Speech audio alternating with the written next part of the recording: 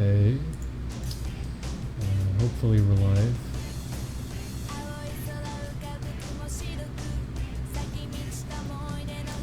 Are we live? Are we doing it?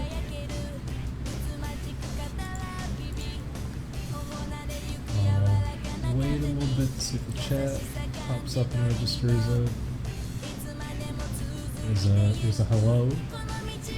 Is it working? Are we live?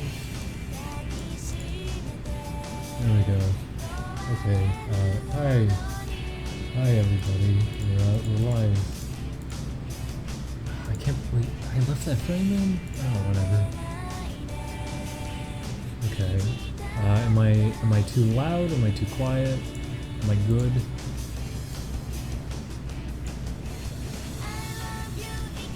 Can people hear the music? These are all things I need to ask, because I usually make a mistake as the stream goes on. Music is a little loud.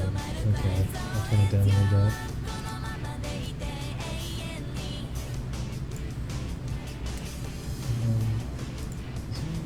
Up in my ear. Is that better? Your quiet music too loud. Okay, is that better? Okay, perfect. Alright. Just gonna be streaming some more pixel art cleanup. I've been having a hard time sleeping because my schedule is pretty backwards as of late. I was hoping to fix it today, but I screwed up, so I'm awake still. Here I am.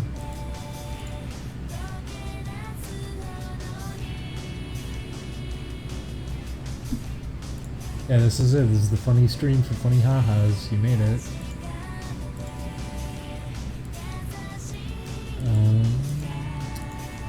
This is, music is still a bit loud. Really? I can barely hear it. I guess I'll turn it down a little more.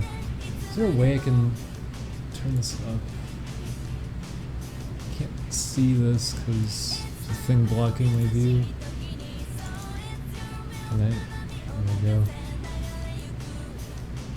Okay. Can people hear me fine right now?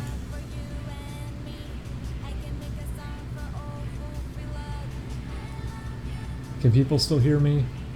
Did that do anything? Is this fine? You sound bassy. Oh, I can't help that.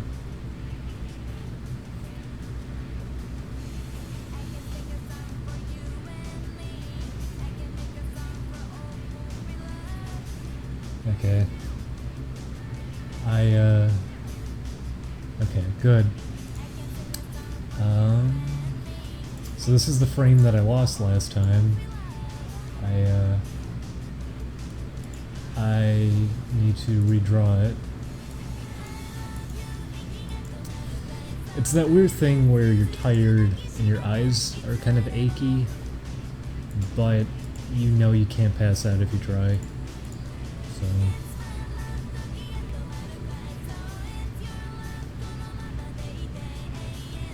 I really need to finish Katamari Forever. I never played Forever. I only played the first 2 games. I know what's-his-name hopped off of it, and the only reason he did relove Katamari is because they were going to make a sequel anyways, so he was pressured to be a part of it. It is my favorite one, though. Julian's been playing it a lot lately. I never played any of the later ones, though. Matt was telling me they're pretty good. I'd like to try them out.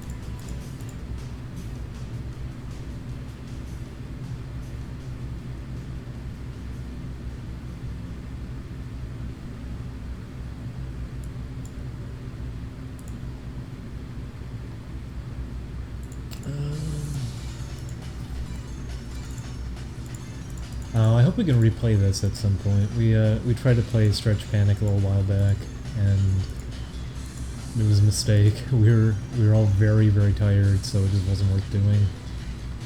But I'd like to revisit it.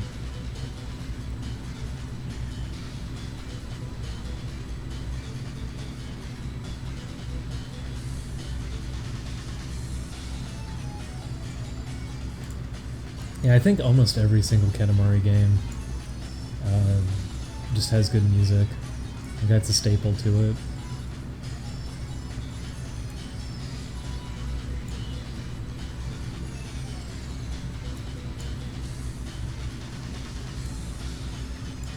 This probably isn't going to look that great, just because I'm a little bit out of it. I'm just going to do basic cleanup on this, and then I'll fix it up later when I'm more aware of my surroundings than I am right now. But here's the frame I did clean. I had cleaned this frame in the last stream, and then I don't know what happened, but since I was tired, I accidentally just wiped it. So it was a big oopsie. Set myself back pretty hard. Try it again.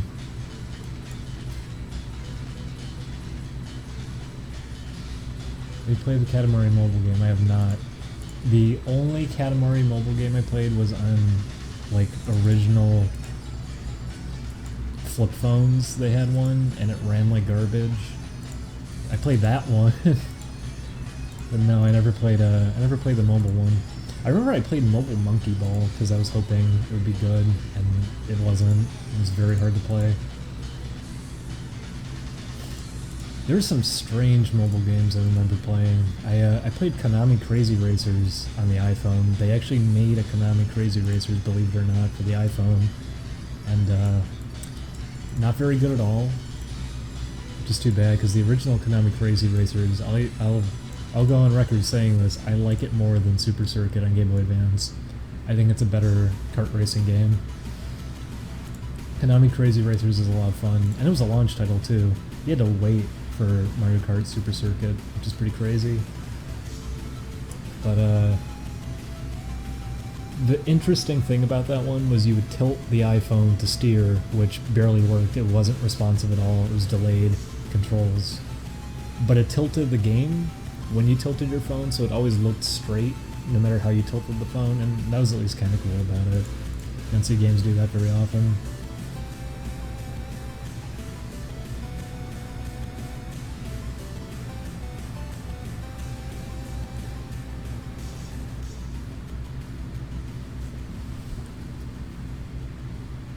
Yeah, I don't want to use pure black for anything in this game. You can also get just a lot more control of visuals that you do by not using solid colors like that. You can limit that to things like effects, because that's something else. These are not actually the final colors that we're using on the sprites. I have a finished color palette that we're going to be using, so anything that's white here, while it's pure white on this canvas, in-game it's going to be a little bit darker with a little slight tint of blue to it. Part of the reason we're doing that is because it's going to make effects stand out a lot more and everything. It's just better to have more control like that with colors that you pick. And paying attention, when we played Crash 2 again, I just remembered like, oh yeah, this game is actually kind of dark with its colors. They don't, if something is white, it's not pure white. It's always slightly darkened, and they did that namely because a lot of the visual effects in it, like when you use the warp room, when you teleport into a level in Crash Bandicoot and it has those little particles that come out of you, those are actually solid colors. Like, those can get as bright as possible, and it makes them stand out a lot more compared to everything else because of it. And it's something that I get reminded of when I look at old animation too. They always did that thing with the reflective material that they put on some anime, like on frames of animation. So if it's like fire or light shining or something, they would do that sometimes, and it would really stand out dramatically against the artwork. So fading colors just a little bit for the sake of that can do some good stuff for you if you plan for it. Why is there a sleepy face next to Crash 2? Crash 2 is a good game.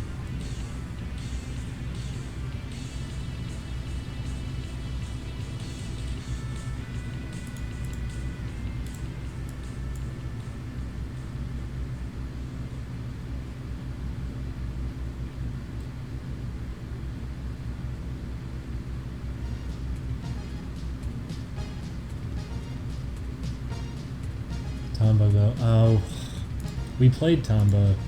Apparently we lost the footage. I'm gonna have to play it again. It's too bad. I really like Tomba a lot. That's one of my favorite PlayStation 1 games.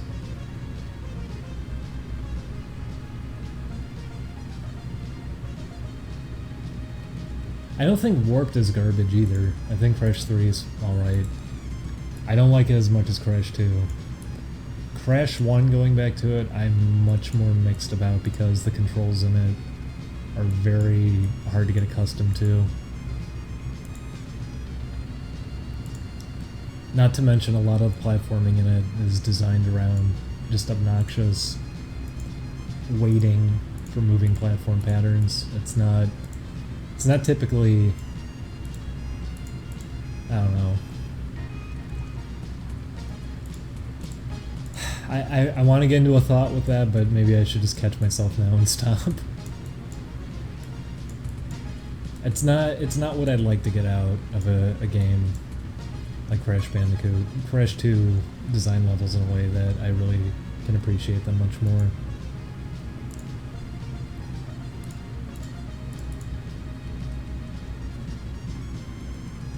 Thoughts on CTR? It's a very, very good game. It's kind of weird that that's the one they went out on. Like, that was their last game, was a racing game, but it's a very, very good game. It plays really well, it's a lot of fun. I really wish... I hope that happens at some point. I hope someone can find the beta they were talking about, that when they were originally setting up the engine for Crash Team Racing, they were trying to remake stages from Diddy Kong Racing to see if they could get anything as complex as that in a PS1 game. And I'd really like to see that. I'd like to see that game with the stages from Diddy Kong Racing put into it. That'd be really interesting.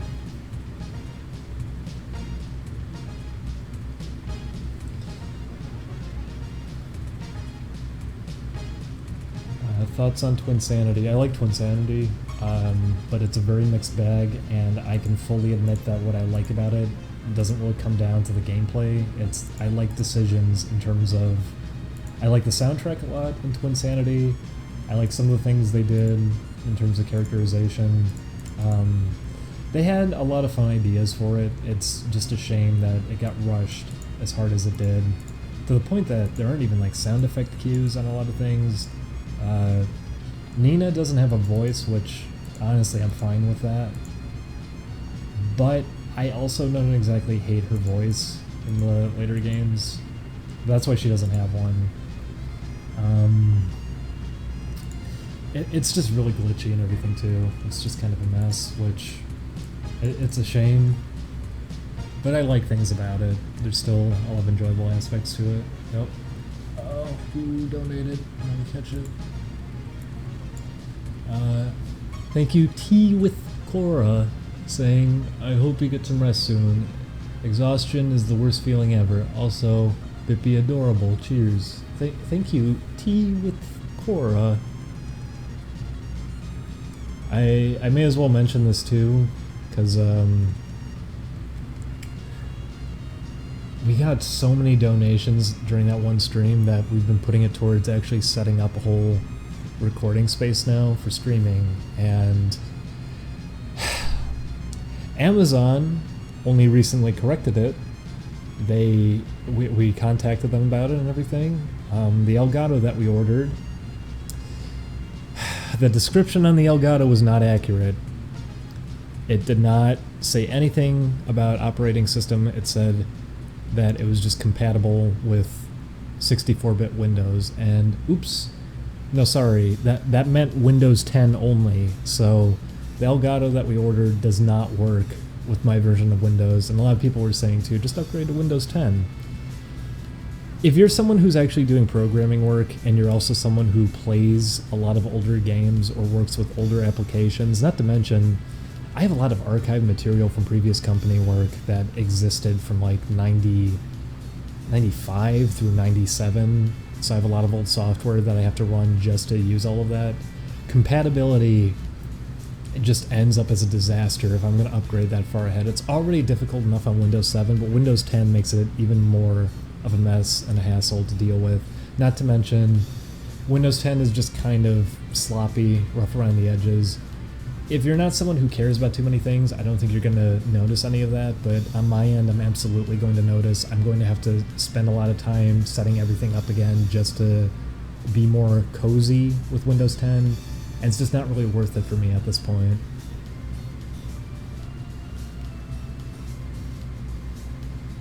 And for people wondering, I'm on 7. I'm not on XP or something. I did spend a long time refusing to upgrade from XP because that was the whole Vista window. And 7 actually was an improvement over Vista, thankfully. But I do not want to switch to 10. I absolutely do not want to switch to 10. So, and even worse was when I was trying to mess with all the software that they gave me to set up the Elgato. One of the first things it did was, oh hey, we noticed that you haven't upgraded, or not that you haven't upgraded, but you haven't done a Windows update in a while. Would you like us to do it for you? I was about to click yes, and then I noticed what was happening. I was like, oh okay, no. It was about to actually throw me into an update that I'm glad I caught myself on that. A lot of people were getting forced Windows 10 updates way back because they had Windows Update going. And I disabled it as soon as there was a news story saying how they're going to stop supporting 7. And there was a rumor going around that they're starting to download files for Windows 10 onto your computer through updates. So just before they were going to do that, I disabled updates, and I saved myself from having to go through that.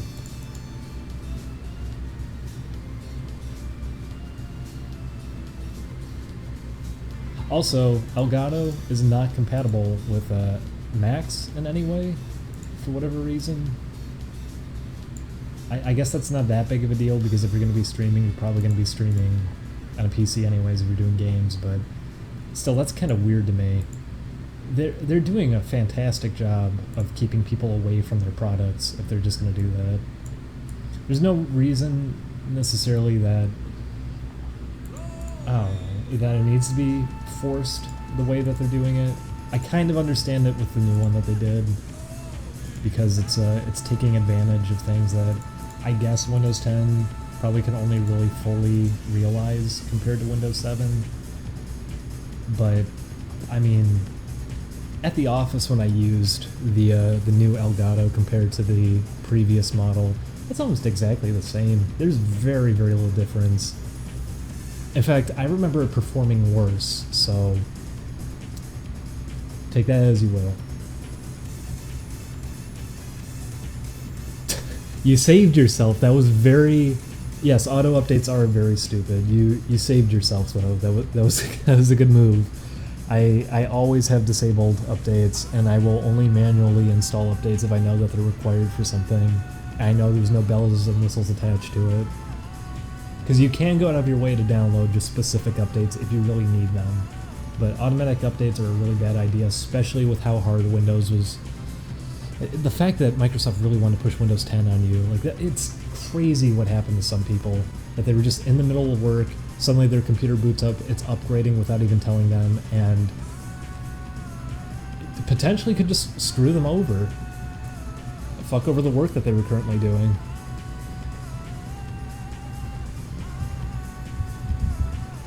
Oh hey, there he is. I don't know, you tell me. You send him a message, I don't know. I imagine he blocked you because you're just sending messages to random people on Twitter.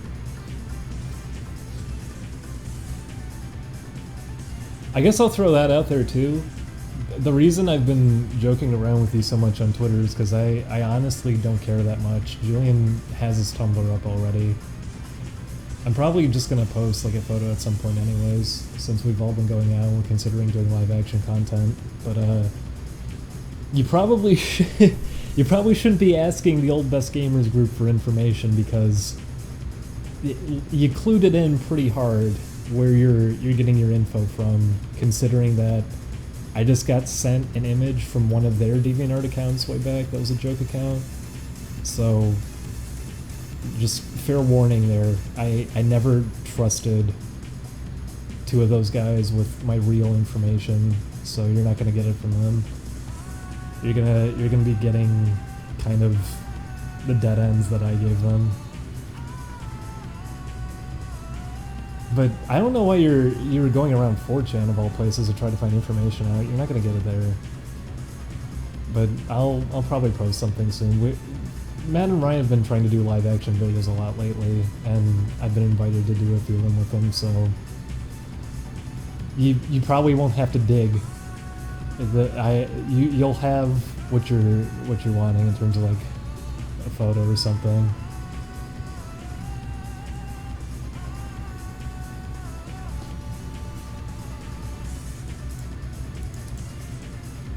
I'm surprised you care so much too, because I've been saying way worse during these streams in terms of like incriminating information. I don't think any of that is too relevant. I also don't know why you posted a picture of Zach on Twitter, because Zach has posted photos of himself plenty of times recently.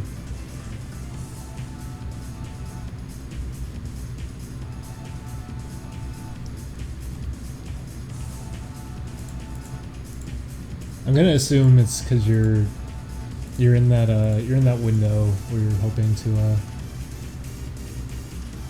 Oh, really? Did he come to you? That's what I kind of figured. It was part of why I was humoring the responses. I was wondering if he was just contacting people. It's why I haven't said anything about him. I don't want to have his information out there. I saw that he was making tweets at a lot of us and was acting strange. He's come into streams before like that, and I was wondering if it was him, and after the tweets earlier, it kind of cemented it. So, okay. Well, thanks for the heads up. That's what I kind of figured.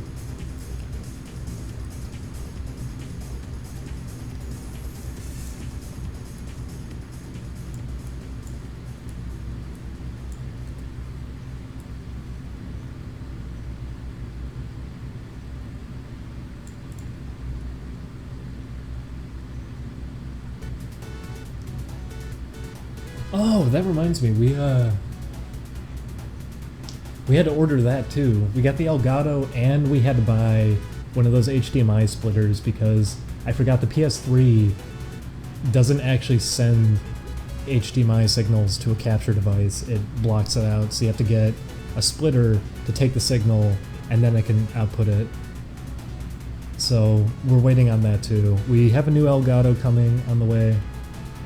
We have that coming.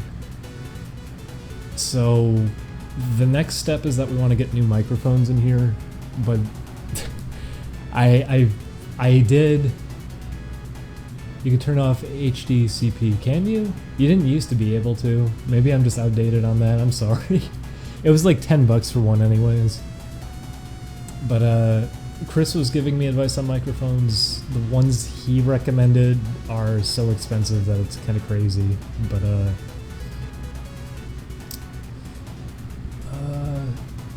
there were cheaper ones that were like still 300 to 400. I'm hoping maybe we can figure out something with microphones in here, because that would be the hope. Matt and Ryan had a really good setup. They just had two microphones in front of their TV and everything with the couch pulled up. That's kind of what I want to get going in here. We'll get some soundproofing. So all the donations from that stream are going to be going towards that, since I assume that's why people were donating.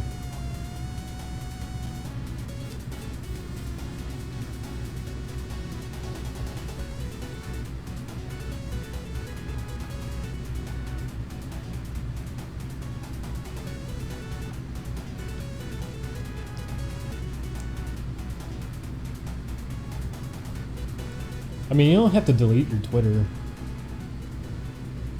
But I mean, I was telling that to someone earlier. It's why that account didn't get closed or anything. Like, you didn't get suspended because you can't really get reported. You didn't post accurate information. If I actually had cared and I wanted to report it, I would submit my photo ID. They would see it and they go, "Oh, this isn't you though. So this isn't them doxing you." That's really weird if you're saying he went out of his way. I feel like that's maybe you're probably goofing. I don't know, but I haven't talked to him in a few years, anyways.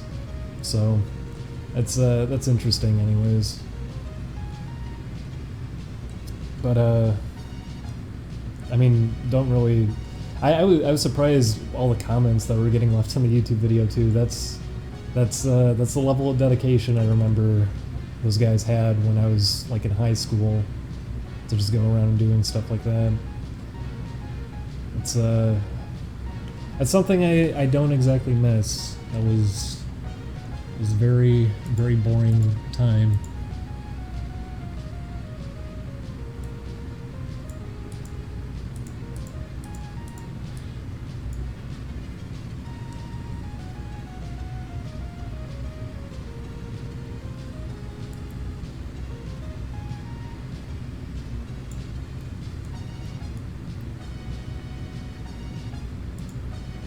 If you're talking to Dark Gamer though, just tell him I said hi, I guess. I tried to ask him a while back if he's been doing all right, but he didn't respond. I hope he's doing okay.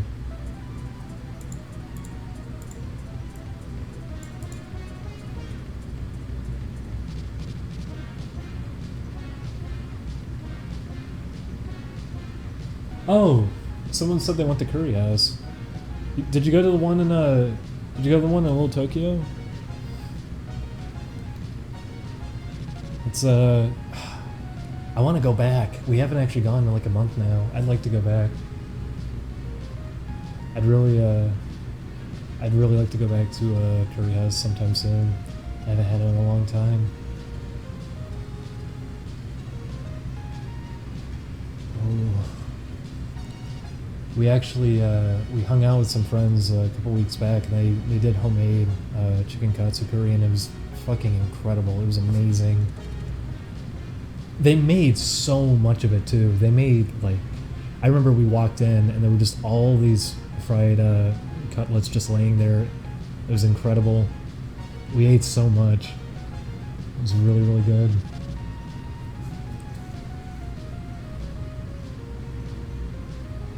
I'll be straight with you, it's a little weird people harassing you for IRL info. I don't really care. I'll say this too, I'm kind of sorry to anyone who was getting the impression that it was something affecting me like more strongly than it actually was. Like I said, part of the reason I was responding to it so much is because I was humoring the discussion just to kind of ensure that that's where it was all coming from, and it was, so it's kind of what I assumed.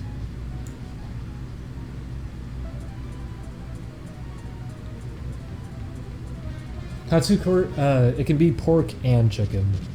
They can do either one. And when we went over to a friend's house, they, oh my god, so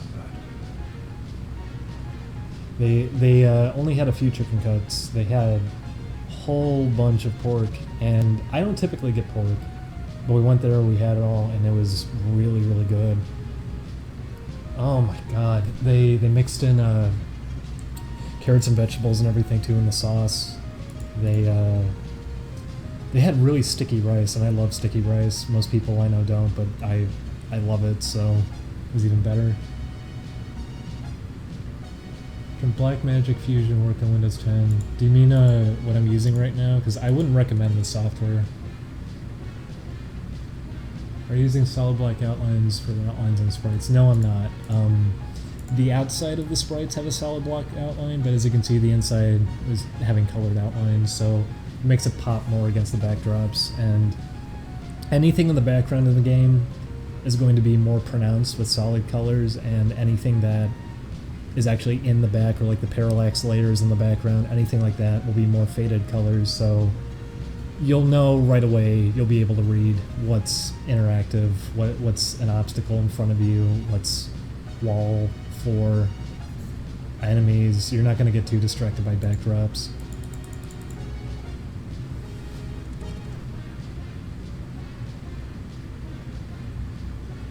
Yeah, I'm sorry I'm streaming so late. It's just because I couldn't sleep.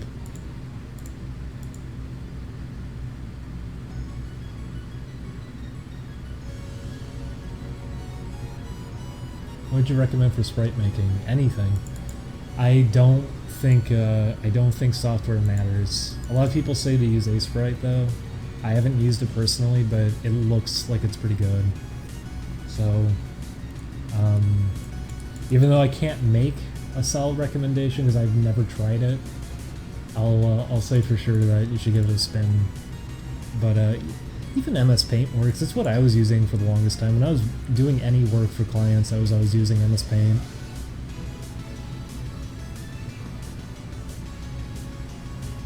Have you played the new Spectre Knight campaign Shovel Knight yet? I actually haven't. I'd like to try it. I didn't really get to play the Plague Knight one for very long either, but I did actually prefer it to normal Shovel Knight just because I like his movement options. Made it a lot of fun. Yes, next Tuesday next Tuesday it'll go again. Yes.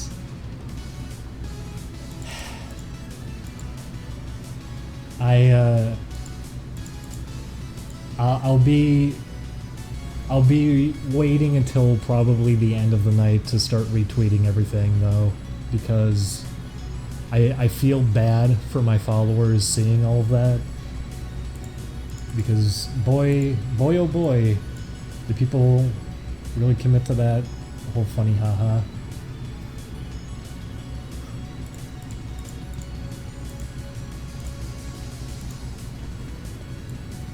Also say this, the Moon theme from DuckTales has a lot of remixes, and this is probably the only one that I actually think is pretty good. Jake Kaufman does some real good work.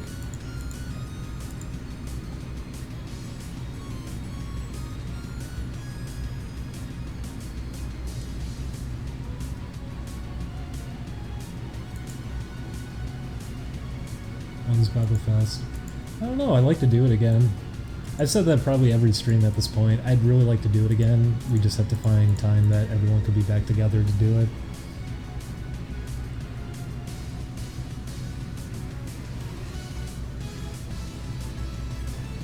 Oh, I missed some donations. Sorry about that, let me see. I feel bad now. Christian? I guess it's just Christian, but spelled differently. Donated $1.54 and said, keep up the great work. Thank you, Christian. Christian. It's Christian.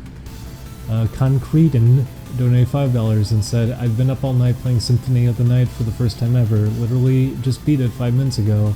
Have you played it? What'd you think? Keep up the good work. Dead Rising series is hilarious. We actually had to cut off the Dead Rising series early because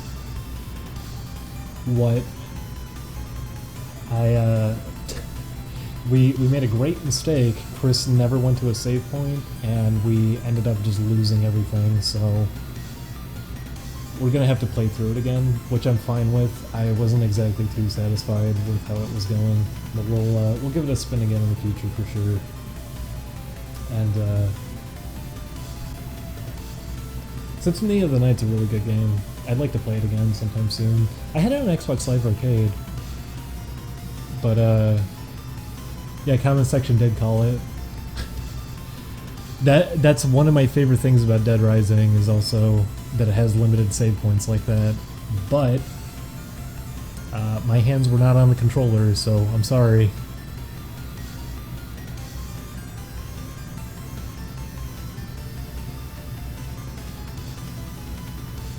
I'm starting to see the appeal to Shogun Gecko mode. Oh, well, I'm sorry. I didn't mean to corrupt other people. Now you get to live with the curse.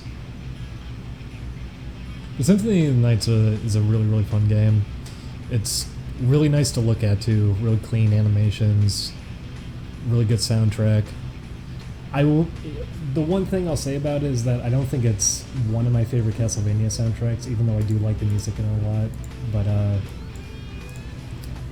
it's a really solid game, and I would actually. It's on PSN. Maybe I should pick it up. Have you thought about making series with absolutely no commentary where you play the game perfectly? I don't get the point of that. You just look at the long play. Why do that? I'd like to play Mega Man X1 again just because I'd like to attempt to speedrun at it. I was really upset with how little I remembered about Mega Man X when we played it on the show. And X2 I'm holding off on because we may or may not have Aaron for it, I don't know. And it's also that I'm trying to make sure that I can be pretty thorough in running it quick, because I cannot believe how much I screwed up doing Mega Man X. I didn't even do any of the bugs either. I didn't even attempt. That's the easiest one in the game too. If you really want to show off to people in Mega Man X, just do the wall jump glitch, because it's so easy to do that, to skip the dialogue. It's one of the easiest bugs in that game that you can do, and it saves you time, and it just looks cool because you get to have a text box on screen that gets corrupted. I didn't even attempt that while we played it. I forgot all about it until afterwards. So I'd like to give it a spin again sometime.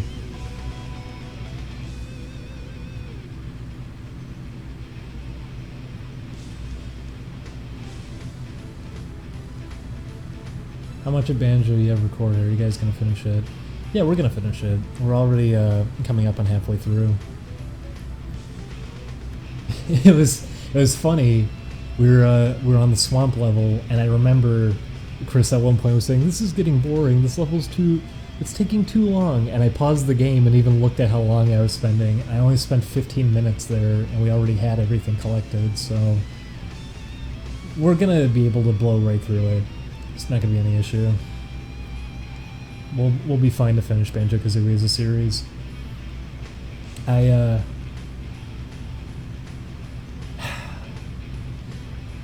don't want to bring up Yooka-Laylee again, but I think it's been long enough that I'd like to say this about it.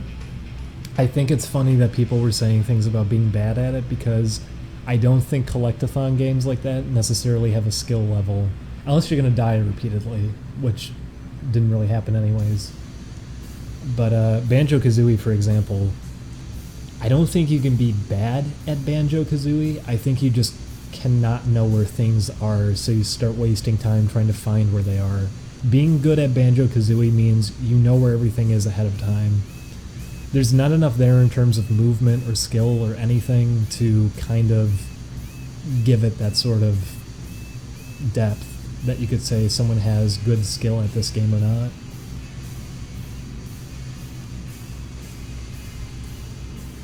And that was the unfortunate thing, is we were blind playing a game like Yooka-Laylee, so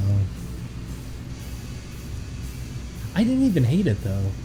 I was getting bored of it by the ice stage, but I didn't even hate it. I really like the movement in it.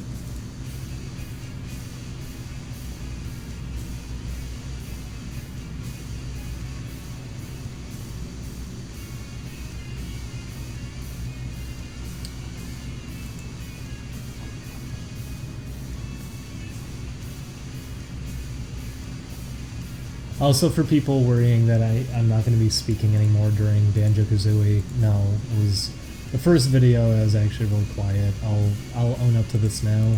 Even though I was saying I'm going to dial it back a lot more on commentary, I'm not going to go to a point that I'm just not going to flat out speak. I'm just cutting it back a little bit. The opening to Banjo-Kazooie was the most silent I was going to be.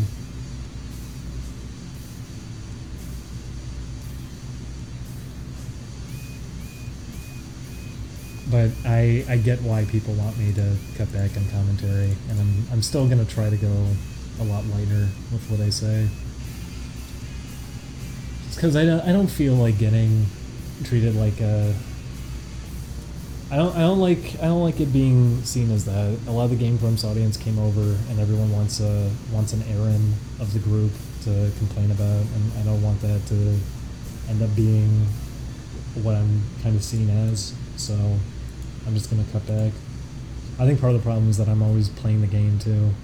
Well, you know what? I'm not always playing the game. I didn't play it in Crash 1. People thought I did.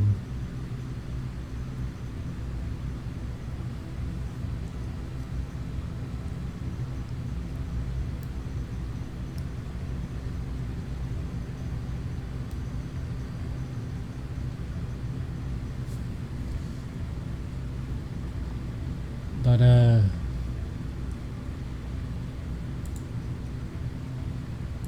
what I meant by that, by the way, because people are now saying, no, I don't want it. What I meant by that was people go very harsh on Aaron over every little thing that happens in their videos. And I feel like I am filling that position right now for people, that I'm the one that everyone gets mad at. Despite any, like, I didn't even speak very much in today's video, and I was still getting messages from people and heard people saying that I was ruining it for them. And it's like, okay, if that's what you're gonna keep saying when I'm not even talking anymore, then okay, that's getting disregarded, and that doesn't mean anything.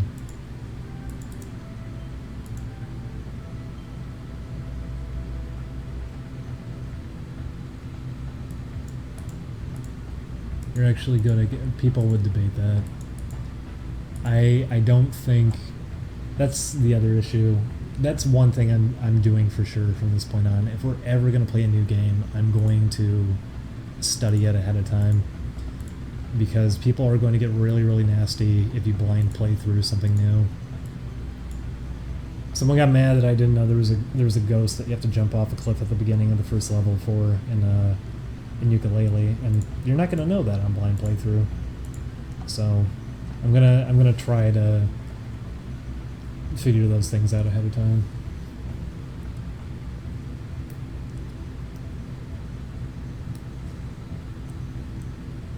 We want to go back to Wild Woody for sure, though. Oh, I'm missing more donations. Anus Penetrate. That's a good name. Anus Penetratus. It's a Harry Potter spell. Donated $25 for my boy Dingle. Stay fresh. Thank you, Anus Penetratus. Vendry donated $6 and said, "Is the glass eye story true, or was it told for the funnies?" Oh yeah, that was a joke. I was very proud of Julian because he committed to that so well. I've never seen him commit to just a make-believe story so thoroughly. I was very proud. He didn't bust up laughing or anything.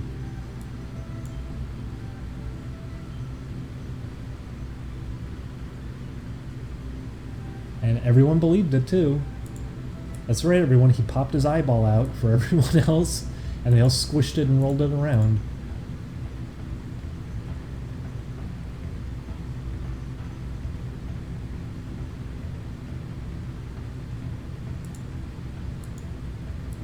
People thought he's a diaper furry too.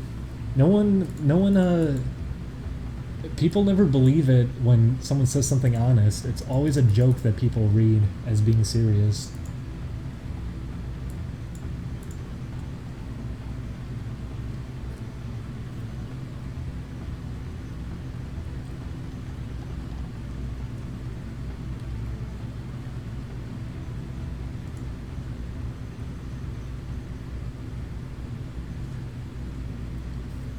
He made a joke about I don't even remember what he said, but he made a joke about diaper furries, because he had a whole thing. He was just talking about how he had an experience because he went to a convention with a friend, and how he just wanted to go home the whole time. And he did enough, like, digging a hole for himself.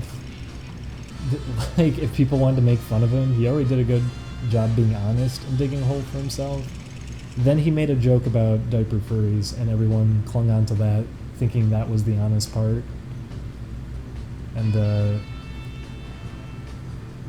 I guess they thought the other part wasn't true. You people. You people. Always believing the things you wish were true.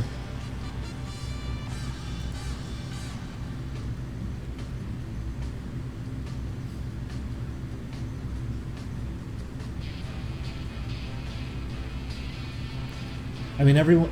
That was weird, too, was when I was making the jokes about that, about how, yeah, that's me, that's my information, people were buying into it, like, oh no, he confessed. Why would you think that I'm making jokes at everything if I was saying that, yes, that's all me? No, Although I don't know if that guy's still here. I'm kind of curious who that was in the photo. Because I hope he's not harassing random people on Facebook too or something.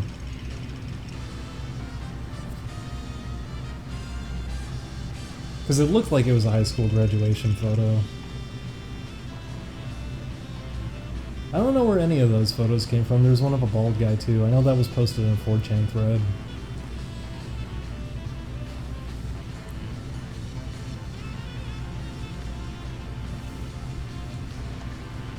I said it before though, like if you want information, like if you actually want to know things, just you can seriously just contact me directly. You're not gonna get it from an image board. I know where the bald guy is from. Where is he from? I remember someone in one of these streams said he was the one that posted that in a 4chan thread as a joke, and people believed it. I don't know who the blonde kid is though.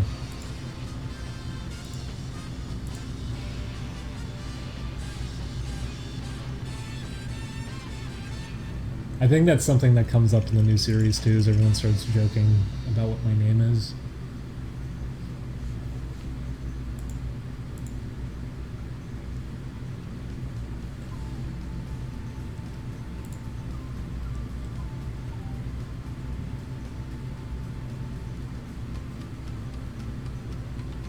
I said it before though, like the most dramatic stuff you're gonna really be getting is probably stuff I've already said during streams. I think the most incriminating thing out there is the fact that I admitted what my crush was. That should already be more than enough for if you wanted to mock somebody.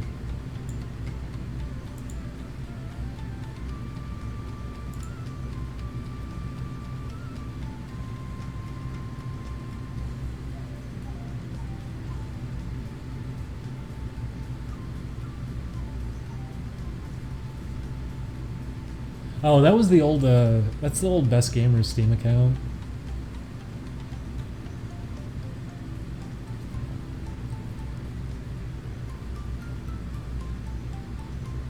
I mean, that should be obvious too. Like, if you want my Steam account, it's on the Greenlight page for Trick or Treat. It's, that should be obvious too.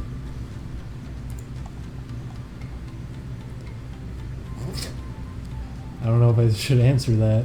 What do you find so attractive about Shogun Gekkomon, though? Oh, well.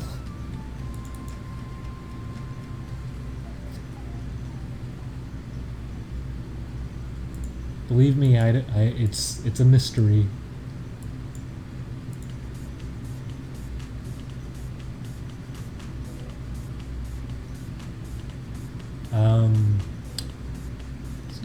He's got a good shape. He's got a goofy face on him. I can appreciate that. I'm a sucker for musically themed things in general, so it's a win-win-win-win-win.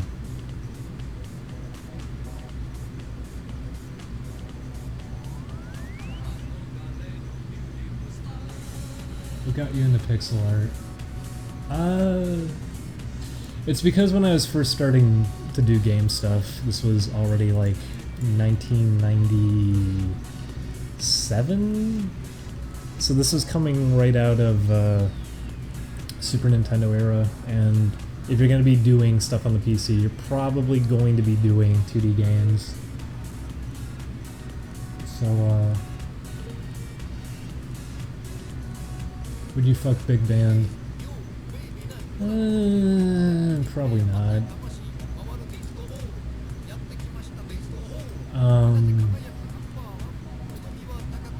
This is probably one of my favorite songs, by the way, from Katamari. This is up there.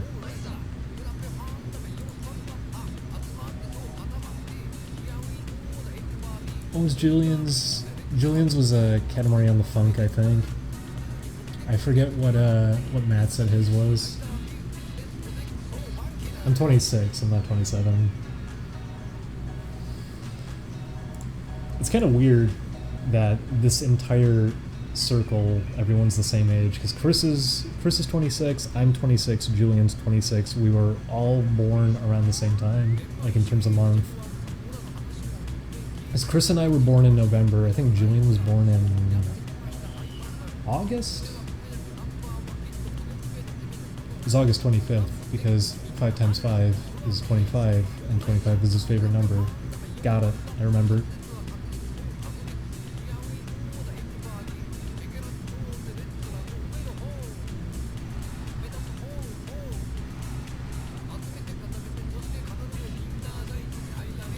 I didn't say. I didn't say. You're not getting my birthday. You don't get to know that.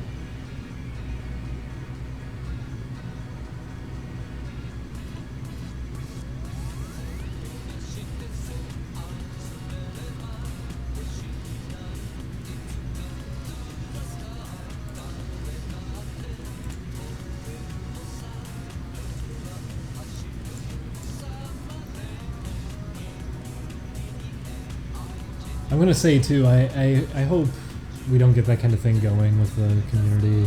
I was seeing a lot of responses, the fact that I was hearing feedback and people were saying like, oh no, you're being too hard on yourself, and it's like, yeah, okay, I'm sorry if people don't like the decision I'm making, but I want to say at the same time too, that's not me trying to fish for compliments or something. I don't want sympathy.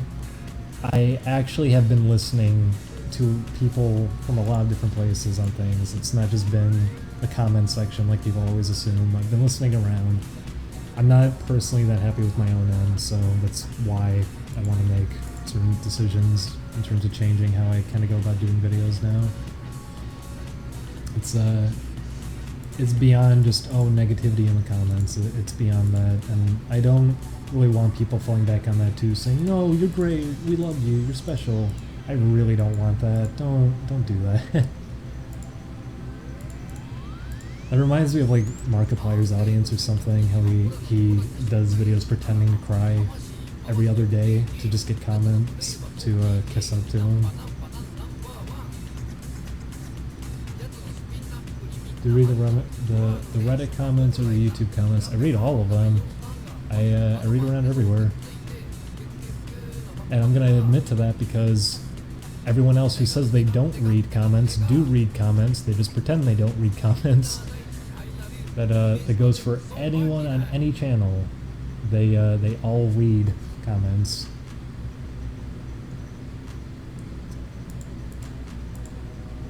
So I fully admit to that because I do want to get feedback and I do want to learn how to kind of go about this better. Because, I mean, this isn't a thing I've really done before either. I'm not a professional funny man.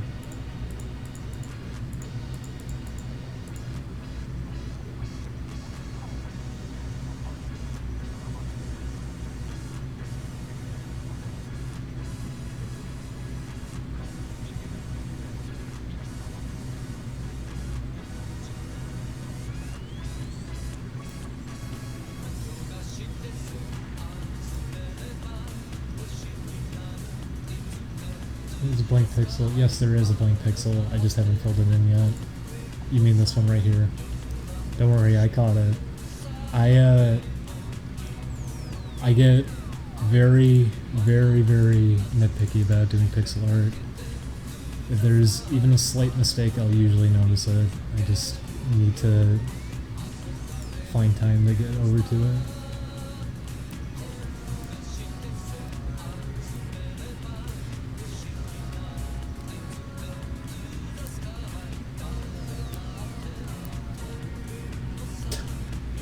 The Great Glass Eye scam. Why was that one so believable to people? Usually when anyone sounds honest, they don't believe it.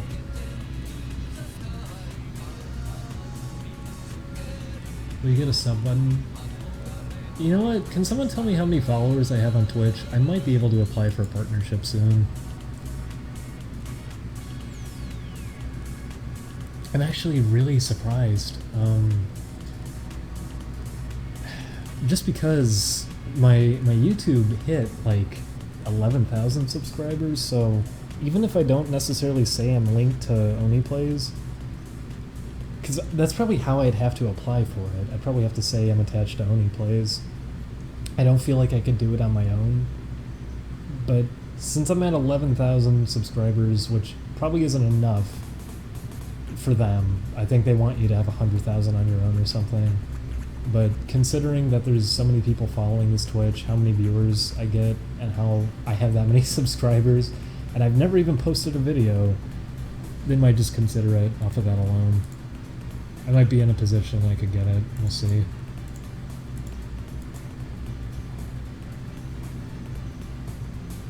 I'd want to wait to apply. I'd want to be doing game streams or something.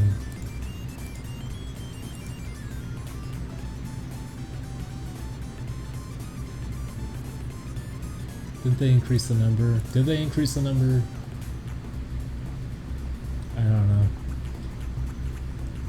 I'll look into it.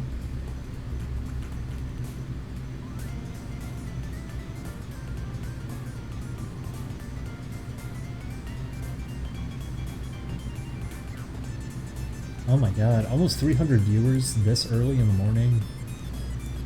Yeesh. I'm surprised.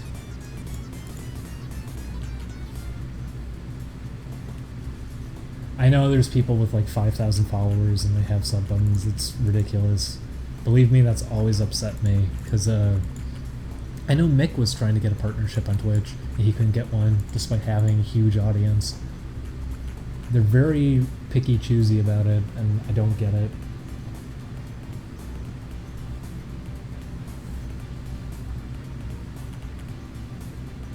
Yeah, they say like 3 times a week, but that's not even true, because they have plenty of people who don't do that.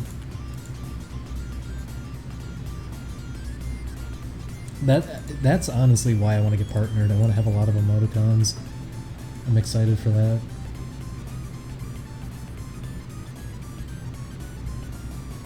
You fell asleep on your roof last night. How did that happen? It's cool you can do that though. That actually doesn't sound too bad.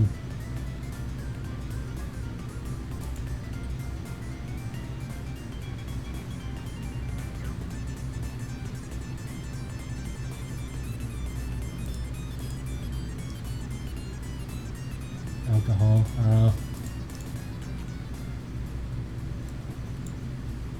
I mean, being able to go up to a rooftop like that, though.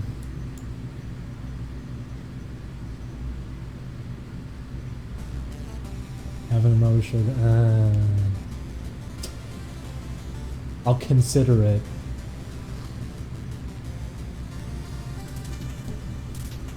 People are just gonna be flooding that all the time. Wait until Tuesday.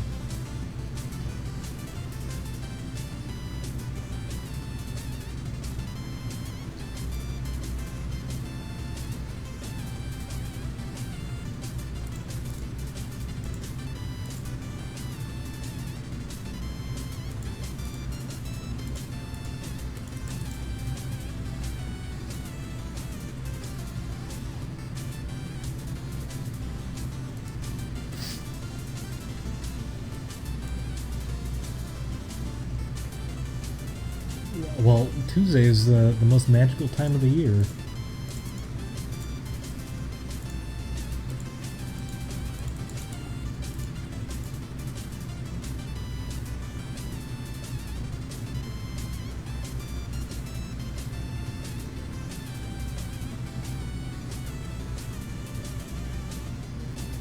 Yeah, Matt really does believe just almost anything you tell him. I think I'm the worst about that, because if I ever come up with a story, I make it far too believable, and it doesn't even come off as a joke in any kind of way. And then people just get upset afterwards, because that happened before. What was I telling Chris? I said that they're making...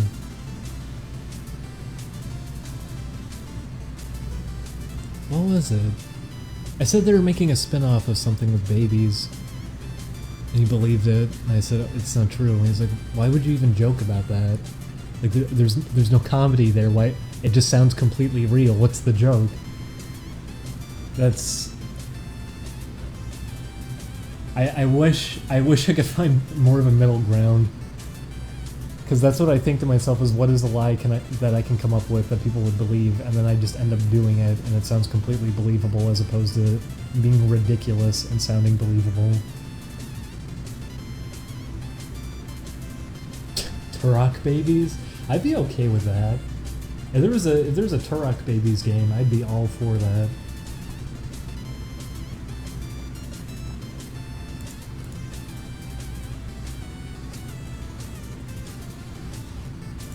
The joke is that it could be real. Yeah, kinda.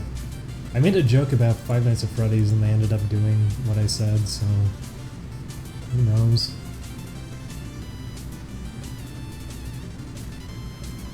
Do you think we'll ever get a JoJo Part 5 anime? Of course we will.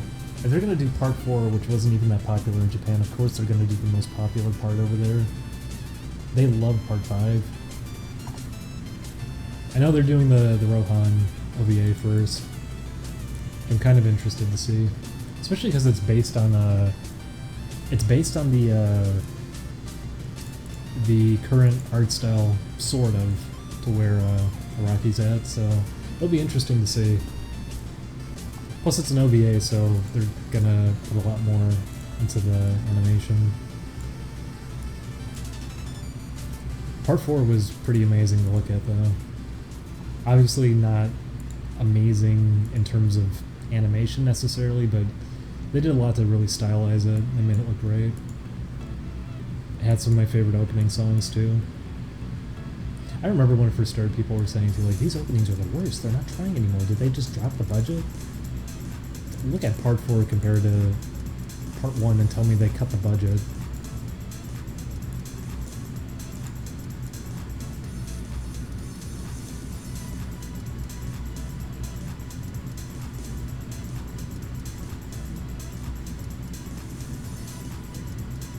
I've talked about it before. Julian and I have been in the JoJo for a while. I was reading it back in the high school. Too bad you weren't on Super Mega's last pod. Yeah, I wish I was there for it. I just wasn't feeling up for it. I've been kind of in a funk the past week. It's related to outside things too, it's not like anything that's been going on.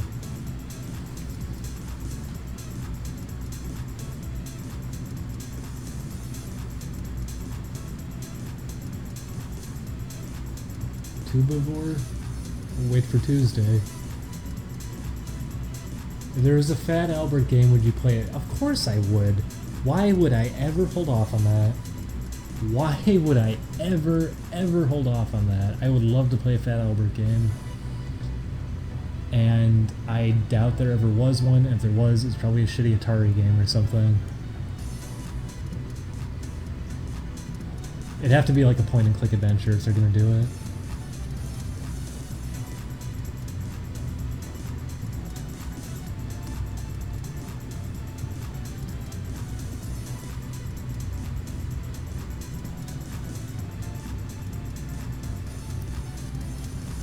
Maybe I should stream myself losing horribly in Third Strike sometime. Because boy oh boy, after playing it again recently, I got to realize, well, okay, to be fair, I was playing it with a keyboard, but I still got to realize how out of it I am.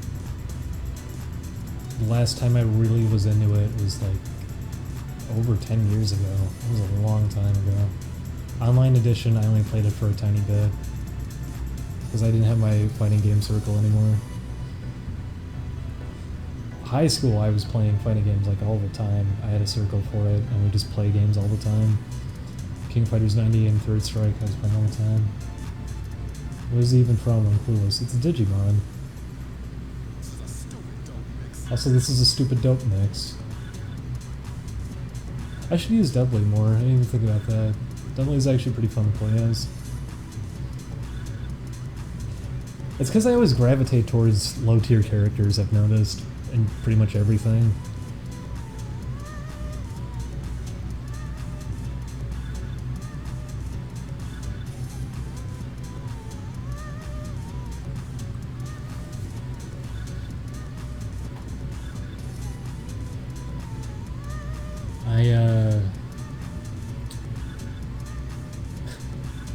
I'll say that at least.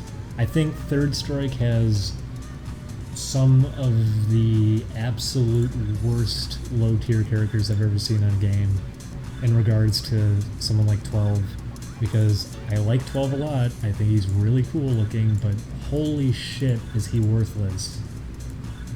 They just had no ideas for him. His best move is X-Copy. His best move is being somebody else.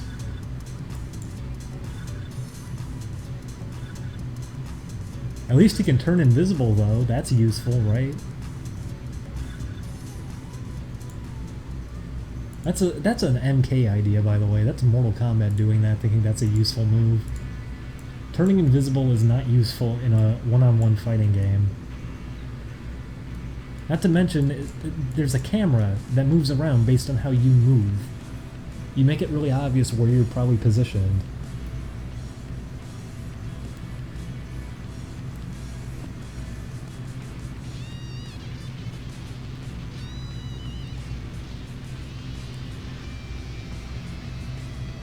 Are you going to attempt to beat the Wild Woody speedrun?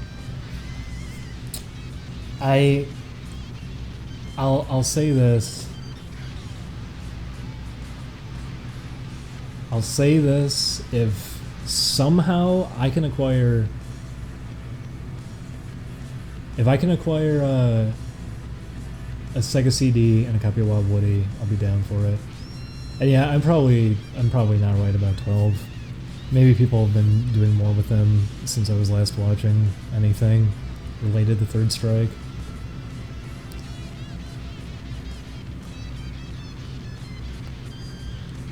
Because, I mean, people didn't figure out a lot with, like, Urian, for example. People didn't know anything with him for the longest time, and then much later on they started figuring out how to actually get use out of him. That goes for a lot of games. That's always interesting to look back at, this tier list and how they evolve over time. I remember I had a friend who was he was really into Smash Brothers in specific, which not fair comparison to 2D fighting games, but oh well, that's what I figure. Yeah, 12 can obviously be annoying, but I don't think he's going to be winning any fights. I think he's just going to waste time. And then you get Sean, who they really didn't want to give any chance to. They had to ensure that he's a joke character. God forbid you get second impact Sean.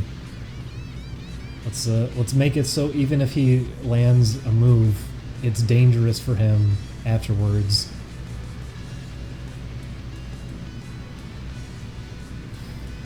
But I had a friend who was really into Melee way back, and then when Brawl came out, as horrible as Brawl was in so many different ways, I remember he was going out of his way to try to find as many exploits as he could just to fuck with the tier list that people kept making by intentionally picking low tier characters and trying to figure out how to break them so he could move them up, and he actually did a good job. I remember he boosted Sonic up a good amount because he kept winning tournaments by just fucking around with them. Same with Pikachu, we got him up pretty high. I think his name was Anther or something. I wonder what happened to him. I haven't talked to him in a long time, but he was actually making significant progress towards that. He was bumping some characters up in tier, which is pretty cool. But I mean, it just goes to show that yes, tier lists don't necessarily cement anything, and especially early on in the game, people are going to keep figuring things out, and the game's going to be evolving over time.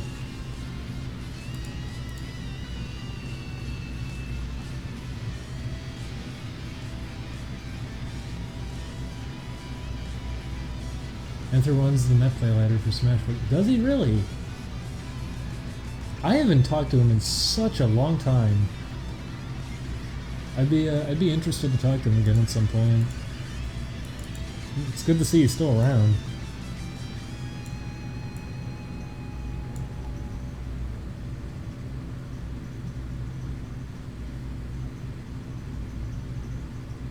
Yeah, you can probably leave it at that.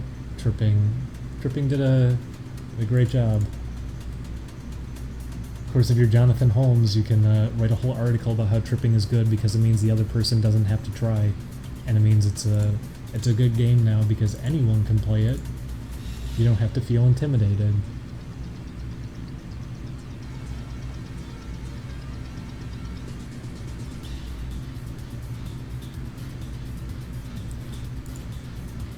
I get why people want Smash Brothers to be a competitive series, because it's like, oh, this is the game that it has all the Nintendo characters and everything, and it's interesting how it plays, but they're not going to design it with that in mind.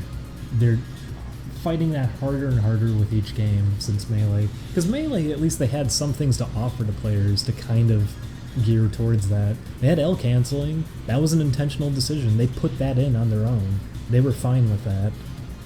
But, I mean, that's how it is. And the fan base also really hates anyone who tries to get anything out of the gameplay, so...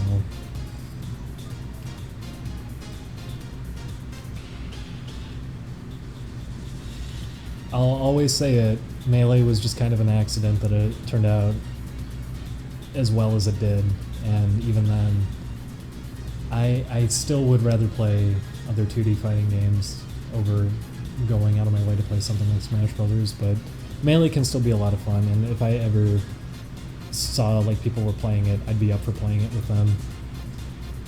I've had a lot of fun with Melee. It's a very, very fun game. Just because it's one of the best examples I could think of a game like that, where you just have so many options for movement and you get to go as quick as you want to because of how they programmed it. The input buffers on that game are enormous just to let you move quick.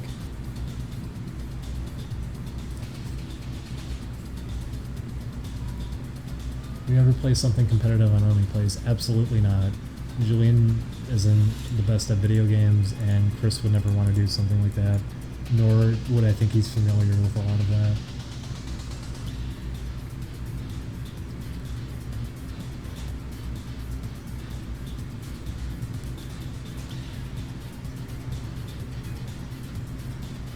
Yeah, isn't it crazy how Mario 64 got its movement so perfect just out the door? One of the first examples of a 3D platformer, and it just knocks it out of the park. Nintendo was just on a roll with the N64 in regards to that.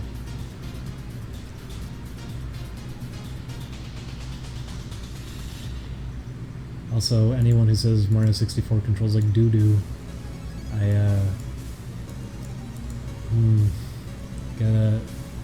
gotta really raise my eyebrow if I hear somebody say that, because it just tells me I don't think you got familiar with it if you seriously think it controlled poorly.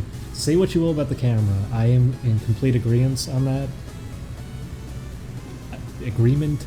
I'm tired. I'm sorry. But remember jump design. That's true, somebody told me that. The jump design is bad.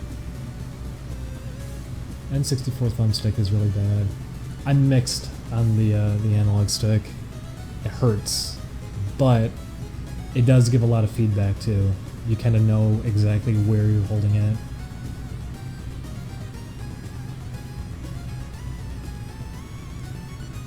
Yeah, Mario 64, they also were considering having two-player, and there's still remnants of that in the game's code.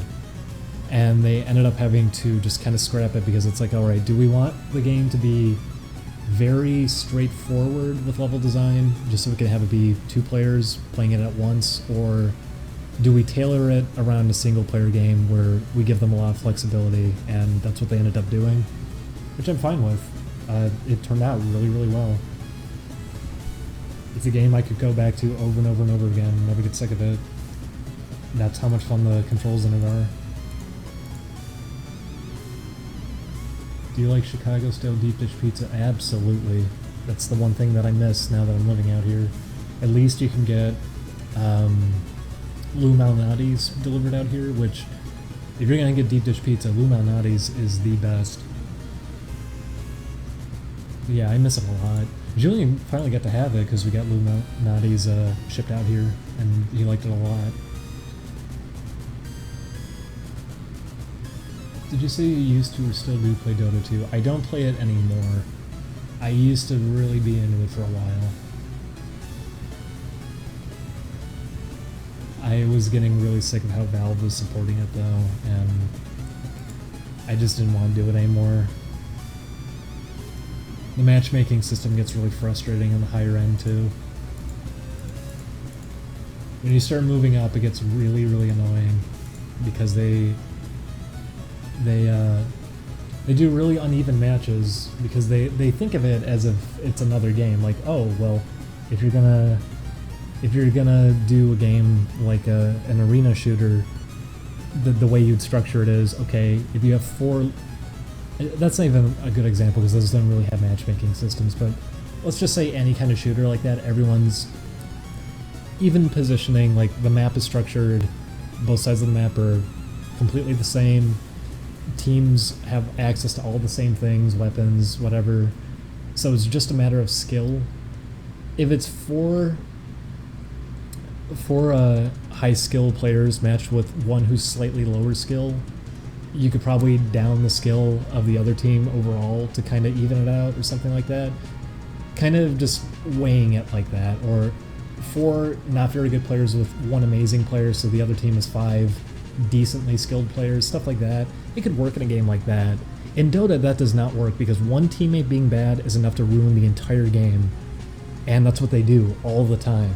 If you're in the high skill bracket, not high skill, very high skill. If you're in the very high skill bracket, if you're beyond 5k MMR, if you're 6k MMR, you're just gonna start getting matched with people who are 3k, even though you're up there.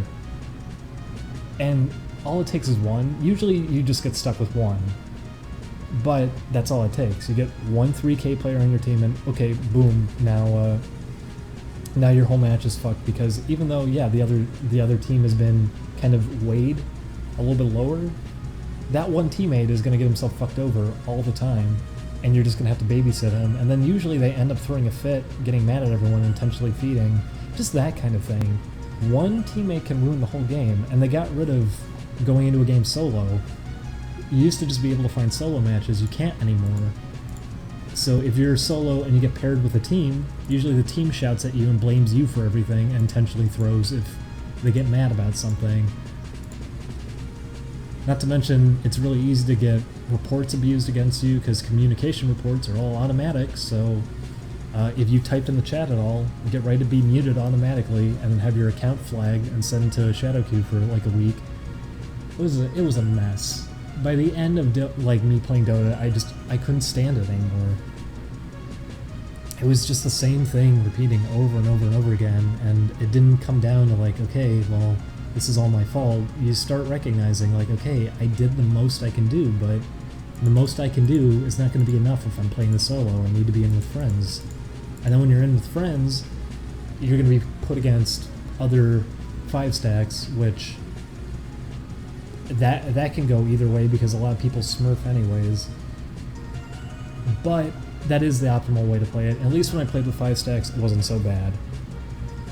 The issue I had with 5 stacks was that I didn't have enough friends to do it because my old friend circle who I played Dota to begin with, they were all 2k MMR, so by the time that I hit 5,000, it's like, okay, I can't play with these people anymore. They're getting mad at me and blaming me for bad matchups, so I had to keep going in solo. I still have all my stupid Dota items. I'd like to sell them off or something.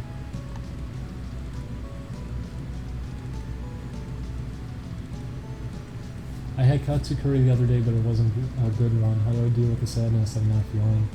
Oh, should have went to curry house. You can end up with bad curry. There's a place near us called it's not near us. In fact, it's, why'd I say that? It's far, far away from here. What is it? It's Tokyo something. They do chicken katsu curry, which, you know, you're excited for that then, and you're like, oh boy, that's wonderful that they actually do that. And you have it, and the curry doesn't have any flavor; it just tastes like mud. It's nothing, absolutely nothing. So it always made me sad. It's still really far away from us. It's like an hour off from here. And that's like the closest curry. If we go to curry house, we're going for like an hour and a half to get there.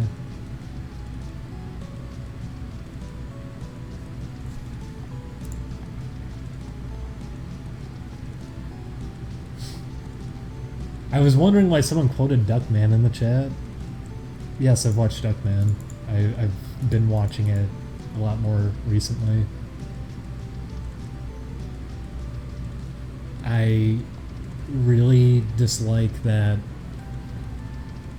I don't remember who did the video. Someone did a video on Duckman recently, and they said that it's objectively hideous to look at, and that actually upset me a lot because I love the art style in it. It has some really good designs. Just everything about it really stands out visually.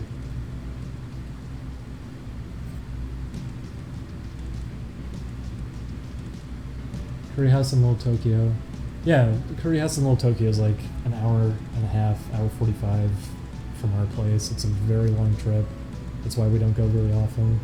Not how expensive it is. I like how Duckman looks, especially in the intro. The intro looks fantastic. That's the best part of the show, honestly. The introduction is really, really nice to look at.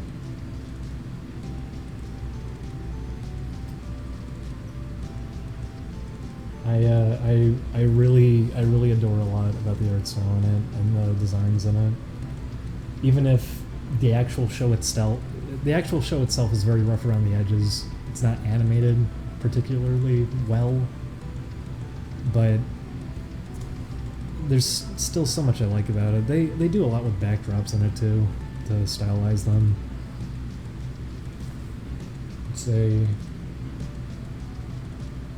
I agree that the art style does look ugly, but that's classic.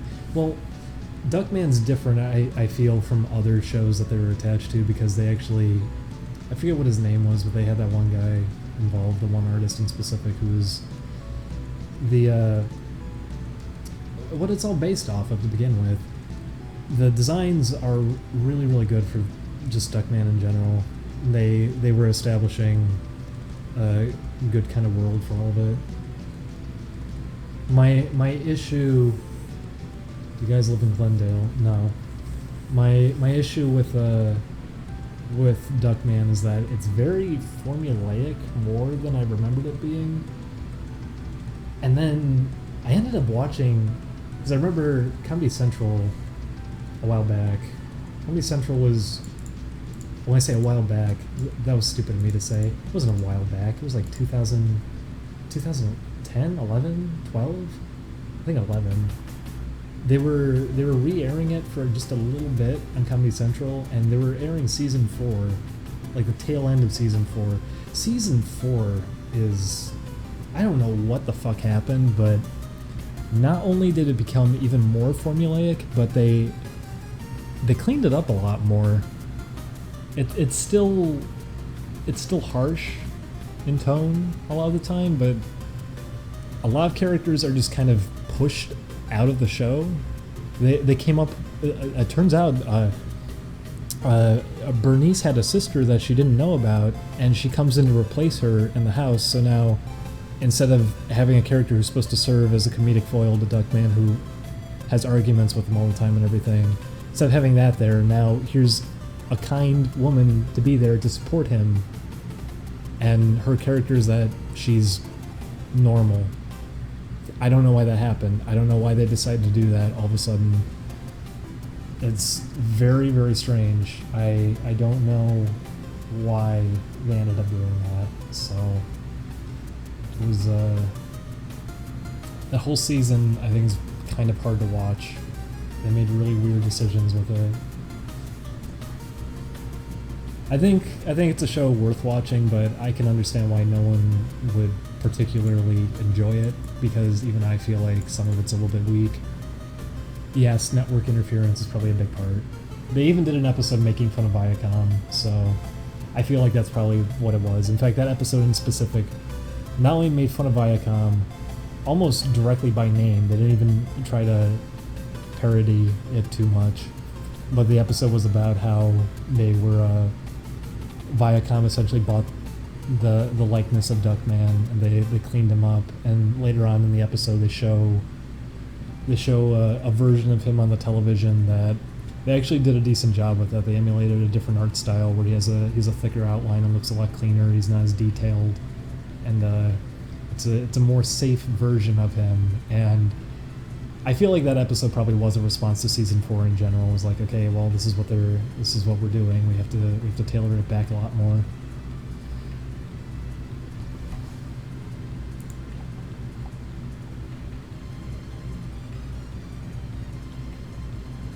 They changed solo matchmaking in Dota 2 so you can specifically only play with and against others. Did they do it? Did they finally add it back in? They were fighting that for... Wait. Whoever just typed that in the chat, are you serious? Did they actually finally add it back in? Because that was an ancient feature and it made the game so playable. Did they finally add that back in? Because if that's in the game again, I'm still not going to play it. But that fixes a lot. Oh my god, they actually did it. That's really funny to me because the Dota community kept sucking Valve off, insisting, no, it's a good idea that it's not in there anymore. We don't need it. It's not good. No. Valve knows what they're talking about. So if they actually put that back in, I would love to see what the Reddit community looked like, because I'm sure all of them were like, well, I know we kept saying this, but now they really did actually kind of need to do... Just backpedaling on all those years. No, they used to have it. They took it out for the longest time. They used to have that as a feature, and it made sense why it was a feature, especially for a game like Dota, and then they yanked it out because they said it was taking too long to find matches. Except by yanking it out, it made matches worse for everybody. And I would much rather wait. I'd rather wait 3-5 minutes to find a good match as opposed to waiting a minute and a half to find a shit show that's going to be completely one-sided. I'm not going to talk about Dota for very long. In fact, I'll catch myself now and stop. I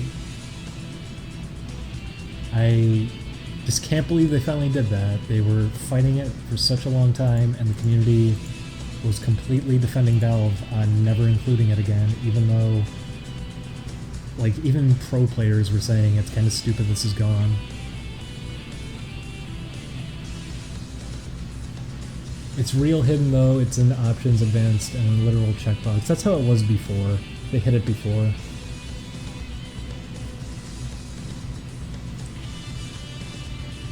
Have you ever played Battle Right? It's a MOBA-styled fighting game. That sounds interesting, but at the same time, I'm very sick of MOBAs in general. I also don't like the term MOBA because that was coined by League of Legends, because after Dota 2 became a competitor, they wanted to slash any association with Dota and the name Dota, because they were now competing against it. So even though the League of Legends website, you can use Wayback Machine to even see it, League of Legends website was acknowledging Dota's existence everywhere to target it towards that audience, and once Dota 2 was announced, removed all of it, came up with the term MOBA as their defense that, oh, no, it's a genre now.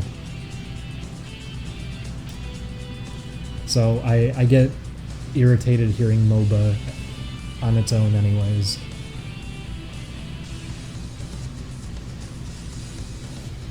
I heard it's going to be real big, even bigger than Overwatch. Is Overwatch finally falling off? Because I noticed a while back on Twitch it was slipping further and further down. I'm hoping it goes away. It's not a game really set up well for competitive, especially with how shit their balancing has been, how bad the maps for it are, and just how certain objective types are kind of tilted in favor of one side. Nothing like playing a game of League and being called a faggot 40 times. That's video games in general, that's competitive games. I don't mind that. In fact, include a mute button, I'm good to go. I don't care. I mean, that was some of the fun that I had in a lot of these games. It was what was fun about fighting games in general. Going to because this is different now, but going to fighting game tournaments in Chicago, that was always a lot of fun, was that everyone there was just so hyped and into it. You have everyone shouting and just trash-talking each other. It makes it a lot of fun. It makes it a really good time.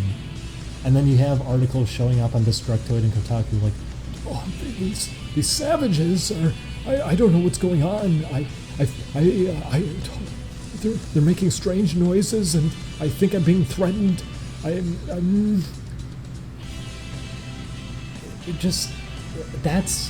If you're seriously confused about that, if you are confused about why people are getting into something like that, then you shouldn't be there.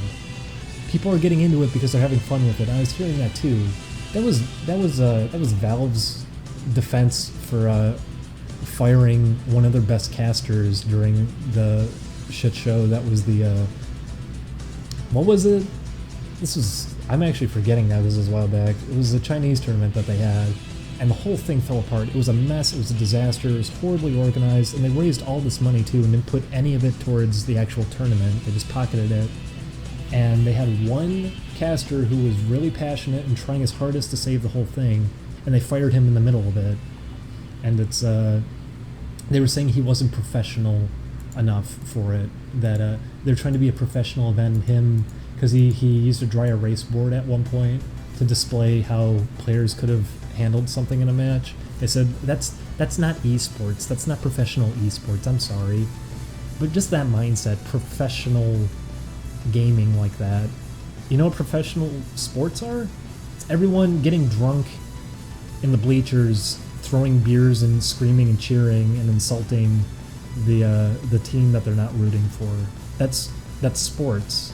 So why is it that professional gaming, if we're going to call it esports, why is professional gaming that you can't actually be into it in any way, that everyone has to sit there, not say a word, be in total silence? Why is that the mindset? Why is that what we're trying to achieve with it?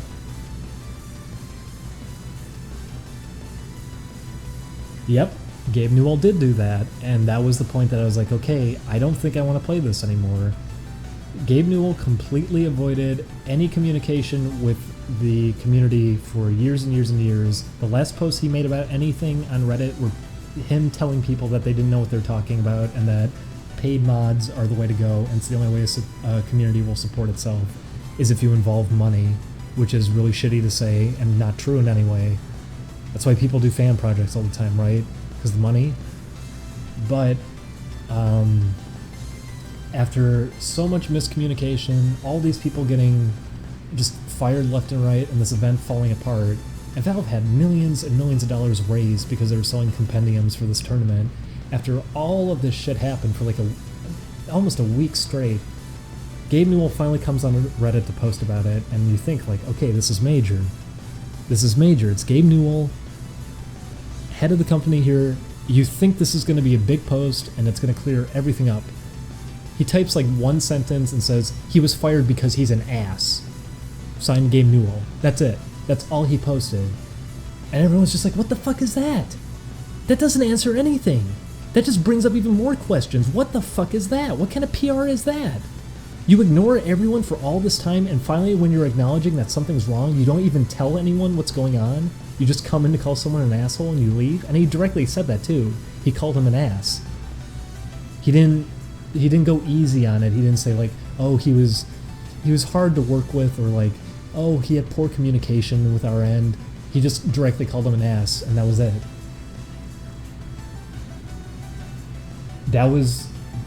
After that, it was just like, are you shitting me? This is what they're doing? They're making all this money. They're doing all of this shit with this game. It's falling apart. And instead of acknowledging anything or coming in to try to alleviate the concerns that people have, that's what they're going to do? So after that happened, I just decided like, okay, I'm not playing this anymore. That's it. Shanghai Major. And if anyone's actually curious about that, read up on the Shanghai Major. It was a disaster. It was a huge, huge train wreck. On top of the fact that they raised a ton of money because they were selling compendiums for it. Valve has all this money they could have put towards the tournament and running it better, and they just didn't.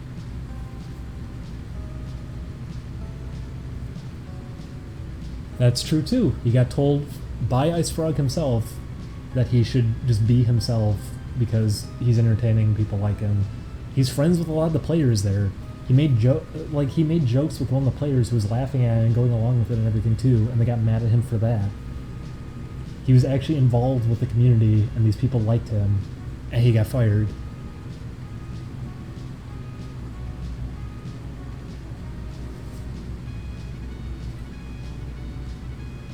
It was fucking just a joke. The whole thing was a joke. And I hate that too. I hate the idea that I hate Riot, I hate League of Legends, but you have to give it to them. They went all out supporting that game. They would pay so much money to rent out stadiums and everything just for a fucking video game. They made those tournaments huge, and that's part of the reason it had such a dedicated following, is that they made it seem like it was more than it really was. Valve didn't do any of that. Valve didn't care. Valve didn't even try. Valve would just put a compendium out and say, hey, pay us money and we'll give you some things that we already made. So people raise like $20 million, Valve pockets almost all of it. Just a tiny bit of it goes towards the prize pool. They don't hire more staff to work on the game. They don't try to put that towards the actual tournament to make it function better. And that's it. That's all they kept doing.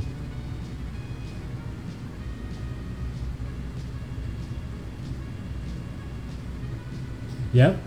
Bruno got into shit, and Bruno was the one that had to tell him that he was being let go, which was really shitty too.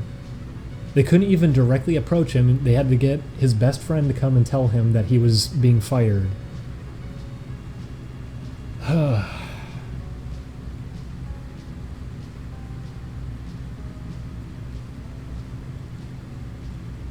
I'll stop now. I'm sorry. I was playing Dota for a very long time.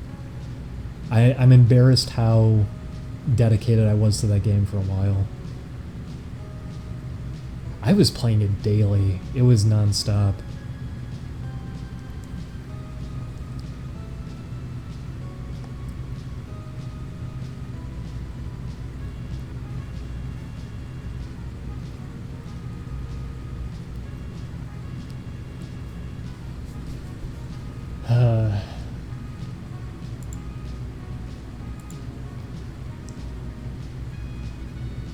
I was also thinking about that at some point. I was watching a video of, what was it? They're talking about Third Strike and how it's just kind of fallen off. It's not really a big game over here. The scene's just kind of dead for it. And they're all just saying like, yeah, this is the only fighting game I'm really into. I really want to play anymore, but everyone's kind of moved past it. And they were talking about arcades in California too. They're saying like Family Fun Arcade and everything. No one's really playing it there. I didn't actually know that was a hot spot either. Family Fun Arcade, me and Julian went to it a while back. I didn't know that was like a fighting game hotspot. I'm glad to have known that now, because I'd like to. Knowing that, I'd like to head back there at some point. But point is, they're talking about that. If I was actually in a position where I had a lot of money, I would actually consider maybe doing something like that, just throwing some money towards running an event like that, like just hosting a tournament for something like that, because games like that deserve to still have a scene. It's sad to see some games like that just completely die off when they have way more to offer than some of the games going on right now. I would a million times over rather play Third Strike than playing Street Fighter V. And I'm sure a lot of people playing Street Fighter V would probably, if given the choice between the two. You know what, that's not true, because Street Fighter 3 is too technical for a lot of Street Fighter fans over here in America, so maybe not. But it's sad to see some of those games just disappear. They don't really have a scene anymore. That's the kind of thing that needs to be done too, is it's sad when they're not supported by Capcom's obviously not going to support Third Strike, because that's an old Street Fighter game. They're going to focus on the one that is relevant right now. But something like Dota 2, Valve can't even support their own game. They have to get other people to pay for it. It's crazy. CVS 2 is a lot of fun.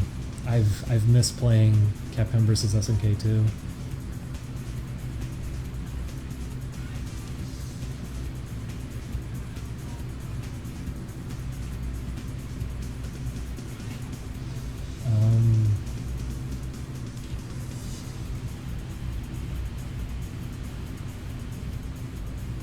Why'd Slark come up? Slark is one of my favorites.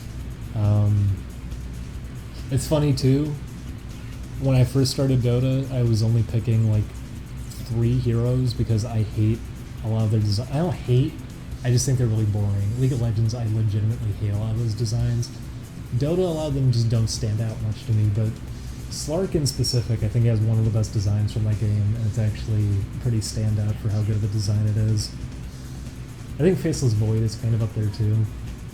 But yeah, Slark has a great design, and that was why I ended up getting more use out of him. And I was there's, what was his name? He did fan art recently on Twitter for Oni Plays, and I didn't know it was him. He drew really good fan art of Slark way back. He made him look really cool, and not only that, but he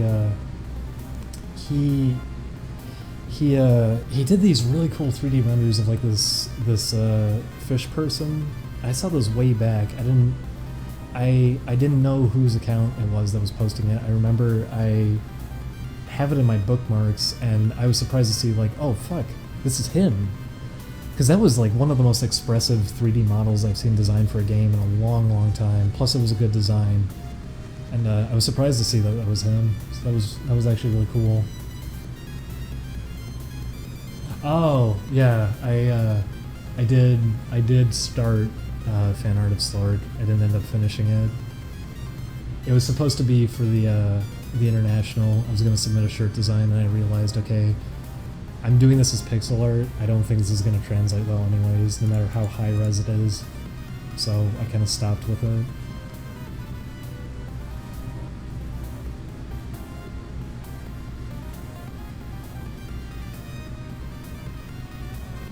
I've just been realizing, too, with game projects that I've been following, or like games that I'm just looking forward to, just browsing Twitter randomly, I think I've been finding more games I'm interested in than anything actually like being posted about on gaming blogs coming out soon.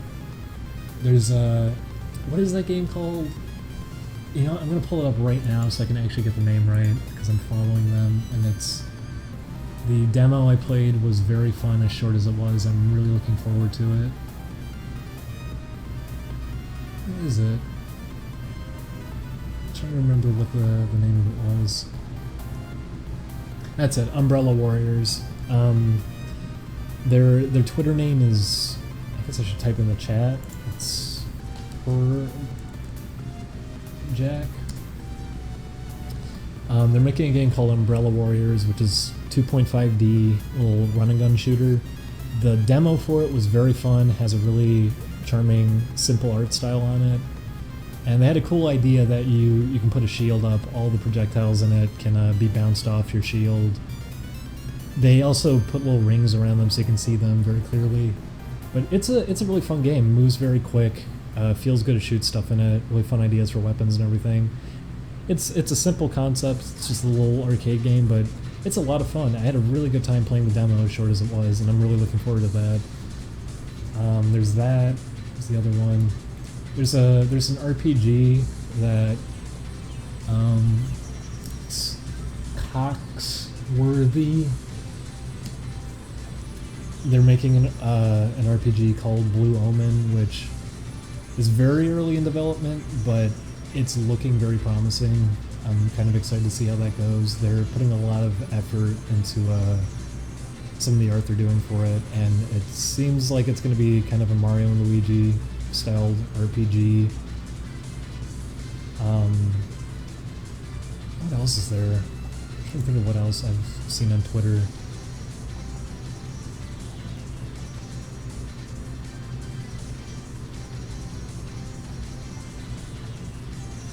Oh, that one too. This is a big one that I've been following for a while. I'm kind of glad I have a Twitter account just because I can post about some of these now, but Marty Fun, he was doing a game called The Island, which I'm kind of sad that that's the name of it. It's going to make it hard for people to find it when it actually is finished, but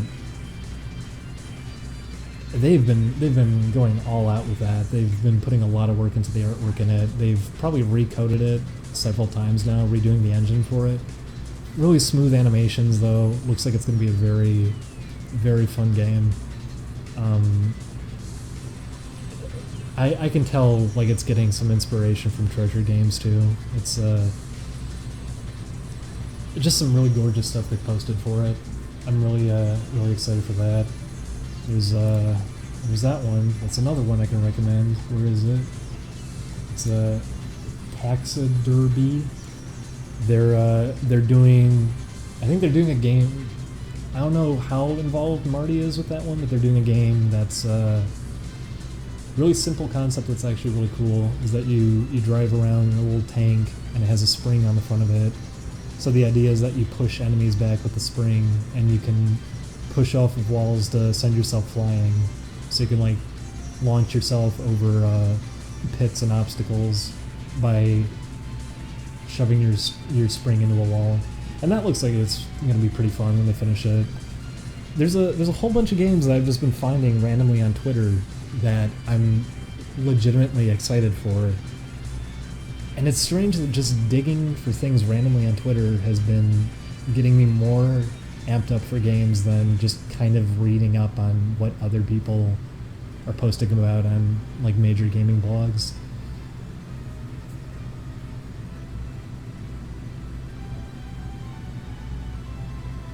But for people who are going to say stuff like that, like, do you just hate every recent game? No, I don't.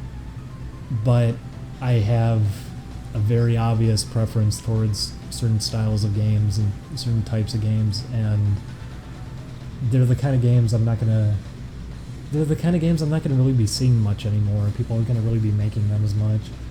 So I'm glad to have at least found some of these on Twitter. And there's probably more I'm not thinking of right now, but I've found countless games just digging around on social media, and I'm gonna try to like post about them more often too, because I feel like some of these people deserve a lot more attention than they're actually getting.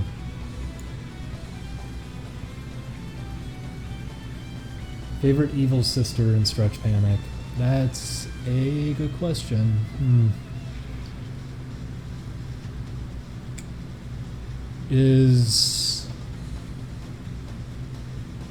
Siren the one that sings with the little babies? Because I forget what her name is. Is that Siren or is that a different one? I forget which one Siren is. The one with the little babies, though, that's my favorite boss fight, I think. Even though it's very simple, I really like how the babies look. And I like that you can pick them up and they make the little sounds when you throw them. It's a fun one. Almost every single fight in Stretch Panic is a lot of fun. They came up with some great ideas. All of them have really good music too. Julian never got to play Stretch Panic before, and I showed it to him recently, and he ended up enjoying it immensely. It's a very, very fun game. And oh man, that even happened when we were playing it. A lot of people were shitting on Stretch Panic when it first came out, that the controls in it are terrible. I think they feel just fine. You just have to get used to them. But Chris even played it recently. He's like, these controls fucking suck. And it's like, no, they're not that bad. The camera can get in the way sometimes. That's my only issue with it. I think the actual control in Stretch Panic is just fine. It just takes a little bit of getting used to. My problem with Stretch Panic is that Stretch Panic feels like a tech demo, and they just didn't finish a game. Because they have the levels in Stretch Panic, but they only exist kind of to pad the length out. They don't have unique enemies, they just have the same enemies that are different colors, so that gives them more health and more ways of attacking you. And the idea that you can grab the ground and launch yourself, they could have came up with some really cool areas with that, like actual platforming stages or something. They could have made a really cool game around it, but it feels like a tech demo.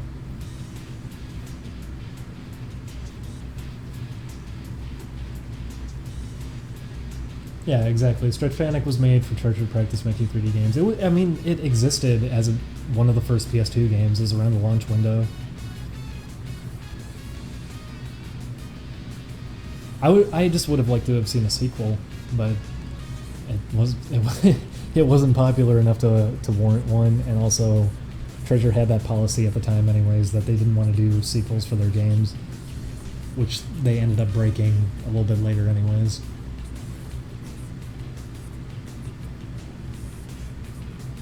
do you think of Tulip?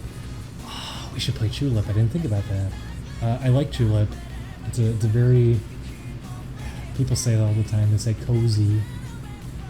But I think that's a good example of a game that just feels really comfortable to kind of sit down and play. The town in it and everything, it's a very comfortable game to just sit down, kind of walk around in and everything, take your time with. Also, it's goofy, so it's fun.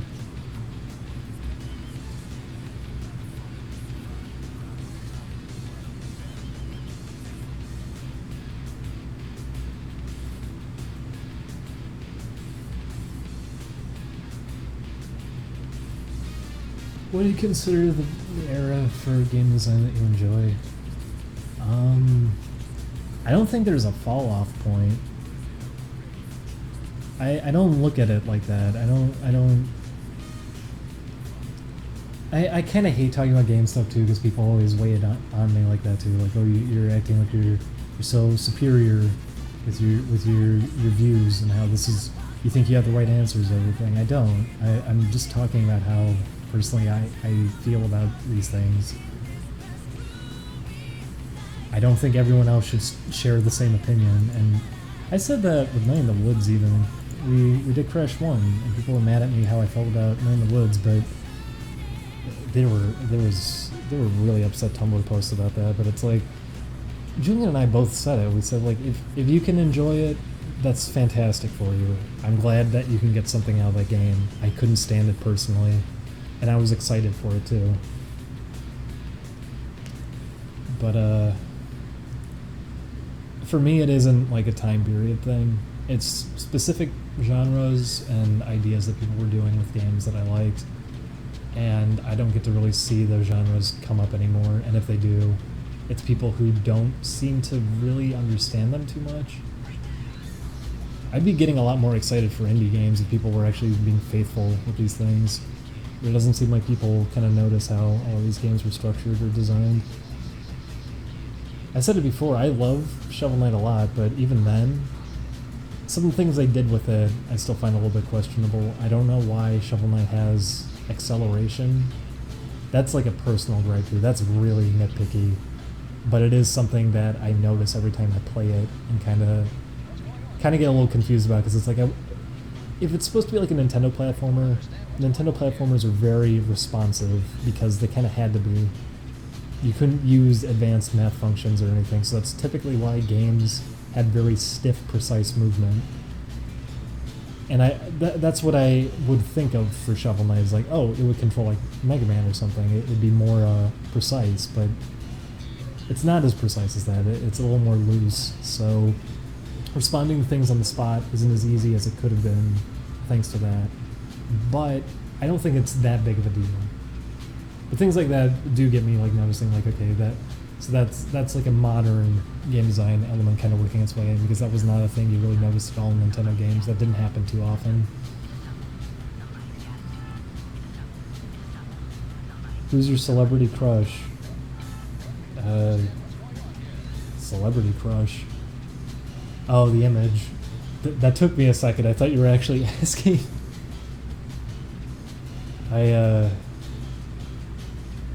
Or no, wait, that image was... Isn't that comic? Don't they say, who's your first crush? It's not celebrity crush. I don't think I have a celebrity crush.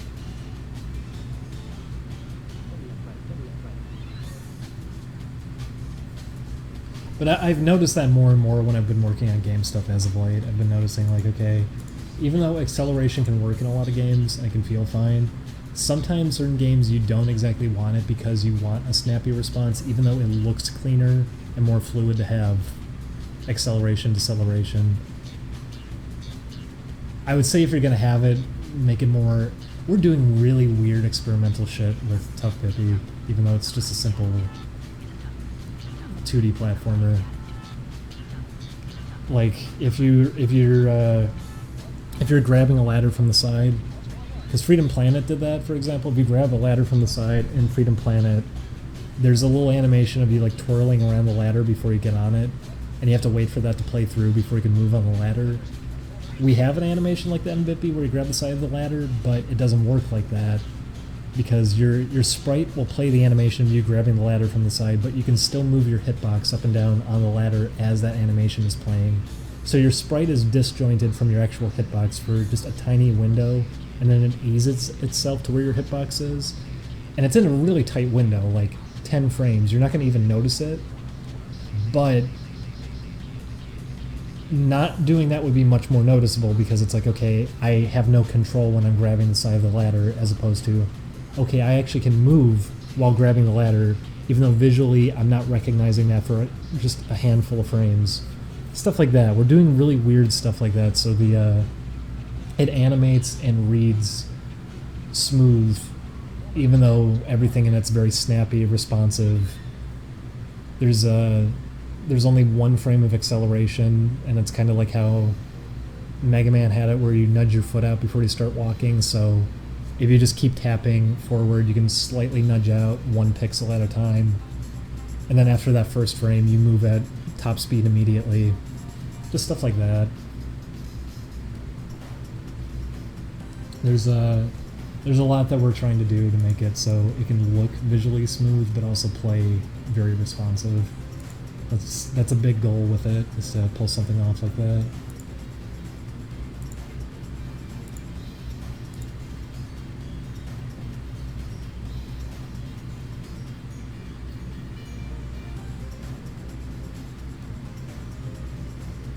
Are you guys designing it with regular audiences and speedrunners in mind, or just regular audiences? Probably less. I wouldn't even say regular audiences, honestly. We're doing kind of what we want to do with it,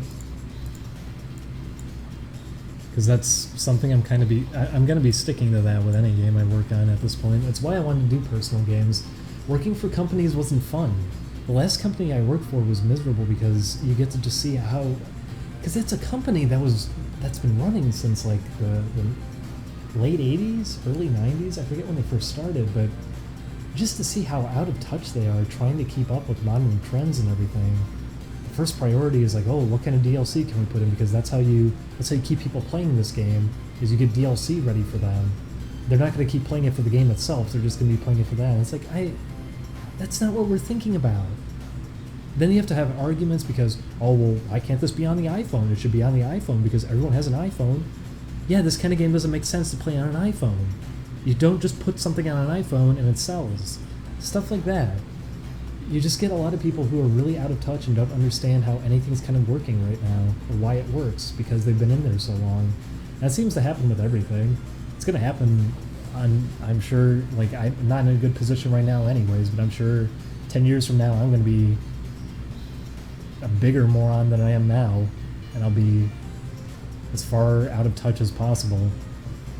So that's why I want to do as much as I can before then. But yeah, people seem to, I've mentioned it repeatedly. I've worked at 2 different game companies before, and I've done work on small, like, indie games in the past too. Like, I've been out there working on stuff before. I'm not new to all of this. It's why I remember there was someone saying that, where it's like, it's ironic how you say, you were clarifying what Chris said, how you don't like the idea of people who have absolutely no experience or any idea what they're talking about, giving specific criticisms, like an artist not being able to critique, or not that, it was critiquing someone's art, trying to get really technical about, like, anatomy and everything, even though they don't understand it in any way and they're just pretending they do. But it's like, I'm not coming in here talking about game design because I'm just getting into it or something. I've worked on this stuff before. I've done work with old source codes too. Like, I got to work with old N64 source code, which was really interesting, by the way. It was so strange reading documentation for, I'm stuttering because I'm getting sleepy, I'm sorry. Reading documentation for old N64 titles and everything, and seeing how no one knew what they were doing with it, like, half the time too. Everyone was so unfamiliar with it, just like, okay, this ran just fine on the test hardware because we have the PC with the same specs as the console, but then we run it on the console, and the console version, which we had to compile, we had to waste like a week compiling this just to pop it on the console. and the frame rate just hops up and down depending on how close these objects are to the screen and everything because how the texture filtering works. Just reading all this shit, it's like, oh, I'm surprised anyone got any games done for this thing. I can't believe how much of a mess it kind of ended up for a lot of people. It was hard for them to test things out for it because they had to take it out on the console, obviously, to see how it was really going to perform on the hardware. And even then, they would just have mysterious things like that happen. Like, okay, we just had to cut this out because even though we set this up and it should be running fine, for whatever reason, this is too much for the console to process. It's why you end up with a situation like Donkey Kong 64 where they had no idea why the game was crashing anymore, and they just had to give everyone an expansion pack for it. It was very, very interesting getting to see all that. Also having access to software like that too, so I can actually compile like N64 code. I didn't need any of that because I wasn't like, I'm only 26. I wasn't doing game development work on the N64 or anything, but I was being handed N64 source code material for other things that I've done in the past because they wanted me to look over it for reference material, and it's like, okay, well, that's interesting to see.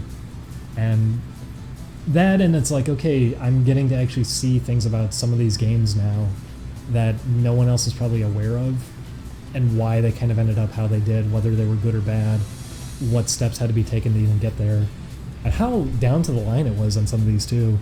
It's interesting reading the interviews about Street Fighter 3 Third Strike because a lot of the changes that they made, balancing everything, all of that was in like the last month. They did a local test in an arcade and got all these feedback notes, and they just sat down and busted ass for a straight month just getting it ready.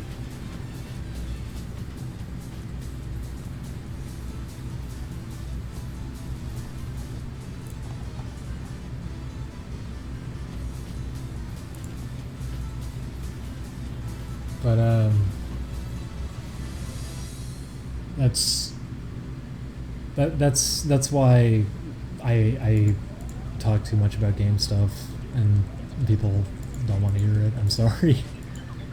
I'll try to bring it up. Like I said before, I'm going to be bringing up things a lot less in general in videos. I'm not trying to say things in like a matter-of-fact way though, or come off as Mr. Condescending, high and mighty, my thoughts are right. But when I'm talking about a lot of this, at least know it's not just coming from someone who is acting like he just knows everything now because, oh, he's making a shitty 2D platformer and he's just going to pretend he knows everything. Everything I worked on in the past, by the way, was much more complicated than the games we're doing now. The games we're doing now are just to kind of get footing. It's to start off, because it's only me and Julian. We're the only ones working on these. It's just to start off with something and hopefully be able to support ourselves on that so we can keep doing bigger and more ambitious projects afterwards. But to go back to what was being asked, like, are you focusing it on a general audience? No, I'm not. That's why partially I want to break off of doing work for companies. I would much rather just make games that were designed around being games on their own, what they are, and getting to stand as that, as opposed to being concerned about thoughts and everything. It's why I said I hope people tear them apart, I hope people blast them and everything. They're going to do it for Trick or Treat for sure, because it's so simple as a game.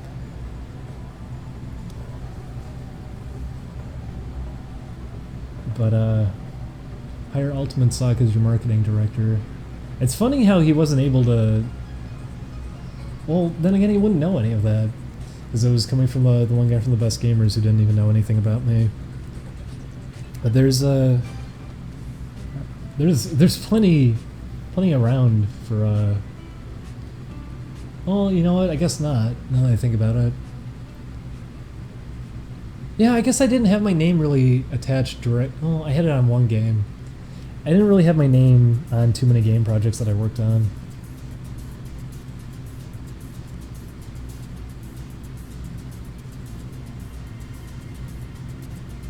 No, it was on 2. I used an alias on one game, I remember, as a joke.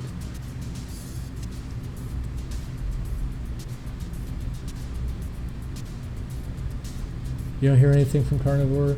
Not as of late, but he talked to me about a month ago. We still talk.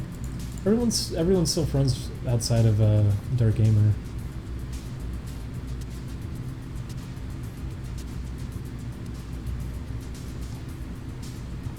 And that was a bridge he burned on his own. It's why I wasn't like responding to him or anything visibly, because it's like I don't want to have a fight, because there's no reason to have a fight. There's nothing happening. We're all just doing our own thing at this point. There shouldn't be any drama. So hearing that he was going out of his way to pick fights and everything, that's kind of depressing. Oh well. You had your name attached to that. Funnily enough, I wasn't really involved with that one too much.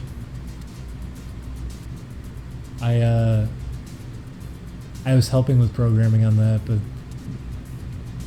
I wasn't. I'm trying to think back how much I even did for it, because there were two of us actually working on coding it. Did I? You know what? I think I have a sprite somewhere that I did do for it at least, but I didn't actually get to do too much for that one.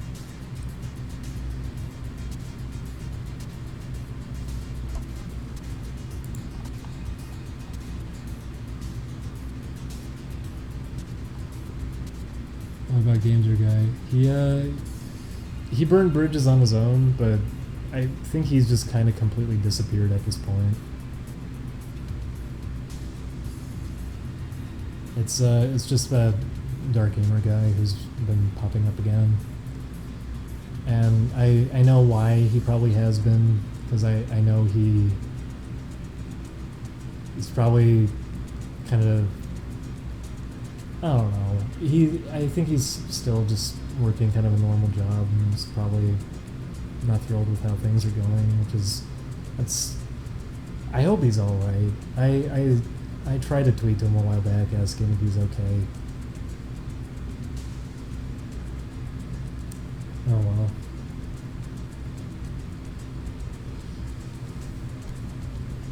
Everyone else has still been doing fine though. I talk to Rockhawk all the time, talk to Chrissy all the time. Carnivore is doing fine last time I talked to him. Chrissy's been very busy, and she's been fine. Rockhawk's been busy, but fine. You thought about doing videos for your own channel? I refuse. I do not want to ever do videos after everything that's been happening as of late. No, I don't want to. I just asked because Gameser Guy was in one of their... Yeah, that's because they burned bridges with the rest of the group together. They were the two that kind of just stepped away after kind of making fights, and it was their decision. No one's really holding... It's why no one else brought it up. No one really wanted to fight. It's just like, okay, if you guys want to go do your own thing, by all means. Like, this isn't a thing we're even doing. We're not making videos. It was just for fun, so... There's a... I don't know, that's sad to me. I hope he's doing alright. I really do hope he's doing alright. Because he came into a stream a year back, I remember, trying to pick a fight. I was just like, hey, you been alright? Things are doing okay? And he just left. I wouldn't even mind talking to him again if he was actually calm. I guess he's still mad about something. Oh well.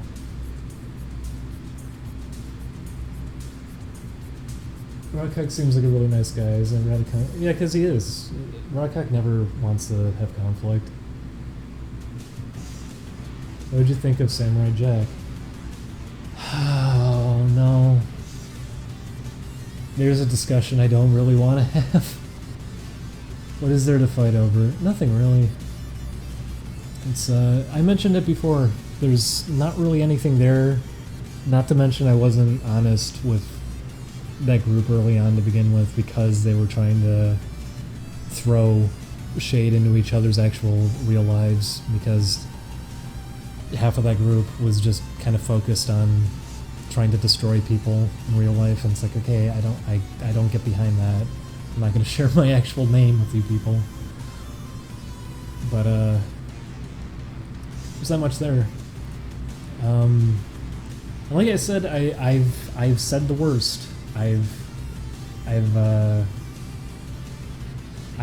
hinted at plenty of horrible things during the streams. Tuesday was something. Tuesday sure was something. I'm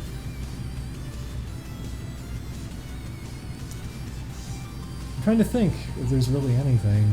It was because when you're young like that, when you're fresh out of high school, everyone weighs importance on things that don't matter. It's why you end up with like a Leafy is here, someone like that. It's like, oh, everyone else is stupid, I'm not. Everyone's a dumb idiot. Everyone's so cringy. Literally the cringiest person in America. Literally, 13-year-old girl. Look at this. Look at this shit. I can't even believe this shit. Like, she went on DeviantArt and she posted a drawing she did. She made a fake magic card based on Steven Universe. That is literally the cringiest thing I've ever seen. That kind of thing. When you're fresh out of high school, you have that mentality, it seems like, for a lot of people, where if you're not in a good position yourself currently, you start lashing out at others to kind of take your mind off of it. And I was guilty of that, as well as that group. And as soon as I was starting to edit, I was realizing, like, okay, this is getting old really fast. I don't want to be like this for the rest of my life. And everyone else was kind of like that too after some time passed, but Dark Gamer in specific, I don't think ever got past that point. And that's where the relevance was kind of being weighed in on, was things like that, like, oh, this person had a DeviantArt, that's going to be some serious blackmail. They had a DeviantArt when they were 11. It's nothing. That doesn't matter. Focus on the now. Focus on things now. Don't pick on a little kid that doesn't exist anymore. Pick on the fact that I have a vivid attraction to a morbidly obese frogman with tubas coming out of his back. That's a bigger deal. That's an actual issue. That's the problem with America today.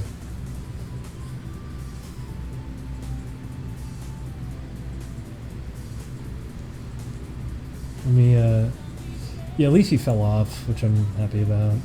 That was just that was a confusing channel to me that people were following that. I've missed so many donations. I'm sorry, everybody.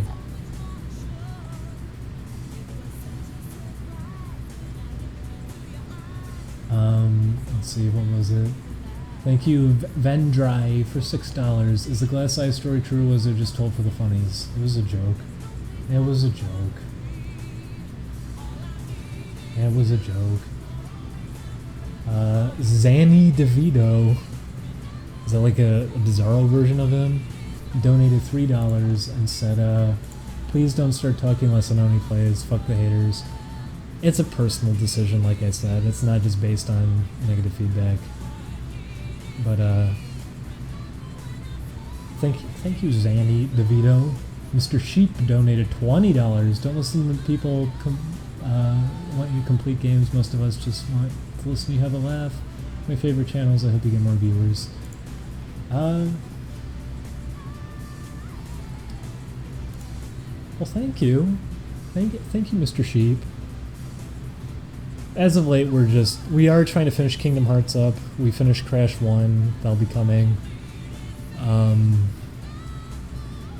We really need to find Pokemon Red.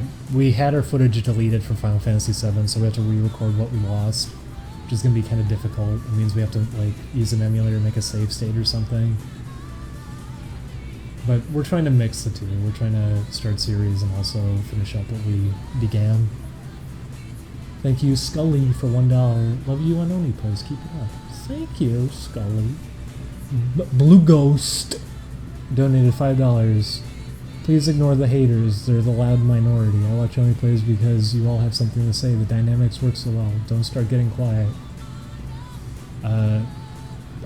I'll repeat. It's kind of a personal decision. I'm not happy with some of the videos that went up. It's not just because people are being negative, but thank you, Blue Ghost, for $5. Not Shiggy donated $15, followed by 3.46. They said, you keep doing you, fuck everyone else. You the best, silly boy. Thank you, not Shiggy. Thank you, not Shigeru Miyamoto. Hanzi Gay donated $2 and said, is this the start of the Ding Dong arc? I don't actually know what that means. Is that a game? That's the Game Grumps thing, right? That's how they keep calling it like the John arc? Or do they call it John Era? Is that Chris Chan? I guess that's Chris Chan because it's... whatever. Thank you, Hanzi Gay. Hat Skeleton donated $3.46 and said, would you like to kiss me? Probably not. Probably not. But thank you, Hat Skeleton. Vendry donated another $4. Said, question, Krispy Kreme or Dunkin' Donuts? Krispy Kreme, for sure. Also, can you make a funny noise for me? That wasn't very good. Thank you, Vendry, for $4. Not Gay Butt donated $5. Irregardless of what anyone else says, you brighten my day every time I hear your voice. You're a genuinely funny person, and I'm sorry that you feel differently. I respect your decision to talk less. I eagerly await Trick or Treat and Bippy. Well, thank you, Nat Gay Butt. Trick or Treat, I'll say it again, it's meant to be kind of a small game, so I hope people don't get too excited for it. I don't think it's going to be too special. And as much as I'm trying to do with it, I don't feel like I'm going to deliver on what I even want to do with it. It was supposed to be made in a month for a company before, and then we ended up kind of trying to fix what we had, which doesn't go well. Thank you, Ace Bonanza, for $3, saying keep doing your stuff. Well, thank you, Ace Bonanza.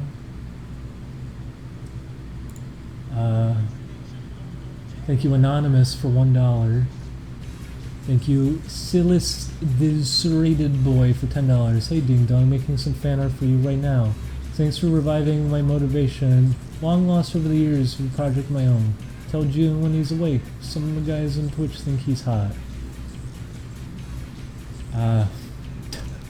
Alright, I'll tell him.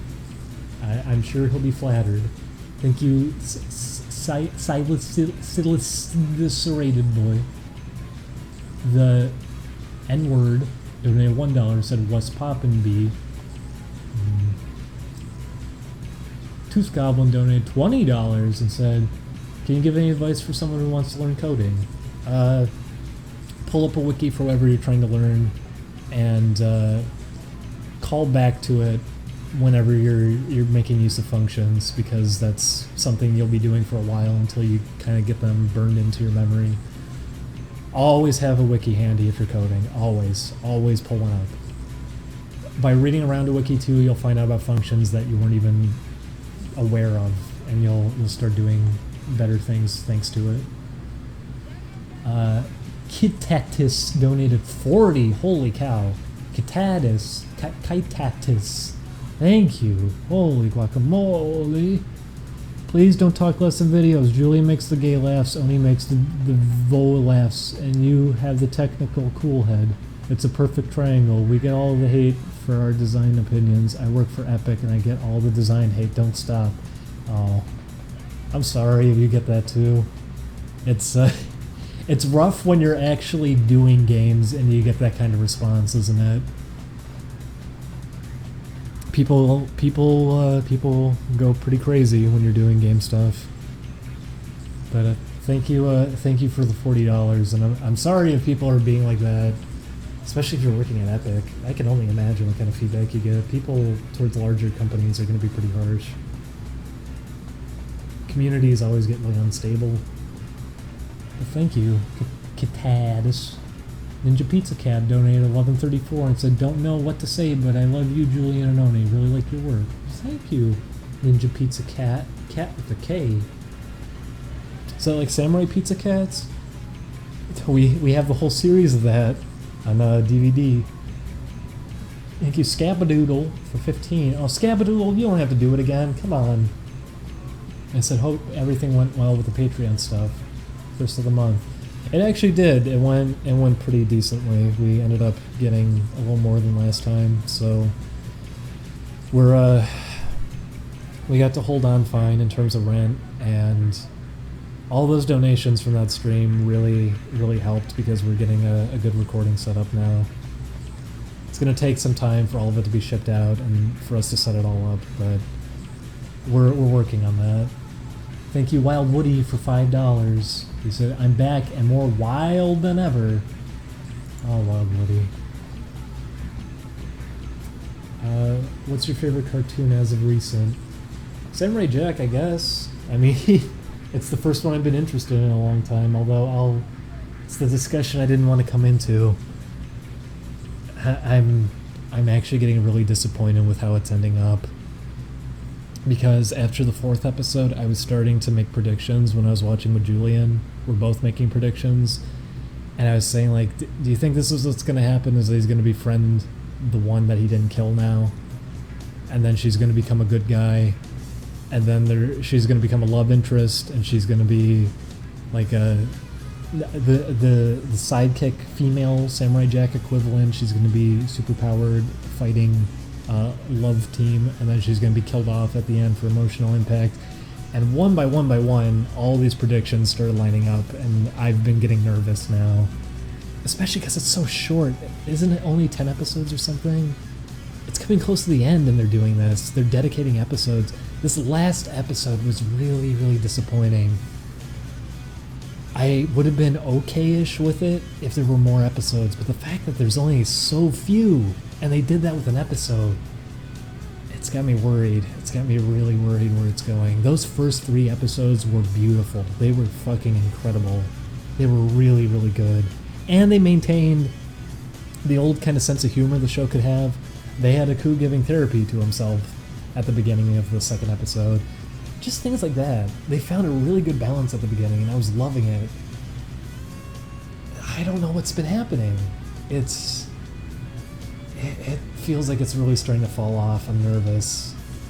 I hope it shapes up. But this last episode in specific was pretty weak. Shakespeare donated $5 and said, "Fuck everyone who says fuck the haters, you should stay quiet." Anyways, does Julian still make fun of people by repeating what they say in public? All the time. All the time.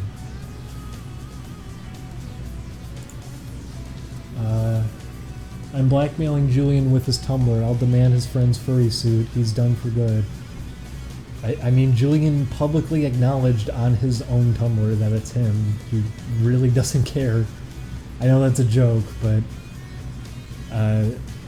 because that was happening earlier. The one guy was posting the photo of Julian off his Tumblr. It's like, it's not hard to find. He's acknowledged it. He doesn't care. It's weird seeing people do that. Are you attracted to all gay tuba frogs or just that gay tuba frog? Present some more of them to me. Give me more of a taste, and I'll tell you. Tell me why, for the love of God, Shogun Gekomon. I said before, he's round.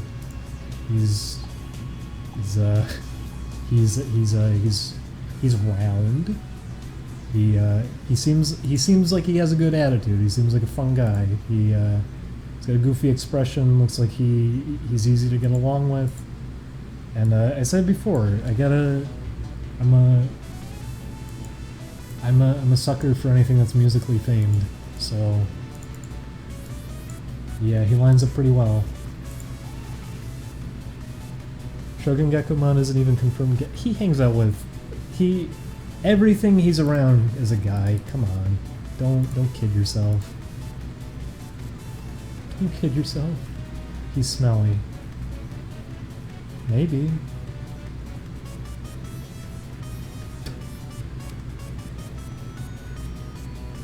Can you elaborate on Julian has a glass eye or not? He doesn't! I said this already! It was a joke. It was a joke. Yeah, I saw a Tumblr blowing up about the Samurai Jack episode. Because, you know, Samurai Jack has never...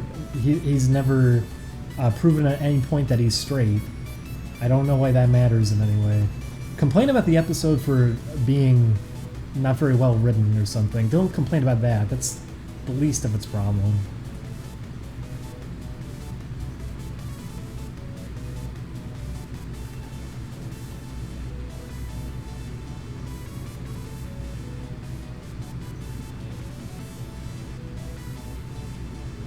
Would you bring Tuba Krog? He's a 7.5,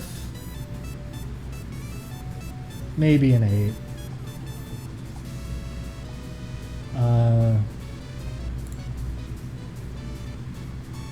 Hopefully we'll get some gay Tuba Frogs on E621.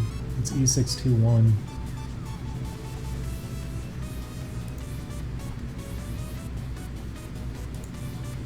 What's your opinion on Undertale? Oh my god, please don't ask me. I've talked about it in every other stream. Please. Please don't ask me about that again. I've talked about Undertale on almost every stream. I don't want to talk about it again.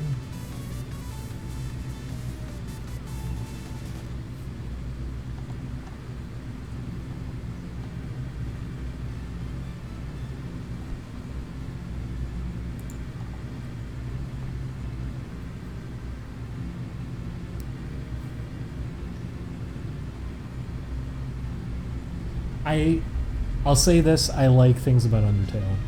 I really like the idea of how the combat functions, that you dodge bullet patterns. I really like the idea of that. There's some clever ideas here and there. I can't get behind a lot of the writing, and I feel like it defeats its own message with a lot of the choices that it makes. Not to mention, I think the genocide route is infinitely more interesting than the main route is, because you at least get characterization out of that. While the main route, everyone's just walking catchphrases. And the pacifist ending, I think, is very ham-fisted and just tossed in at the last moment. It's trying its hardest to get an emotional impact out of you, but I don't think it sets up enough, nor is it really time for it to do that either, to attempt something like that. And it feels kind of like Disney, where you're throwing around these words all the time. Hope, determination, hopes and dreams, friends. It doesn't feel like it has any weight or meaning to it. It really feels like it's just trying to get a heavy-handed response from people. Okay, there, done. What else we got going? Powerfulek0 donated $5 and said, "Hey, have you played Shovel Knight Spectre Torment? Do you guys have thoughts?" I haven't played it yet. I really would like to, though. I also really want to play more of the Plague Knight one, because he is very fun in terms of control, and I'd like to actually sit down and play through it.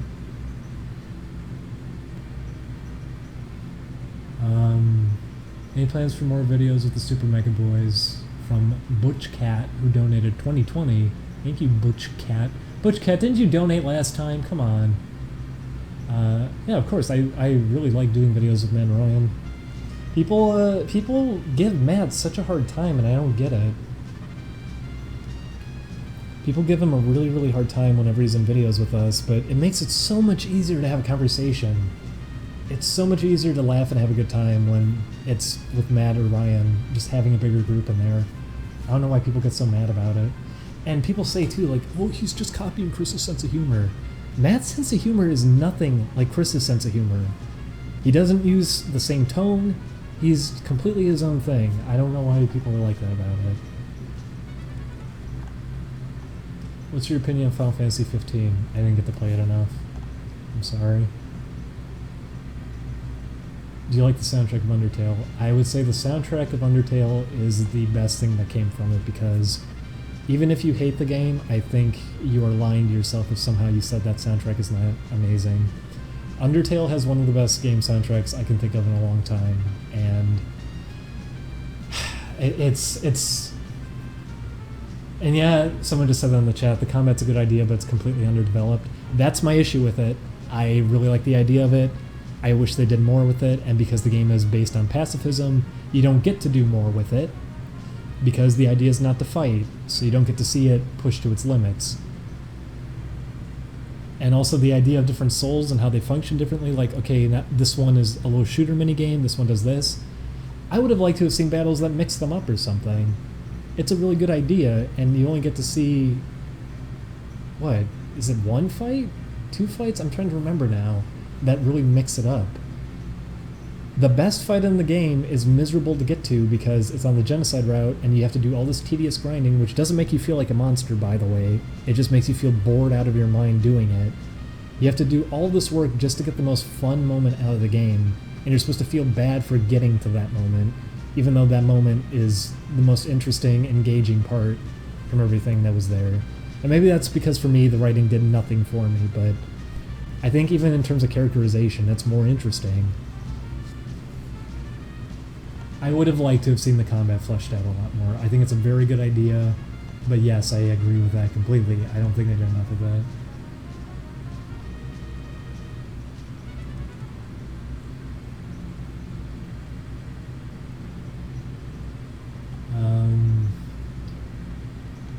Julian can tell you what E621 is. Oh, is that does that mean it's a dirty thing? I'm gonna guess. I guess so, because someone said right after Tubivore is an acquired taste.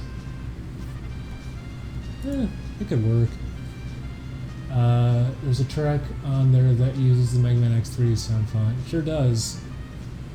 It's not in the actual game, though. I think that's just on the soundtrack. Which game had your favorite writing in it? That's a tough one. Someone keeps asking that. Did you see Snot Rocket? Yes, I did see Snot Rocket. I can see why that's just going to exist as a short and not really go anywhere. It's great to see him doing stuff. It looked really nice. I don't think it was that entertaining necessarily, though. But it was a fun watch still.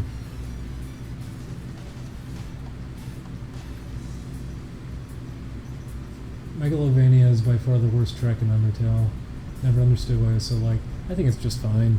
I like it. I don't think it's my favorite at all, though. What would be my favorite?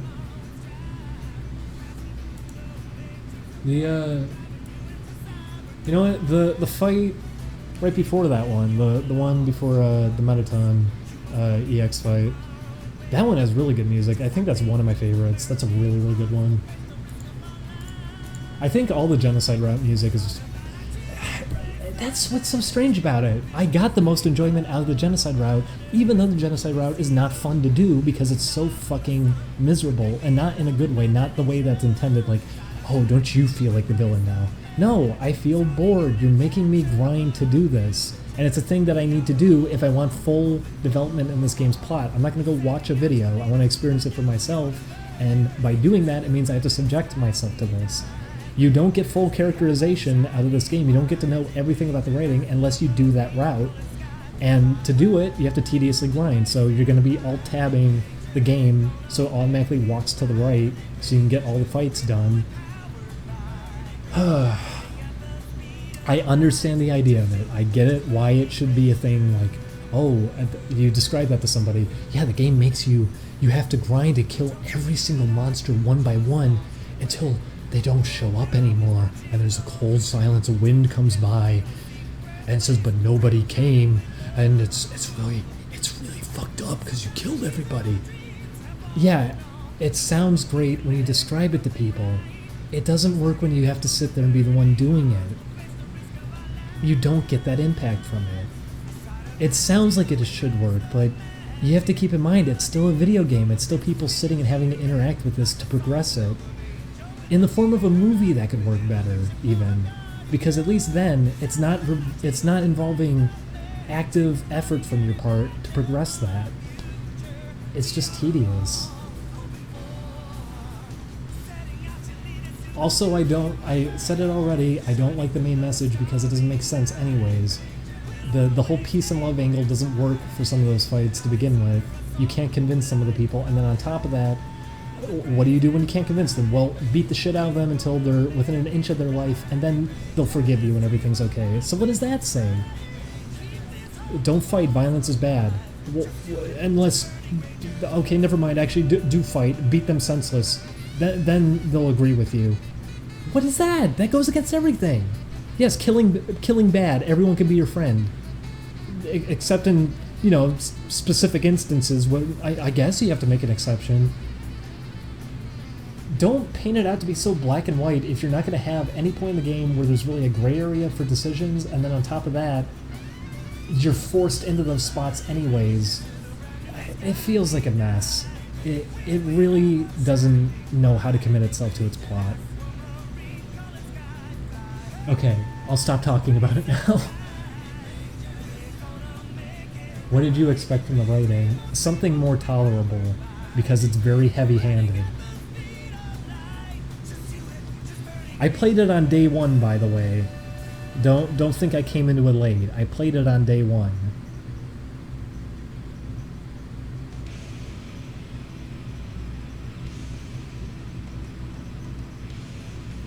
I think the main message was giving the worst kind of person a chance for redemption. Except you don't get to give some of them a chance for redemption because the one destroys the mercy button, so you have to fucking come close to killing him to even have a chance to redeem him. And then also, that message anyways doesn't really apply. The idea that, oh, peace and love and everything's hunky-dory, everything's okay, that doesn't work in the real world. That's great within the context of fictional La La Land. And then everyone holds it against you there if you kill somebody. I guess the logic is, oh, well, it's monsters.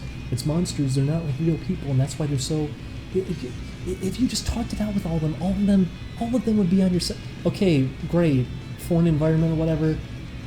It makes it harder to relate to then if you're going to do that with it. And it's supposed to be something to relate to. That's the whole point. You're supposed to be getting an emotional impact out of it. You're supposed to be feeling with it and lining up with it and going, you know what? Yeah, everyone does deserve a chance. Even though within the game, apparently not everyone deserves a chance because they force you into spots where you can't just give them a chance. Then on top of that, it paints you out to be a villain if you end up making a gray decision. So you don't think of it anymore as the morals that are being displayed. You think of it as, okay, I guess I have to be good to everybody because that's the only way I can get an actual ending. I'm either going to be good to everybody or I'm going to be bad to everybody. Gray decisions just give me the same kind of ending, but the text changes depending on who was alive and who was dead. What if Undertale is good? It's not bad. I don't think Undertale's bad. The writing was my biggest issue.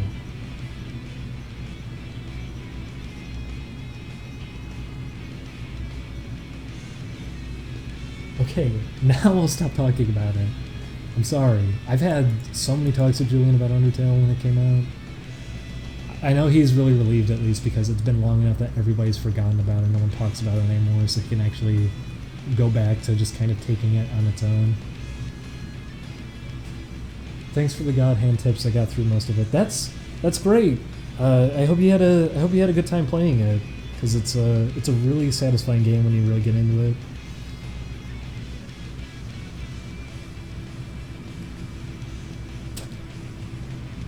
Is that Mrs. Mavilda? And another thing.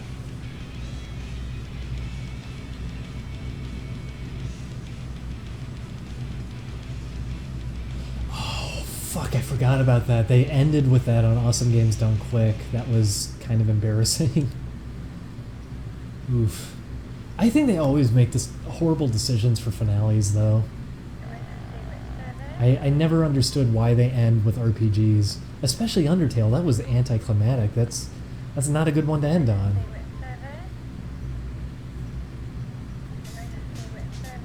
Play Jimmy Negatron. We were actually considering it. We're gonna play that or Twonkies at some point.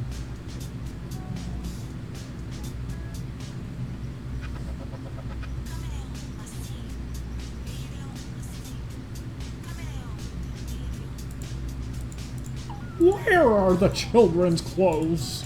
I can't even do it. I'd have to be louder.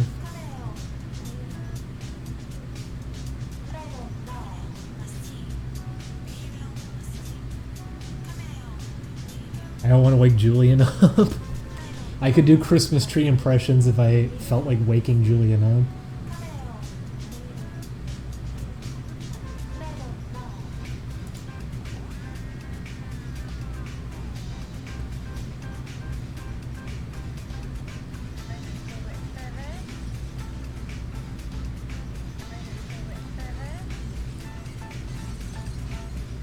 I presume you're familiar with Red Letter Media. Yeah, we've referenced it here and there. We brought up Shoji Tabuchi in the video. I'm very, very sad that Red Letter Media doesn't get as much attention as it kind of deserves, because I think they're all very funny people. I think they have very interesting discussions when they do Half in the Bag. Best of the Worst is a really entertaining series. It's good to see a lot of videos from Everything is Terrible ending up on there too, so you get to actually see them. Like, you get to see much more of them. A lot of people take cues from Red Letter Media, though. A lot of big channels. And those big channels now are outdoing Red Letter Media, and that's so weird to me. There's channels using the exact same format as like the Plinkett reviews, with none of the personality or humor, and they end up getting more views. And that's so strange to me. Red Letter Media is not even at 1 million subscribers. It's bizarre. It's really bizarre. But yeah, I love Red Letter Media. I watch every time they put a new video up. Me and Julian put them on. They're a favorite. You seem very subdued in the banjo playthrough. Is that intentional? That's absolutely intentional. I was trying to hold off on saying too much. I want to tone it back.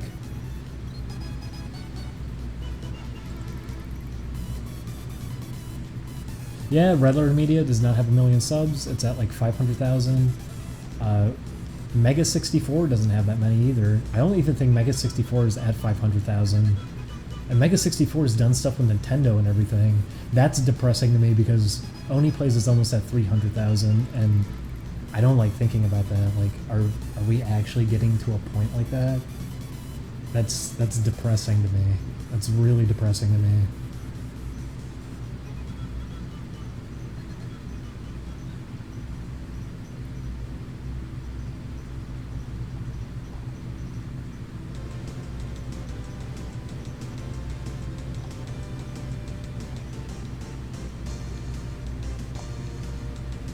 Nerd Crew is probably my favorite.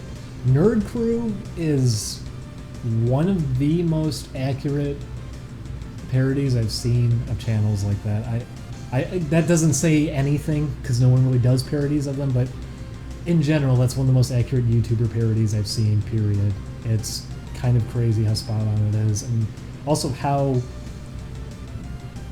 almost everything they say during that is completely accurate, by the way. That's they're not far off.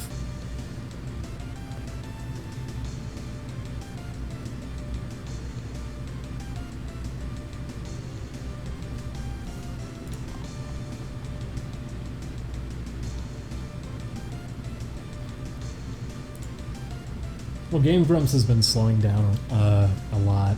Its subs haven't been going up as much as of late.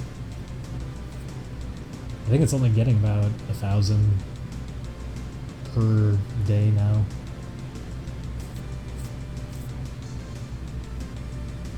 That reminds me, E3's coming up. Oh my god, E3's next month, isn't it? We were considering going. I should ask Chris about that, what we're going to be doing.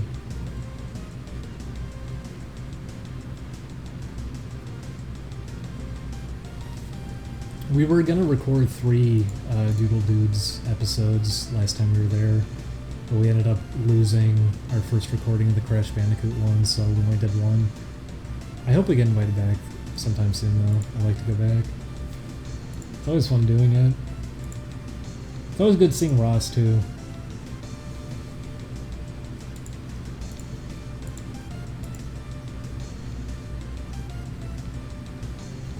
Why don't you draw anything on Doodle Dudes? Because Julian is the artist out of the two of us. I'm fine for doing pixel stuff, but I am not adjusted enough, especially with a tablet. A tablet I've never used before. I have zero confidence in doing that.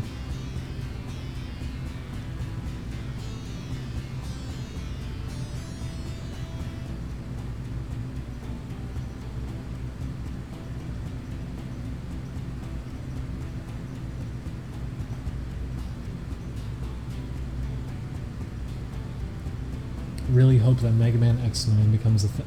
Is that a rumor right now? I don't know how I feel about that with Capcom currently.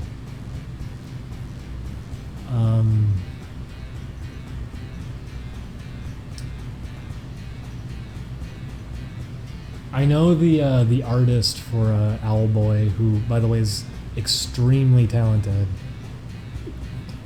Extremely talented, also to a technical level that people probably aren't going to understand on the outside. But he did some mock-ups of like a fake Nintendo-style Mega Man game. He did his own unique sprites and everything that were very detailed despite the color limitations and everything. And he perfectly adhered to the limitations that the NES hardware would have. So he limits himself in an 8x8 area to only using 4 colors, one of them being transparency. And he stuck to that for everything. He did background tiles with those limits in mind, constructed all these screenshots within those limitations, and they are fucking incredible to look at just because of that, because it's like, wow, this is someone who is not only a really talented artist, they're really good at what they do. They know how to make the most of pixel art, but even within limitations like that, they know how to really pull this off.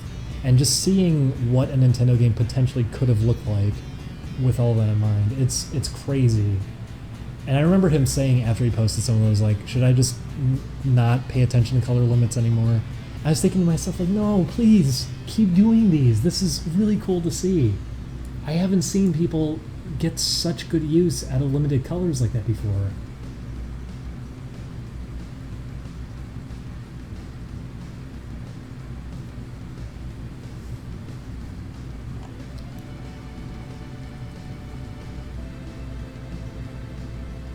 You know, I'll cut that off. That doesn't look good.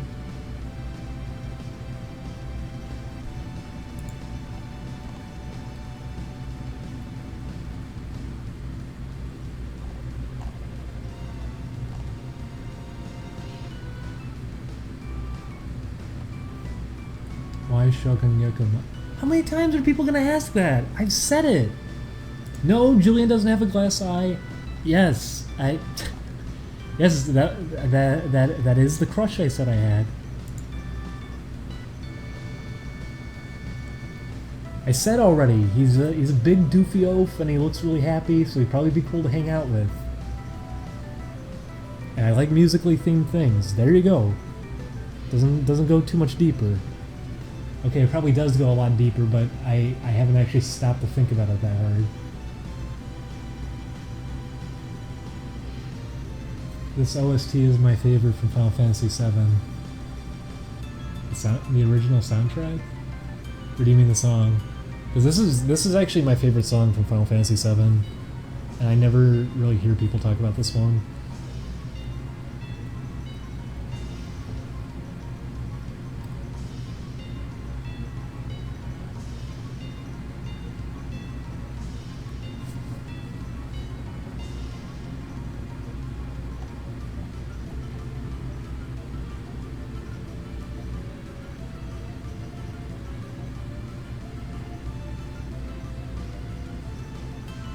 Digimon is not male, is it? I would hope he is.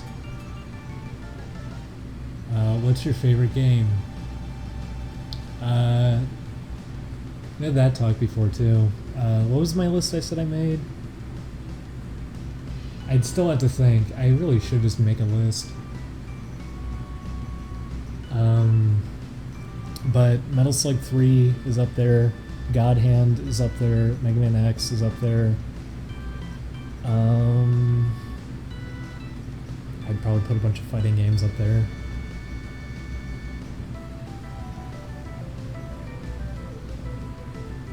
I didn't like this Samurai Jack episode. I do not blame you one bit.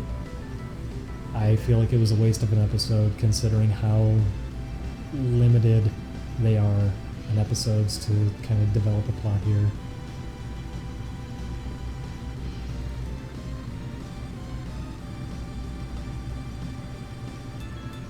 What if Shogun Gakumon was a female? I'd be very sad.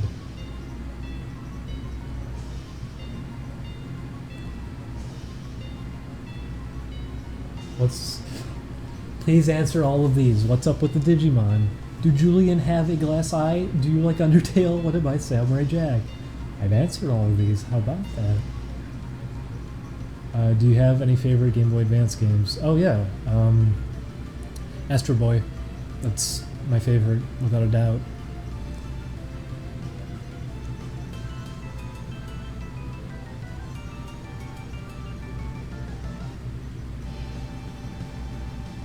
What's your opinion on the Switch?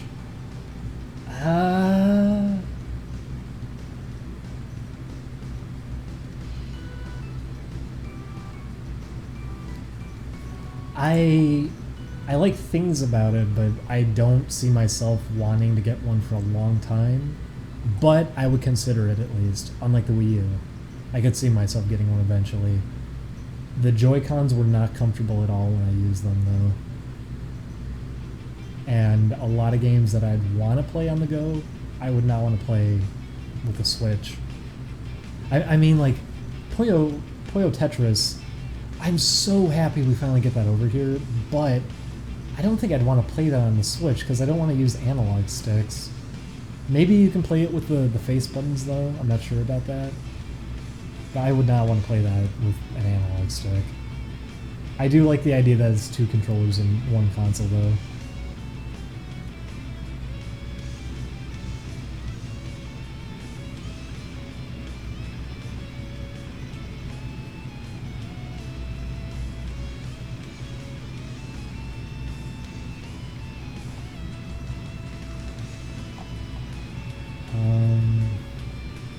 Did you play unknown indie games from mentioned in the chat? Sure.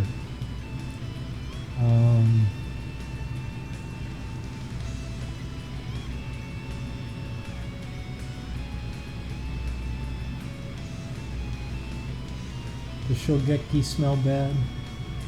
Probably.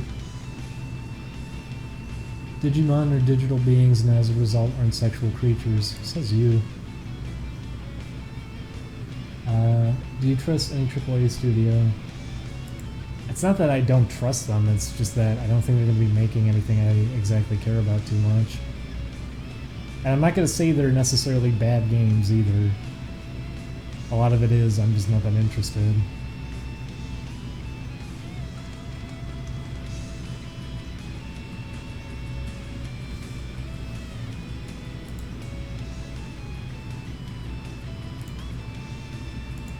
I did a good job distracting myself with the chat. I forgot I was cleaning something this whole time. I think I finished this frame though, finally. So let's put her there. Right there.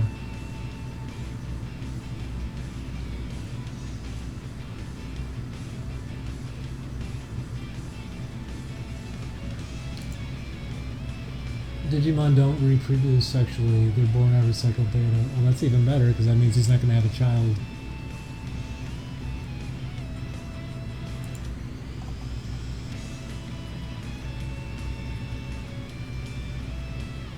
Sonic 06 isn't that bad of a game, you can have fun with it. Yeah, you can have fun with it, but it is a bad game. It's playable, I guess. I think it's weird that that's the one that people hold. But then again, they've been doing that with a lot of recent games, and I could think of worse examples. Like, Ride to Hell Retribution. What was it called? It's Ride to Hell something. That game is a complete mess. It's not very good at all, but a lot of it comes from it just being boring. It's not even just that, it's like, oh, it's an unplayable mess. You can play it.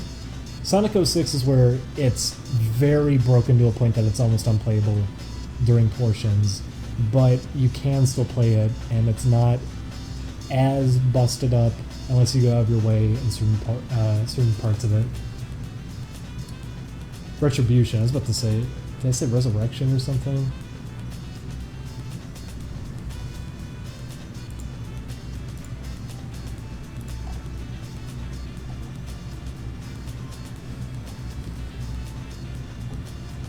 Oh, I had it right. Okay, well, never mind, I'm right about everything. Do you like Dunstar's art style? I do. I wish it was animated differently, but I do like the art style of it. Dunstar is actually pretty fun, I like to play it again. We actually had a session because I played it more with Julian, and we found out a lot about it, and we were having really good runs of it. So we were gonna play it with Chris and Corey, and Corey immediately just ran out and got himself killed and screwed everybody over. And there was a big shouting match that we all had because Chris set our entire camp on fire. It was a disaster. So we didn't end up using it. I think we lost the recordings or something, but I'd like to play it again. Digimon are the only digital monsters that enjoy sex for the pleasure. Well, okay. Call up that frog then.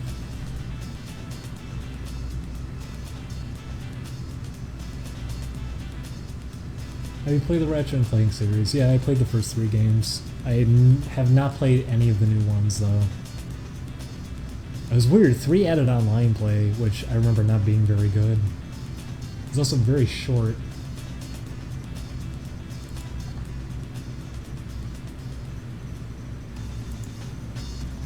Oh, thank you.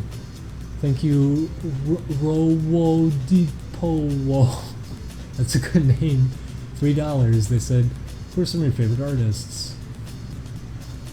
Ooh, favorite artists.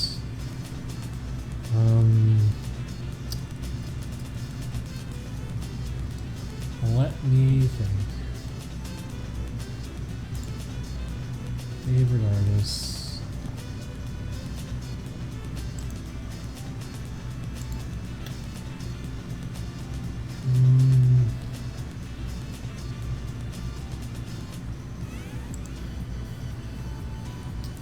What was his name?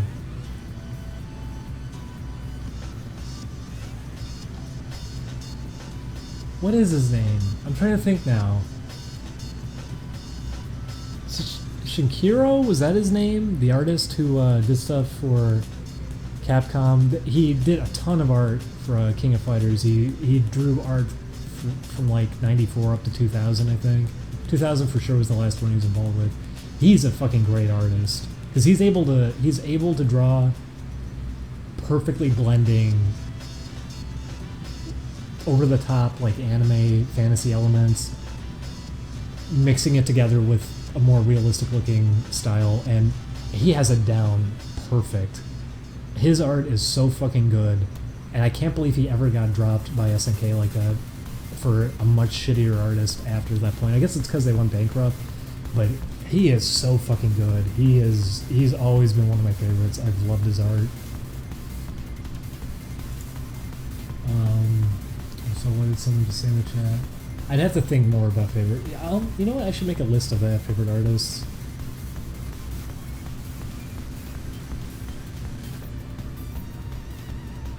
Digimon are the only types of monsters that can mate with other species. You're not detracting me from this crush that I have. Do you guys have a P.O. box or something similar? We do. We use the Gangrams P.O. box, but we've been getting stuff sent to us, and I don't know if they're throwing it out at the office or what, because we had a lot of stuff sent, and I know for a fact it got sent, and none of it was there when they did their mailbag call. If they're throwing stuff out because it's called Oni Plays, then I can't tell people like, yeah, send it to the P.O. box. I can't tell people that anymore. So I don't know.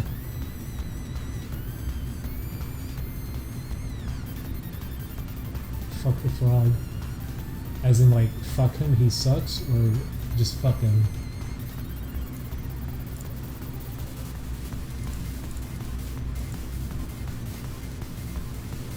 I never finished that drawing. I did very little with it. I'm not too satisfied with it now. Also, Sark sucks balls. Sounds like someone's being a little baby.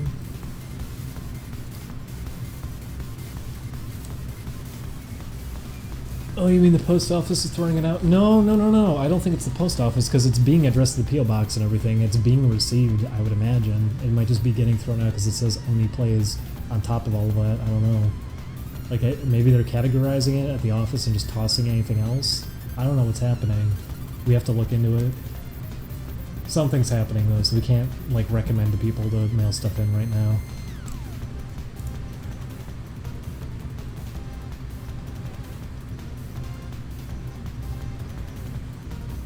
I'd have to think of other artists though. What was his name? The guy who designed Super Milk Jam. Because they're actually they're an artist that I like a lot. They did designs for Bust a Groove. They have a really fun art style, and they come up with really good designs. I forget what their name is though. I have to look them up.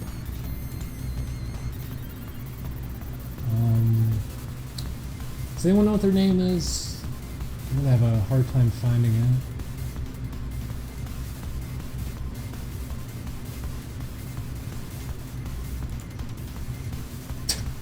Ding Dong's Prolapse donate $1. I legitimately cannot tell if the tuber frog thing is a joke. Isn't it a dude? I'm seriously asking you, please. It's not a joke. I'm being serious. It's not a joke. It's not a joke. I'm sorry. I'm so sorry, everybody. It's not a joke.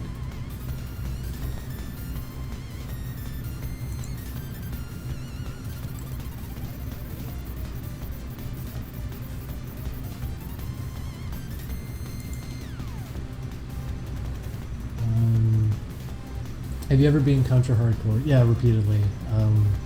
I don't think I ever did every single path in it though, but I did some of the paths in it. Paths. Fucking hate stuttering because I'm tired. I've done some of the paths in it. I would love to play hardcore on Ernie Plays because, you know what, I might even say that's up there as one of my favorite games. I fucking love contra hardcore. But if we played it, we'd have to do 2-player. If Ding Dong doesn't know is I'm gonna steal that frog right down under it. You wouldn't. Listen, there's nothing there for you. That's a fib. That's a big lie. The AC adapter is connected but not supported. What the fuck?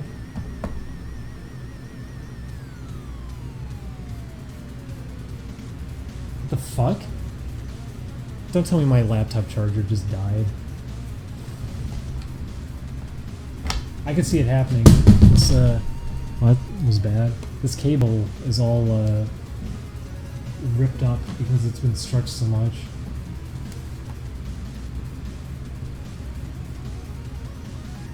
It seems to be working now. Let's players are turning the frog's gay. That frog was gay to begin with.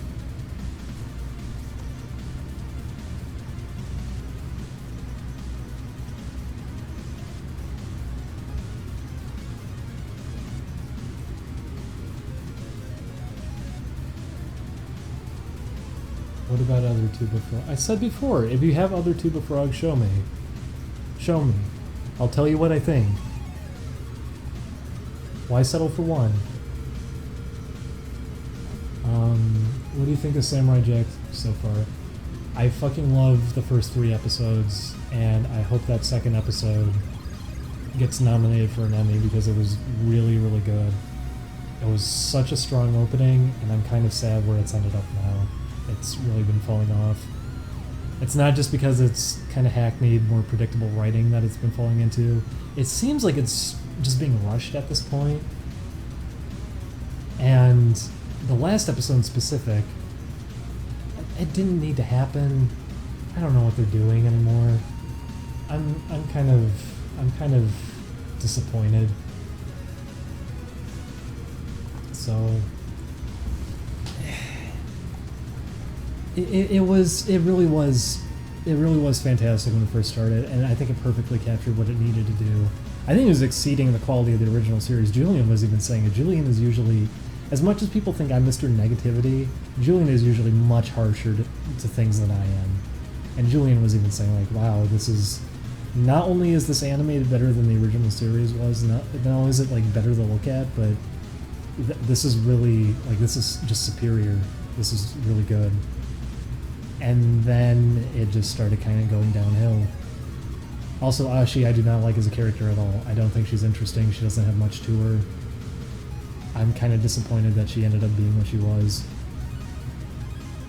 It was what I was worried about too. I remember when he killed the one daughter of Aku, I remember saying to Julian, like, okay, there's 2 ways this is gonna go, and I hope they don't go. either every episode is going to be focused on a separate daughter that he's going after and fighting, because there's 10 episodes. There's only so many daughters. I figured maybe they could be doing that with it. Or one of them is going to be left alive and he's going to become friends with them or something. Like they're going to see the error of their ways because they show their troubled past at the beginning, which then ended up happening. And it was just that. It was predictability coming so rapid fire. These episodes have gotten much less interesting. Not to mention, the reason that he was about to kill himself is because he thought the babies were dead. Except if he stood there for 2 seconds, he would have found out the babies weren't dead. That was it. That's his big moment that he's decided he's failed. That. Then the flashback to when he loses his sword. You see like the way it's lit and everything in the first flashback. Like it's a dingy green and everything, and you're thinking to yourself like, oh, he had like a fight or something and lost it during the fight, and it was a really major moment. And then it actually gets to that point. No, it was it goats, lambs? What were they? It's just a bunch of stupid animals that get turned into mutants, and he kills them. And he's so troubled by it that he accidentally kicks his sword into a hole, and that's how he lost it. Really? He's had no problem hunting deer in the wilderness and killing other innocent animals. In today's episode, he was eating those fucking gross bugs or whatever that were alive. He's okay with that. Why did that matter? He's hunted before. Why did that matter to the point that he shut down and fucking kicked his sword into a hole and lost it, and that's what made him lose hope? What? I guess it's going to be that people are going to say, well, he destroyed the time portal. It was the last one, so he was already troubled. But that was it? That's what really pushed him over the edge, to the point that he was just so mortified that he tripped over his own... It's such a goofy way of doing it, too. He tripped over his own sword. He lost his sword because he tripped over his own sword. Ashi is just perfect in every way, I guess. It took her seeing a ladybug to make her realize she was the bad guy. She doesn't need a weapon. She's just superpowered. She can kill everyone on her own. And then she... I mean, there's nothing to her as a character, really. She's easy to manipulate, I guess. That's part of her character. I don't think she's interesting. Her design's alright. But then that happened too. I was completely fine with Samurai Jack just being long hair, beard, rest of the series. I would have been fine with that. They not only does he get his sword back, but I guess the gods decided, also here's your old outfit back, also here we're going to give you a clean shave and do your hair up like it was before. Which is really bizarre. I don't know what's happening with it. I feel like it's just being rushed. I mean, it got delayed. It was supposed to just be done within like a year after it first got announced. Maybe they just had to rush it. Because those first 3 episodes feel like something else completely different. It was such a good beginning. It was really strong. I hope it picks back up. I don't think it's even horrible where it's at right now. I'd much rather watch this than any other cartoon that's on right now. But I'm disappointed. I'm sad that it's falling to this point because my expectations were really up. They had some really great episodes. They can do better. I hope they do better. But there's only so many episodes left. So we'll see, I guess.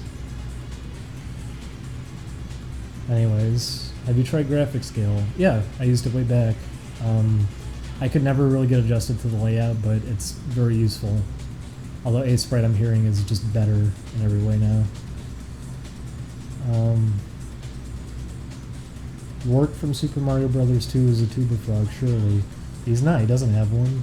I guess he has a machine behind him. You know what, pair him up with one and maybe I'll think about it. What is your opinion on Geckomon? He's not Crush territory necessarily, but I'll say this. I always thought he had just a cool looking design anyways. He was one of the fun ones. I miss old Digimon designs. They used to be really fun. They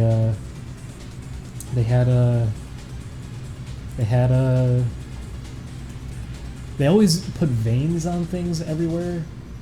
They gave them. That was one of my favorite things. Is even the cute looking things that they opened their mouths. They not only do they have tons of tiny little teeth, but they always made their gums enormous. They had such a fun art style for the designs and everything. It was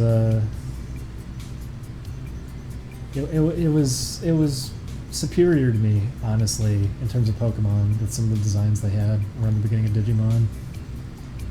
Just lots of really cool looking ones. He has a tuber machine that shoots turnips. Doesn't count. Doesn't count. All the veins on the OG art was kind of weird. That was what made it fun, though. I like that they did stuff like that. They did strange things like that. They made them look like monsters, because that's the point. They're monsters, so they did a real good job with that. They always came up with really fun designs. They're always really cool, always really interesting, and they didn't limit themselves with them. They go over the top. You don't really see that in any of the new designs they've been doing, though. It's really fallen off. So, but the first generation they had going for those, they came up with some really good ones. I think Shogun Gakumon has a big veiny dick. Wow, what a way of describing it. But probably.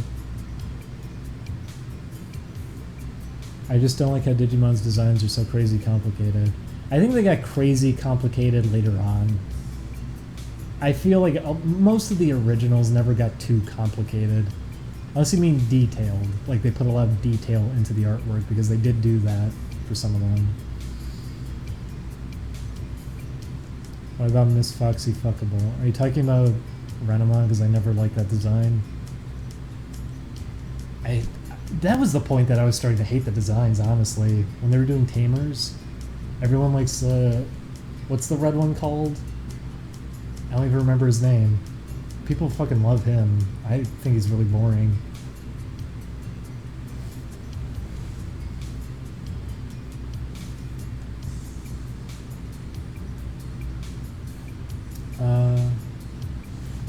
Was Melon Bread your first treasure crush? What makes you assume that? Because it's a floating face? What does that have to do with anything? I do like Melon Bread. I like too if you just stand there, he just floats his face over to you and doesn't really do anything. And if you just wait like a minute, he finally kills you in like one hit. He's a good joke boss fight. Gekomon could float your boat. Yeah, maybe. Do you like gay tuba humans or exclusively gay tuba frogs? Give me gay tuba animals and you're good.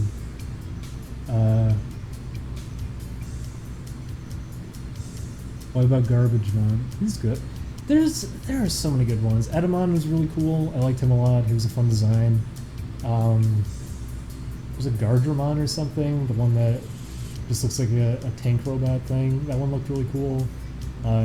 Andromon was cool because he looked like he was a Frankenstein android person. He looked really cool. I'd have to think more and more because it's been so long since I've even like watched or played any of the games or anything. I guess we played those recently, but a lot of those were designs I don't even remember. There's a lot of good ones.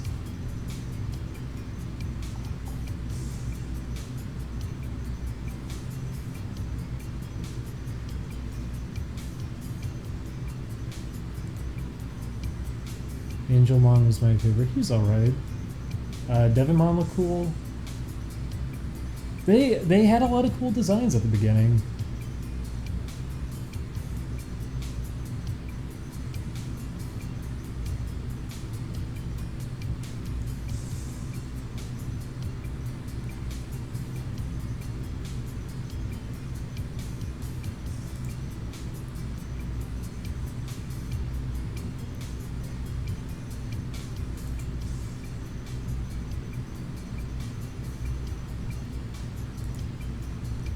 Let's see how this is looking. I don't know how well that shows in stream. Well, not well at all, apparently. So I gotta crop it to make it fit in better.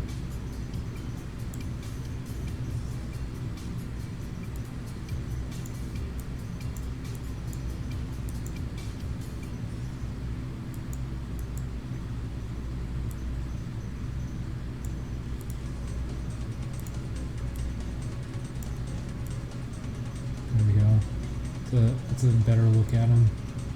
Still a lot I gotta do with it.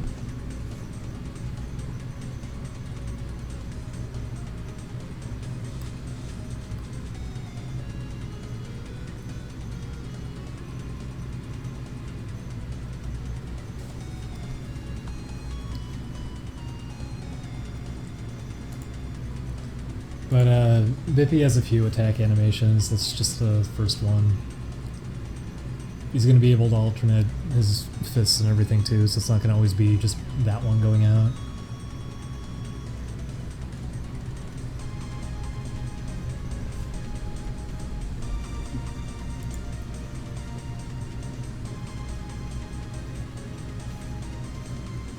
Something looks off. Probably the fact that I haven't finished it. I mean, there's only shading on a couple of the frames. It was flickering that because of it. Like if I did this, it'd probably look better. It's not even exactly shading. There's gonna be shading. Well, we're thinking about doing shading for the sprites. The Patreon doesn't actually have a good example of it. There was a cleaned up one there, but that's not actually the final look that we have so far.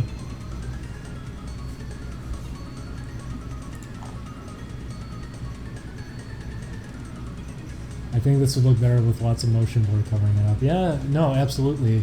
Smears? Smears are epic. Just use them everywhere.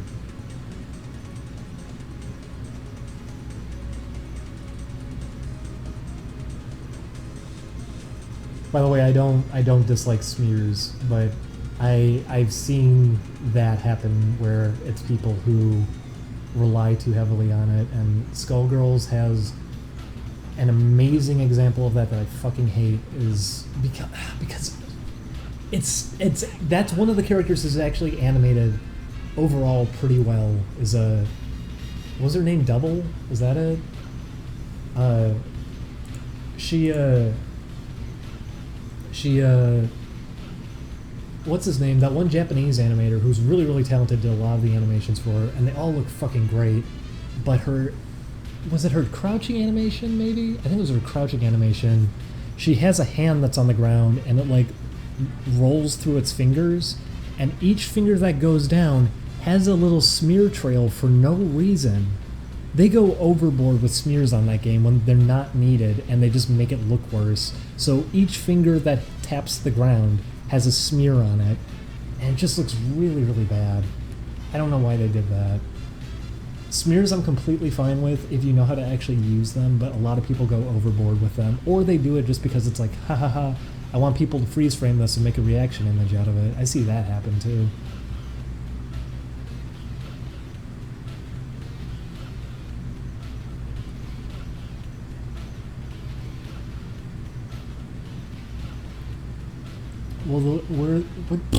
Will there be exaggerated cartoony expressions? Absolutely. Bippy's gonna have some expressions when he actually gets hurt. And we have a little bit of that going, by the way. We do have things with smears mixed in, but it's for... I think we've only done it a couple of times. It's only in areas where you really, like, appropriate for it. There's a lot of squash and stretch and everything going too with its movements, so some frames will look a little bit awkward on their own, just because you have to let them play out to look right. Because a lot of these animations are running at 60 frames per second. We're actually not animating them at low rates. A lot of these are being ran at the frame rate of the game.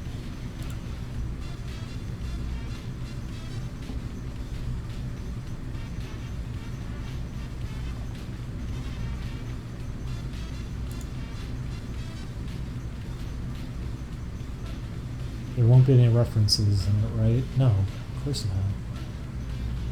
Does Bippy have a little mouth? What we were gonna do is have a HUD kind of like Mischief Makers. Not the same exact look at all. The only thing by that, what I mean is the little face that Mischief Makers had by your health meter. I was thinking of doing that for Bippy, so if he got hurt, he would probably tilt his head back and actually open his mouth, and that'd probably be the only time you'd see his mouth is when it's open like that. Any voice clips for Bippy? Probably not. Ding Dong, Shogun Gekomon, Rule 34 hype. You missed Tuesday.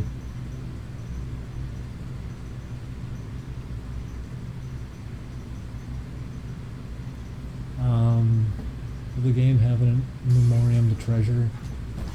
Don't remind me that Treasure is going under. That's sad to me.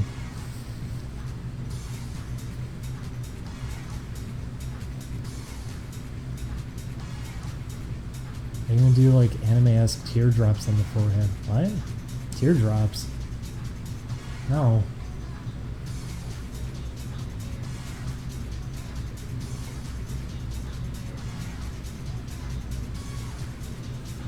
You do something to his eye. That's because this one's not clean yet. This frame in specific is not clean.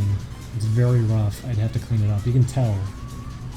A cleaned up frame would look like that.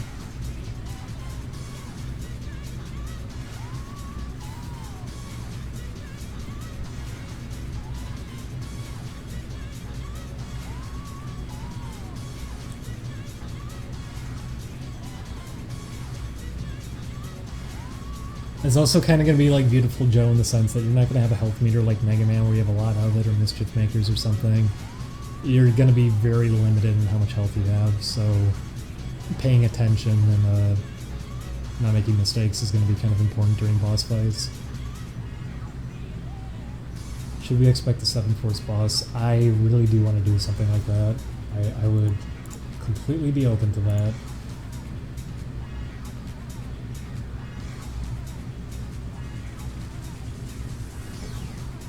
Okay, whoever was the AA quest, you're gonna have to do a little bit better than that. I could see it working though. If there's more characters like that, I probably would. Oh, whatever. I've said too much.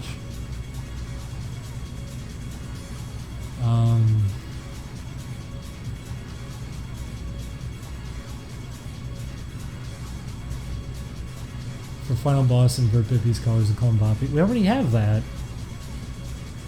It's already there. Don't worry about it. We have Bippy and Boppy.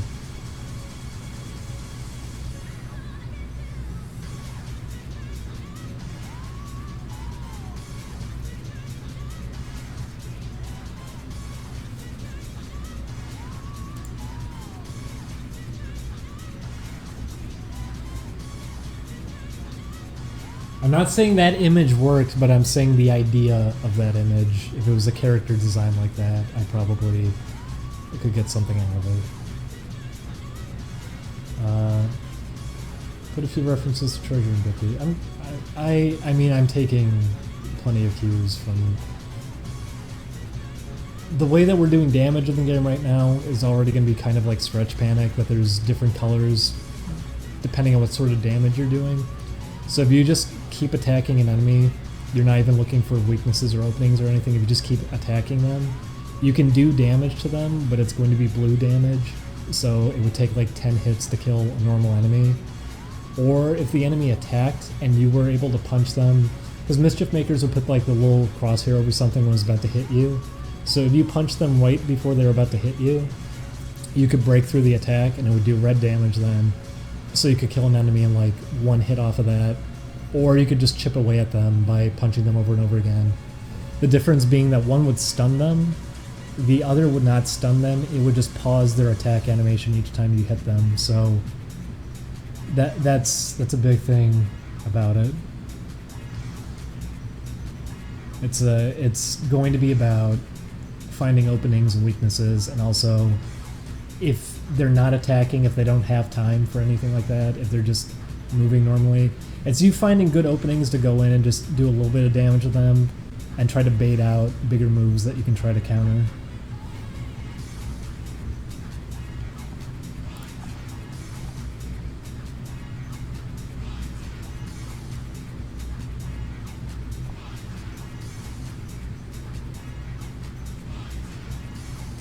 but it's gameplay is already going to have like a lot of different treasure stuff mixed in. There's going to be a little bit.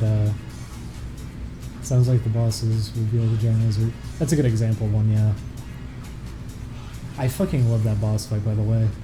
But yeah, I also figured that out. The reason that Mischief Makers was so hard for me to stream is that the TV actually will delay the video by quarter of a second if I have my audio come out of the TV from my laptop, which is really annoying. So, more reason to get a capture device going.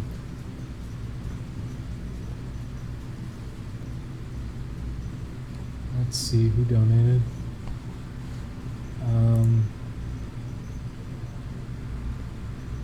What do you think of the epic return of Invader Zim? Also, I feel the latest episodes of Samurai Jack have been a little more kid-friendly. I get the vibe he's going for. He could have taken advantage of the TV-14 rating. Thank you, King Poop Tacos. It's a very goofy name for $5. I wouldn't even say like, oh, it's more family. There's a butt-naked girl in the episode and he points out how she's naked and everything. I wouldn't say it's more family-oriented. What I would say about it, though, is that it's... I don't know. I actually don't know what to say. I feel like that episode was obviously trying to be very goofy. It's not meant to be taken that seriously. When they're playing the music and everything earlier on in the episode, I don't think it was supposed to be taken as seriously as it was. I remember Julian was even groaning like, It's like, Julian, I think this is supposed to be kind of a joke, what they're doing in the scene. But there was a lot of fan service and just straight pandering with that one. It was weird. Also, I don't care about Ashi. I don't think she's interesting. I don't think she's an interesting character. They could have made her interesting. They've had plenty of episodes. I guess they're trying to make her interesting, but they're not doing anything with her. I just think that was a weak episode. I don't think it was anything about being too child-friendly. I just don't think it was an interesting episode. It didn't really do anything. But yeah, there is an Invader Zim movie coming, and I could see that going either way. I'm not sure. We'll have to see. Hopefully it has a budget. I guess we'll see. I don't really have too many feelings towards it. They should have devoted more time to her redemption. Absolutely. Absolutely they should have. That whole episode did nothing towards it. And seeing a ladybug was enough to make her go, oh, okay. Then she says, show me. And he shows her a tree and she goes, okay, you're right. So that really is all I think of her as a character now. That's all I think of her, is that she's very easy to manipulate.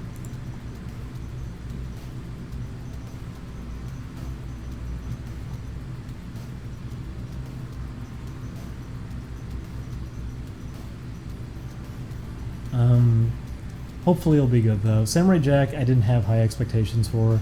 Then I watched it, and those first 3 episodes are... I will still say that, too. Those first 3 episodes of the new season of Samurai Jack are fucking incredible. If you have not seen those, at least watch those. They were great. They were really, really good. So being blown away like that, because I had kind of low expectations, it made me enjoy it even more. I was so happy to see that it was returning, especially because it maintained the old sense of humor, too. It felt perfect. It felt absolutely perfect, what I would have wanted out of it. I was so happy to see that, and I'm kind of sad that it's falling off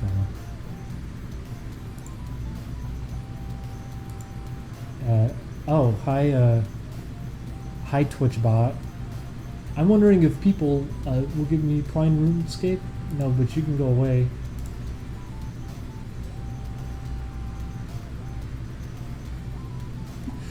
Don't even say that, because I thought of that in my mind. I thought, is he going to stay in the future to be with Ashi? If he did that shit, I would be furious, because that goes completely against his character and would be the dumbest fucking thing.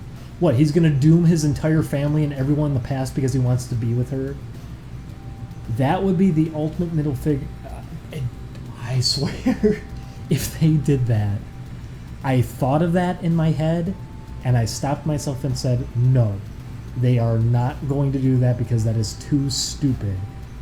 That throws out everything. If they did that, it destroys Jack's character. They cannot do that. But Jack hasn't been acting like Jack in these previous episodes anyways. He's become a lot more social than he was in the past. So who knows? I hope that doesn't happen. I could see maybe him taking her back to the past with him. What I'm thinking is going to happen is that because he's going to the past to defeat Aku, there's no way that can really work anyway. She would cease to exist, so I don't think he would take her back to the past. I think what would happen is that they have a moment. She's either going to die in an act of heroism that's going to set Jack off, and that's how he's going to be defeating Aku. And I'm sure Scaramouche is going to tell him, like, oh, he doesn't have the sword anymore, because they set that up in the previous episodes. He's going to think, oh, he doesn't have the sword. And then he has the sword, so that's how he kills him, is that he has the sword and he doesn't think he has the sword. I feel like that could be how it potentially plays out. I think Ashi's going to end up sacrificing herself. He's going to be so angry, and that's how he defeats Aku and everything. Either that's going to happen, or she ends up fighting Aku alongside him and ends up doing a lot somehow, just because Ashi is a goddess and they like making her more amazing than Jack is in a lot of these episodes for some reason. They're painting her out to be some kind of just perfect being. Maybe it's because Tara Strong is voicing her that I'm getting more annoyed with her. Point is, though, if she lives, it's just going to be that. It's going to be him getting ready to head back to the past, and it's probably going to be a scene where it's him with Ashi and all of the Scotsman's daughters. And they're all sad and they're crying, and they're all circled around, and Ashi holds Jack and says, I'm going to miss you. And he gives her one final embrace, one big kiss, and then he heads back to the past.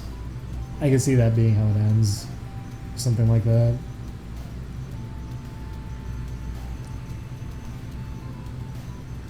Well, Ding Dong gets fucked by Shogun Gekomon. If only. Or did you say boring? Either works. Why did the cult act like Aku is gone, but he isn't? He's the same as always. Well, that I figure is because it seems like he's kind of gone in seclusion. He's not really talking to anyone anymore.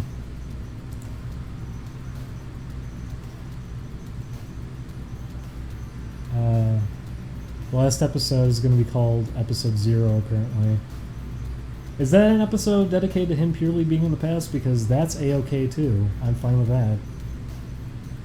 That makes sense, by the way. That's what I would hope they would do. I would not want like a final fight with Aku and Ashi's there and it's in the future, because that makes no sense. He still has to go back in time to kill Aku. Just because he does it in the future doesn't mean anything. He'd have to still go back in time to do it. So that's what I would hope for.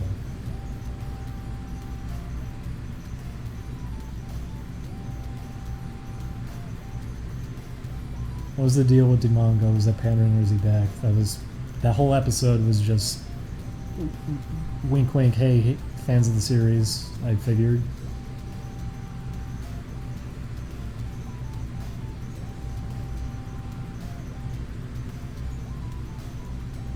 You know what, then that's probably what's going to happen, and that's the final episode, is that Ashi's going to distract Aku or something so he can use a time portal to head back or something.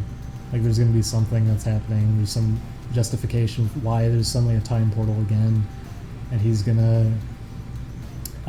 to kill herself doing that, so he's going to be heartbroken about it after that. I just see her dying. Having her be a love interest only sets up for that.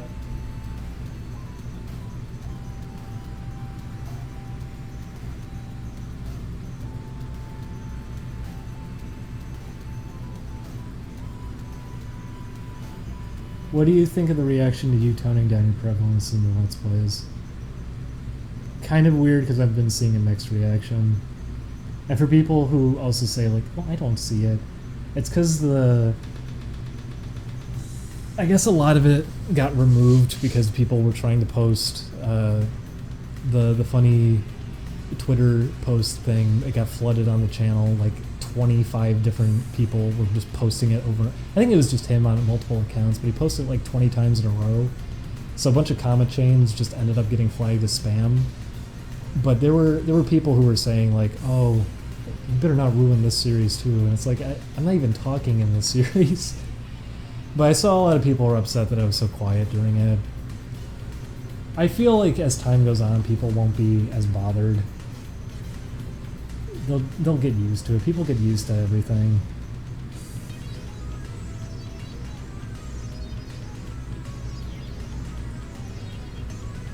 I'm not saying Ashi's a bad character, it's just that pairing her with Jack is a terrible idea. Jack needs to be alone. Kinda, a little bit. I would say Ashi is kind of a bad character though. They didn't give time to really flesh her out or develop her, and her whole arc. She's an adult.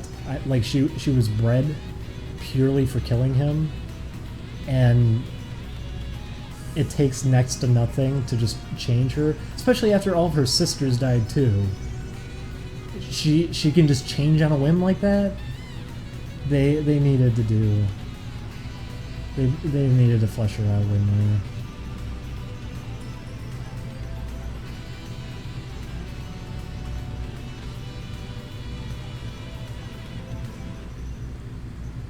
My hope would be Jack takes on that blue time Pearl Guardian again. I think that's what's happening in the next episode, isn't it?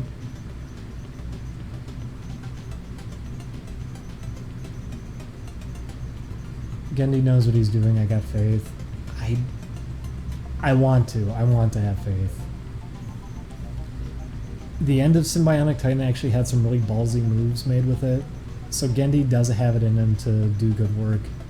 That doesn't have to be too hackneyed, because even old Samurai Jack here and there had some clunkers, but the beginning of the season was so good, and it feels like it's falling off so hard now. I really hope the next 2 episodes just fix everything. That'd be great.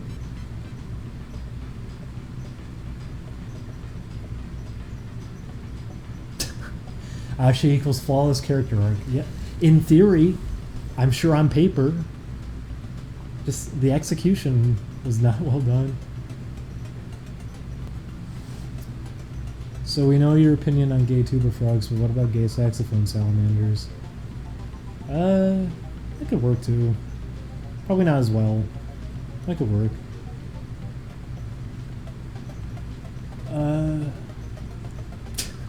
Someone said shake it, quack it, booty shake it. You mean quake it, not quack it.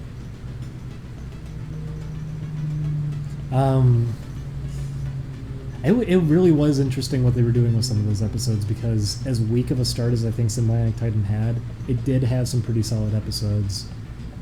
It also had one really bad episode, and I think that show is great at showing a contrast where Gendy doing a show like that can have some really excellent moments and some really terrible just hackneyed moments. And that one episode, what was it, Tashi something? It's where there's an alien creature that's a little tiny cute thing, and it's sent to Earth, and oh, they love it, they take it in as a pet, but it turns out it's a bomb, and it's going to blow the whole planet up when it dies. So they send it out to space, and everyone's so sad. They were best friends with it for the 5 minutes they knew it. So they take it out to space, and they fire it off, and it blows up in space, and they're all so sad and so depressed, and they say, we'll never forget you. And it is shit. I don't want to be mean, but it really is. It is such a shit episode. It is such a ham-fisted attempt to pull at heartstrings. It doesn't work at all. It's really weak. And it is tragic how bad that episode is. But Symbionic Titan has some really fucking incredible episodes. Specifically, there was the one where, what was his name? I haven't watched it since it first aired. The episode with the robot, was it Optus? I forget what his name was. Octus? There's a monster that ends up just halting time for anything organic, and since he's a robot, doesn't do anything to him. And it's just an episode about him wandering around in a world that's not moving anymore and just having thoughts to himself about everything. And that's it. That's the whole episode. And it ends up actually being really interesting. I didn't expect an episode like that, and I really liked that one. That was like I said, that's a ballsy move for a kids show to do an episode like that, but it actually ended up being a pretty decent one. They explored something I wasn't expecting, because Monster of the Week shows they don't ever do that, but he ends up essentially dying, so they can't form the robot anymore. And for about 3 episodes, because they can't form the robot anymore, you get to see what the effects of that are. You get to see how that affects the world, that they have giant monsters attacking, no one can do anything about it anymore, and they just end up relocating over and over again, trying to get away from all of it. And you just get to watch how that kind of plays out, how the world can't defend itself anymore, and what that does to society. And that's interesting. That's actually interesting, seeing that happen in that kind of show. So they had some very solid episodes at Symbionic Titan. And that's why I can say that, like, Gendy can do it. He can pull that off. And the opening of Samurai Jack for this whole season has proven that. Those first 3 episodes, he can do it. He seriously can do it. He has it in him. But where it's ending up right now, I don't know if there's enough time to pull it back and save it. We'll just have to see, I guess.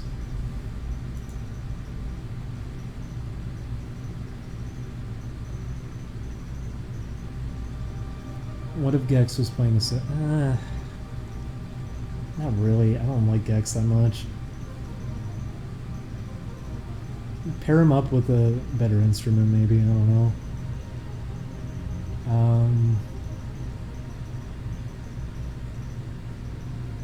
Samurai Jack was watching. Yeah, absolutely, it's worth watching. It's better than anything animated right now. As hackneyed as the writing is getting, it's still better than anything on right now. I'd much rather watch it.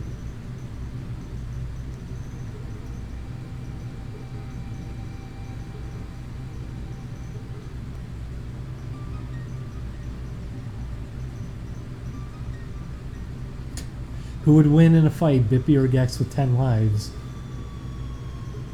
Is this screw attack? Are we doing death battle now?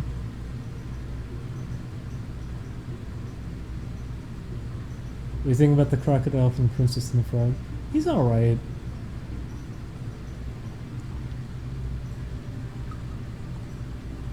He's okay. Like Venture Brothers and Archer. I forgot about Venture Brothers. I remember I was trying to watch. Is it going now? I don't actually have cable. I don't know if it's going now. I remember the last time I tried watching it when it picked up a new season, probably a year back. They picked it up again. They had a new season, and it was all invested. Give him a tuba. Now we're talking. There you go. So you figured it out. Yeah, just do that with him. When they picked Venture Brothers up again, they there's like no comedy anymore.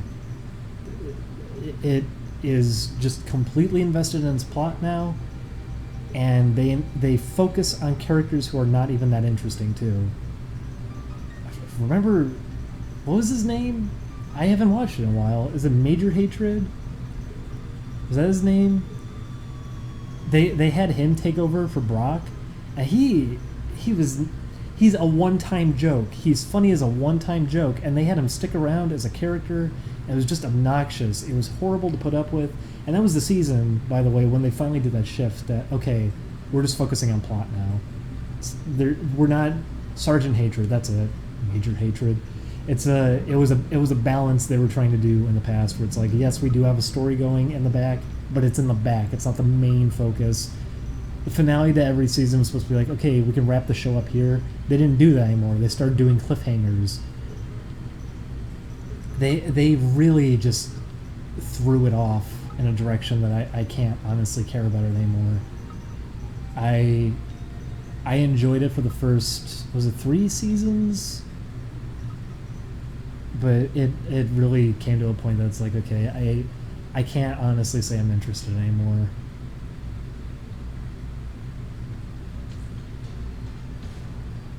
If you gave blank, What if you gave Brock Samson? No, that wouldn't do anything. That wouldn't do anything at all. I don't even. Brock Samson isn't very good.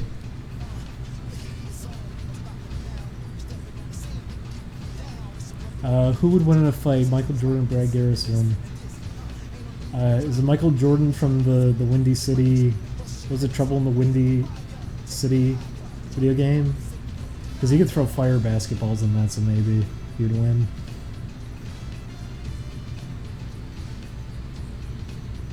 Maybe I should try watching more of the new Venture Brothers.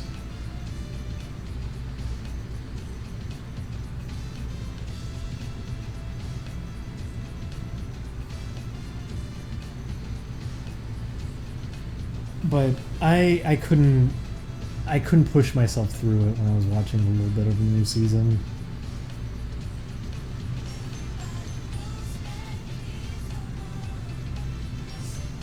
Heat's theme and Busta Groove 1 greater than Heat's theme. I mean, I think that's unanimous. Everyone would agree with that. The music in Busta Groove 1 is much better than Busta Groove 2's soundtrack, but I do like some songs from Busta Groove 2 a lot.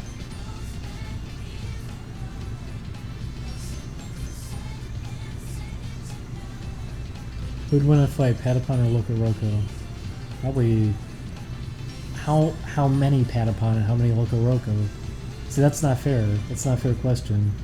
One Patapon versus one Loco Roco? Probably the Patapon, I guess.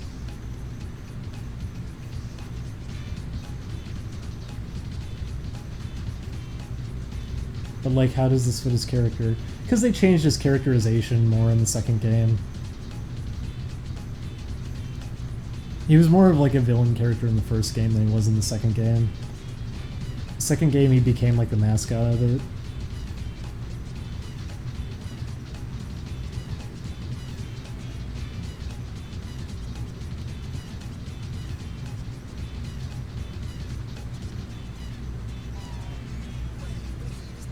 Did you watch Over the Garden Wall? Absolutely. I enjoyed it a lot. And I think everyone I've known that I've talked to, that was their only complaint, is that his little brother, he's written in a way that he doesn't exactly come off as childlike innocence. He's a little too oblivious to everything. He's perfect. He's the perfect child. He's always happy. Everything is always just fine around him, and they do that just because they're gonna raise the threat of killing him.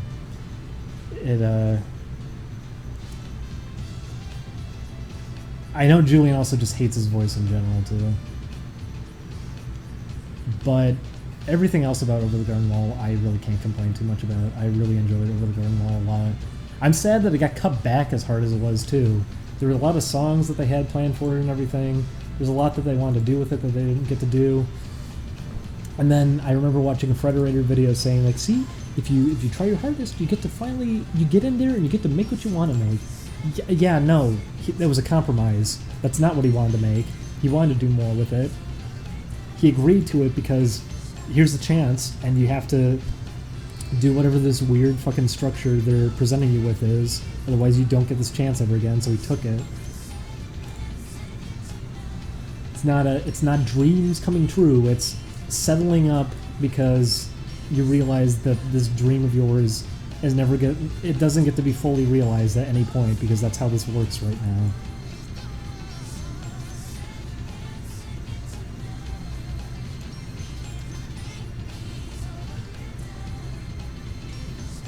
I miss rhythm games in general. I do too.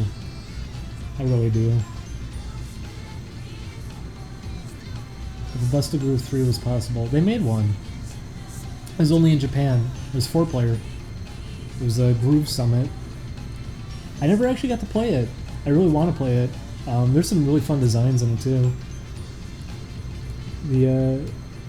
The American gangster characters are really fun.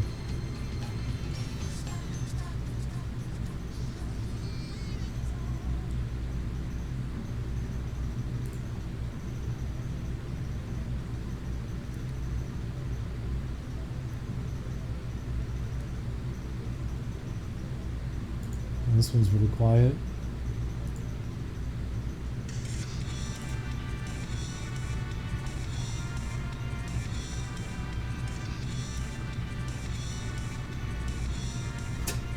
He doesn't say very, very, very good. He says bitty, bitty good. And then they had to censor the song for the American release. Because they drop a fat N-word in there.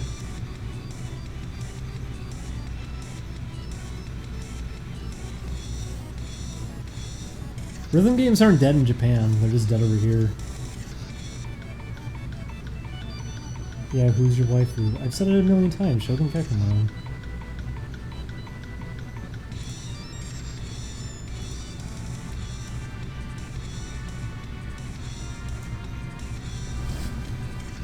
It actually looks really awkward. Probably shouldn't be cleaning this up far away from my computer.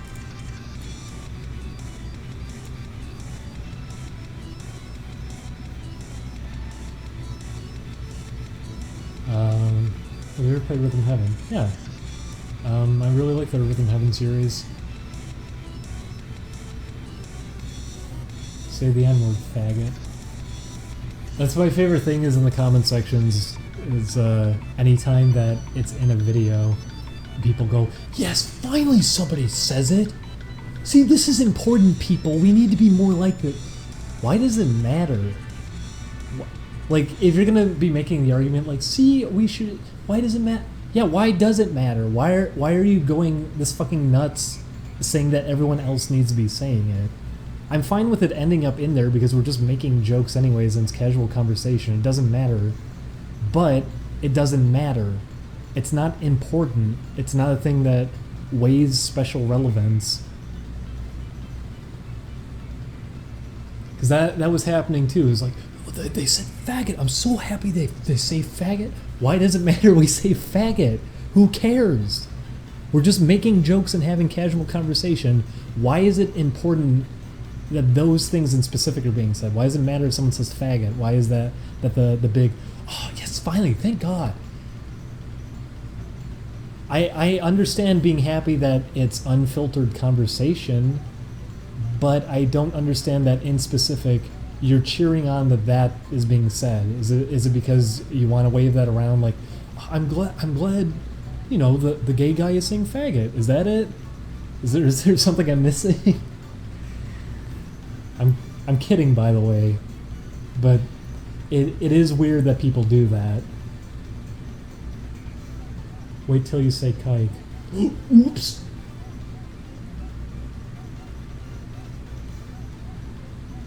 Who cares? The radical left saying he should be put to death.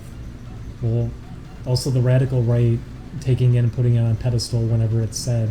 It goes both ways. Both people are being stupid, having overreactions to it. There isn't an issue with it being said if there's no actual context or intent behind it. And then on top of that, weighing special importance on it that finally somebody said it, I think that's silly too. Take it as it is. We're doing politics now? I don't think this is really politics. It's someone saying faggot and then people going cuckoo bananas for it.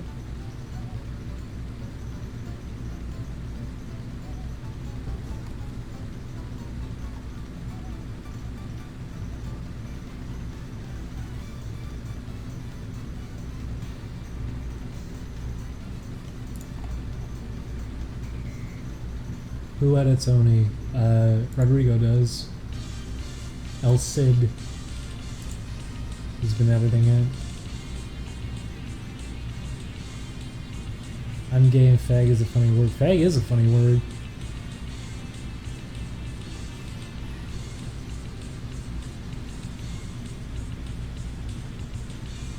Yeah, whoever just said in the chat, I think you got it right.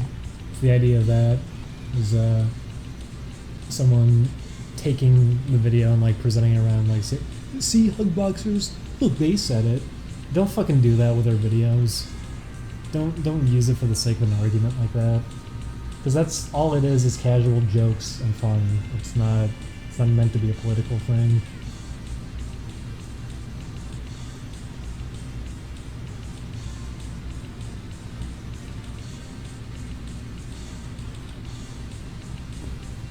I'll say this too.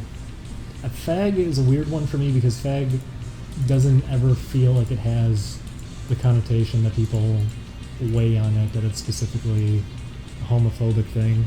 At least to me, I always feel that way. I remember I got told I needed to be more offended by its use because it affects me so strongly or something, but it's like, at the same time, I fully recognize that when people are usually using it, when I hear it in almost every single circumstance, it's being used just because of the weight of the word, and just that it's kind of a common slang insult.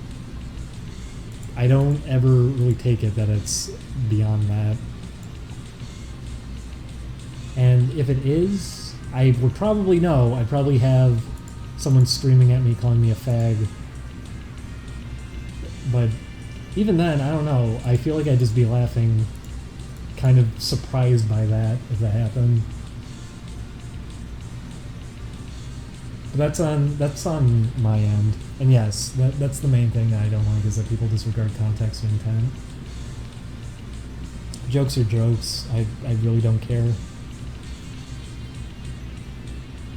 No one's going to be doing a Let's Play and trying to make serious political statements. That's not where they're going to be getting on their soapbox and say, see America, this is the problem. No, it's if someone's going to come out and say like, oh, actually, I was a racist all along, it's not going to be during a Let's Play session. It would be in a Twitch stream with someone that you barely know, to have a debate with them that you didn't prepare for in any way, and then you laugh nervously and keep walking away from the microphone because you set yourself up for disaster because you didn't know what you were talking about.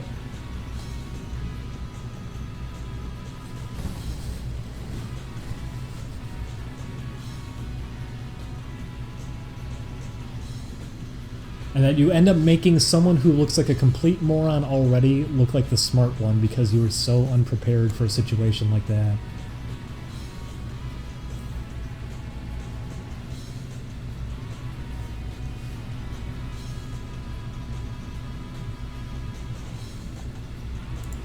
That's what upsets me. It gave somebody like Destiny a position to feel like he had some worth to him.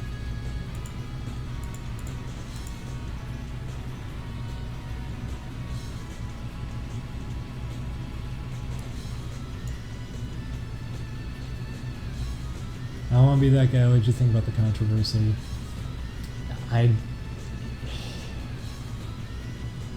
He should have just kept doing videos after that.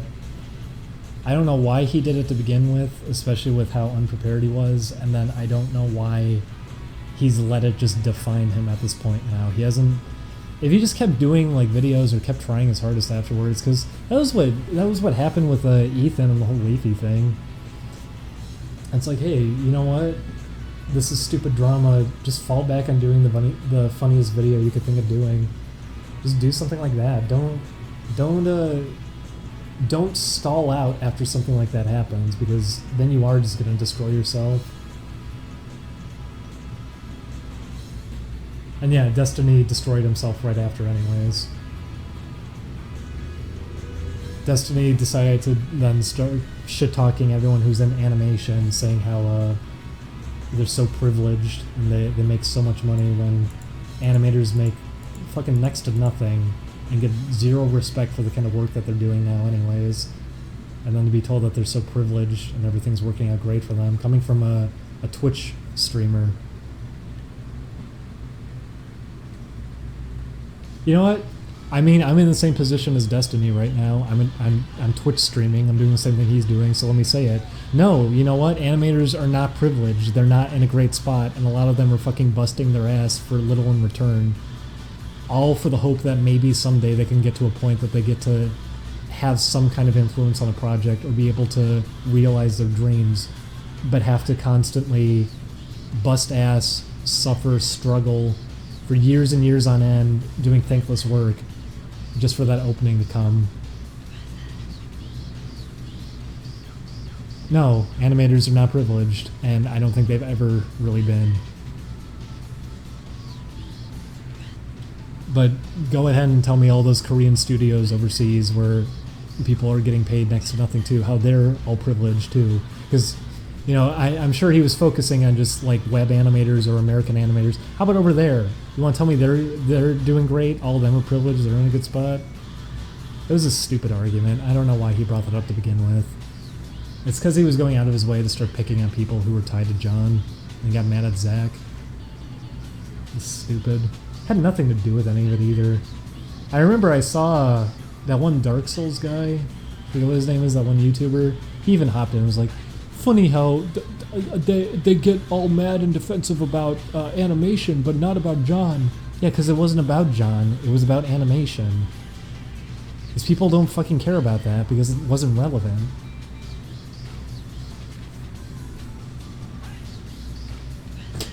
Are you gonna fight Destiny now? I mean, he only fights people if they go on a stream with him. If you're gonna argue with me, go man to man with me on a Twitch stream. What kind of shit is that? That should be like a clue in right away if you see somebody within their profile that you're probably not all there in the head.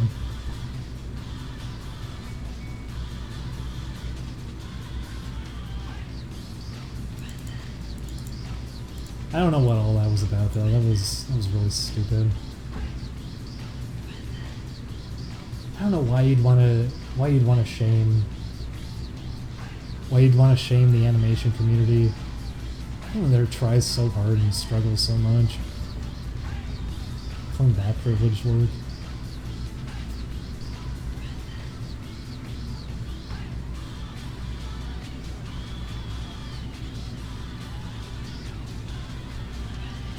No, I wouldn't ever do something like that. Because one, I don't want to have a debate to begin with. I'm just saying things now because it's like I'm filling dead air while trying to do a stream. I wouldn't ever want to do a debate because I don't ever want to be in a position like that. Especially with someone like Destiny who is an awful debater. I'll say that too, by the way. Anyone saying like, well, he really knew what he was doing. No, that's not how a debate is structured. A debate is not one person repeatedly cutting the other person off and saying, well, that's not what this is about, and then bringing in unrelated issues to it. Because that's what he was doing the whole time with John. John was a mess and had very horrible perspectives on things. Came into it completely unprepared, fell apart, didn't know how to handle himself, sure.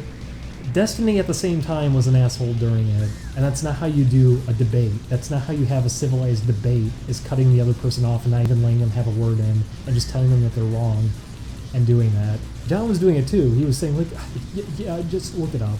You don't do that either, but you also don't cut people off and say, well, that's not what it's about. You let them express the thought. You don't cut them off and just try to derail what they're saying. It's not what a debate is.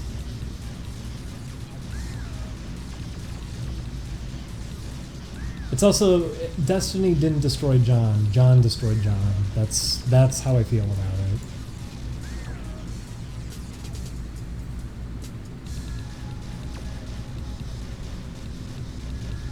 I don't really know him personally though, and I'm sure he's probably fine to hang out with or whatever. He does video content that's entertaining for people. John's whatever, but I don't think there's a way to defend that whole stream. It was a mess, and it was really stupid that he went in and did that. But I also don't think it's really that relevant anymore. I feel like he could just go back to doing videos. He probably should just go back to doing videos. He shouldn't let that hang over him. The only reason people are still going to be paying attention to that is because he's not doing anything else. I think he can come back out of that fine.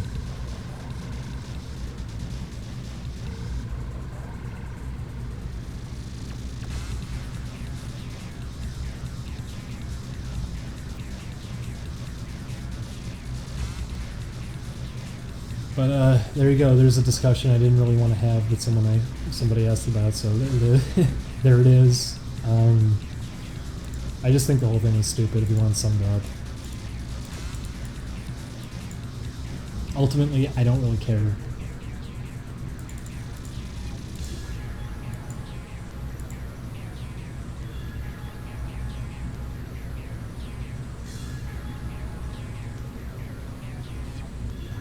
I don't think a StarCraft streamer should be in a position to say a lot of the things they're saying. I don't think a funny video game man should be in a position to say a lot of those things. So also why I'm not going to say too much about it either, because I don't really have anything to add there. I don't really want to have a discussion on it. It's not something relevant to me anyways.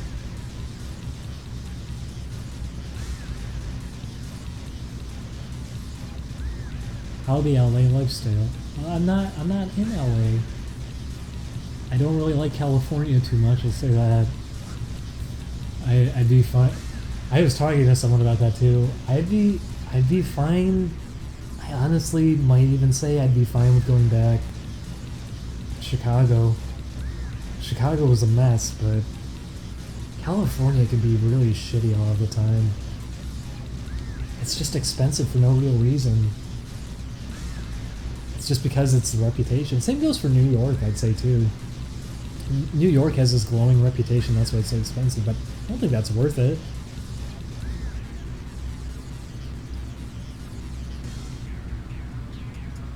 Chicago has a lot of good things going for it. Yeah, California only really has Curry House. I was about to say that too. Who designed Bippy? You or Julian? I did. Bippy is probably going to be based more around stuff that I design, and Trick or Treat is more around what Julian is designing. If you're trying to leave Chicago, just don't leave for California. Leave for a better spot. Go to somewhere peaceful. Just go somewhere peaceful.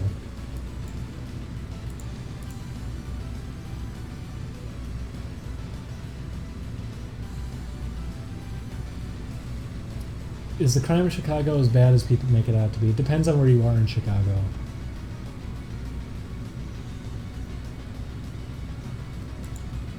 I wasn't even in the worst area I could be in, but crime would still happen pretty frequently.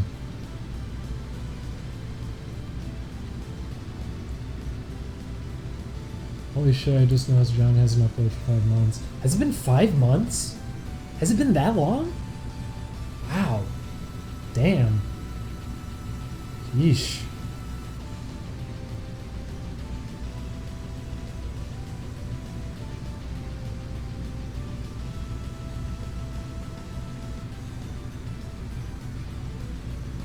But we have crime here all the time.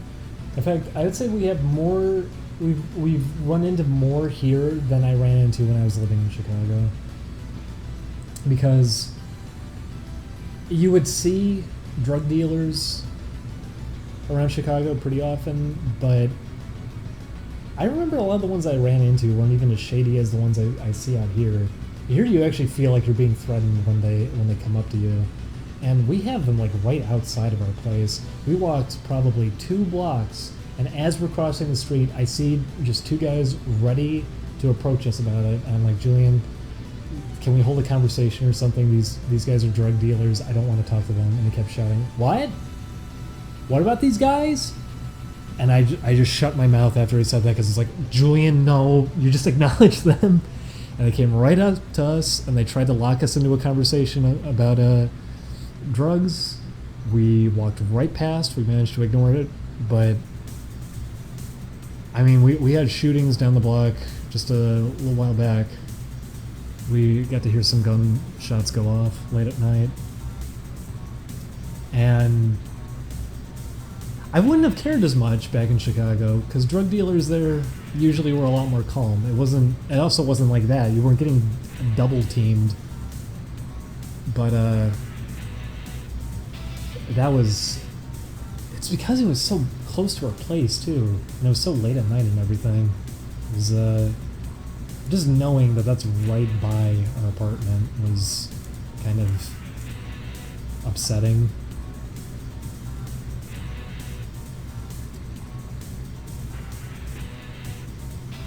But none of that's new to me.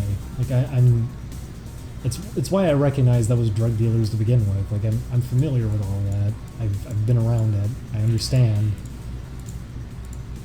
But usually there's some distance between that and where I was living. I'm surprised that with how much we're spending and everything, we're still by all of this, and that's California in general. Unless you're living in a fancy pants mansion or something, you're up on the hills or something. You're gonna be seeing that everywhere. It's like that everywhere because homeless people and everything too. They target those areas in specific. So the nicer of a place you're at, if it's not the nicest place, you're gonna be having a lot of them coming by. Little Tokyo was fucking swamped a few weeks back. There were just homeless people everywhere, and they were assaulting people. It gets really out of hand here.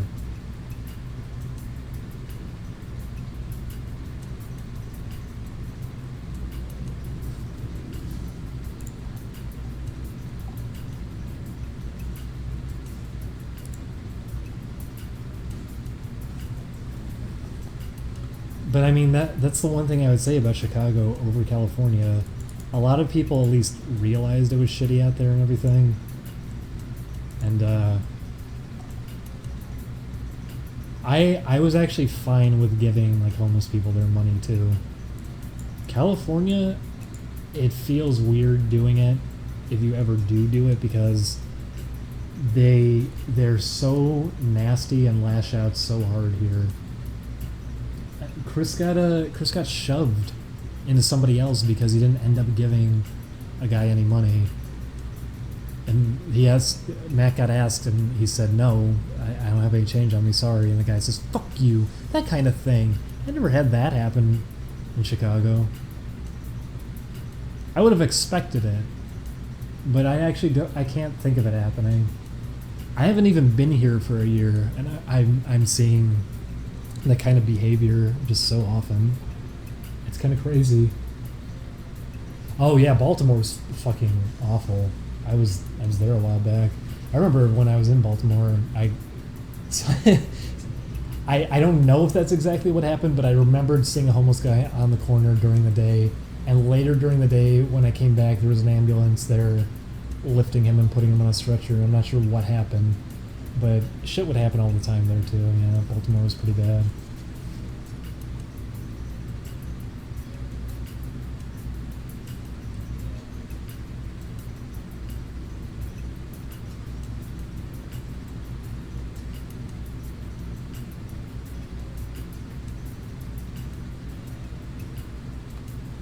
Are we really that close to hitting our goal on Patreon? Holy cow. I didn't realize we got up there. We need to make a new update for this week. I forgot. I don't think we've made a post in a while. Yeah, I'm sorry if I'm quiet. It's because Julian is sleeping. I don't want to be too loud.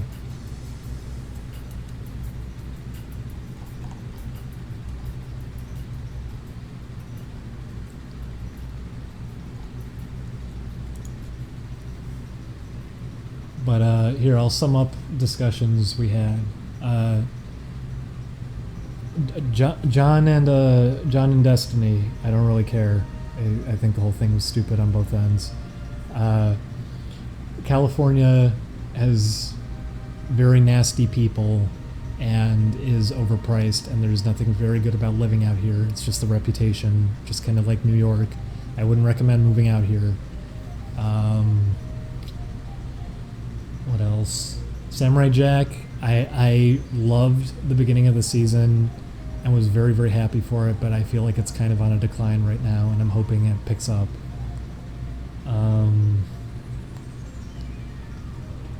What else? Do you and Julian share a bed? No. This isn't bad.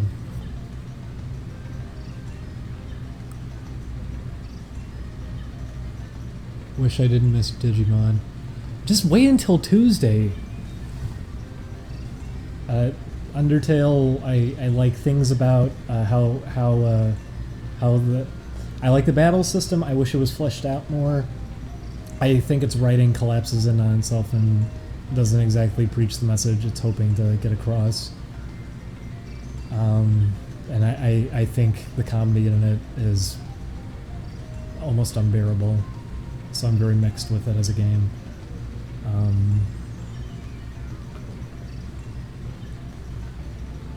Some of the art in it's actually really good, though. I need to bring that up every time. As hard as I can be about that game, Undertale, not only is the soundtrack really good, but the art that Temmie did for it, what are the other artists? There is some really high quality stuff in there, and it's a shame it's blended in with some really poor looking art that I think Toby Fox is just doing on his own. But there's some good stuff there. I would not say I disliked Undertale, but my enjoyment is very heavily ruined by the writing, I think.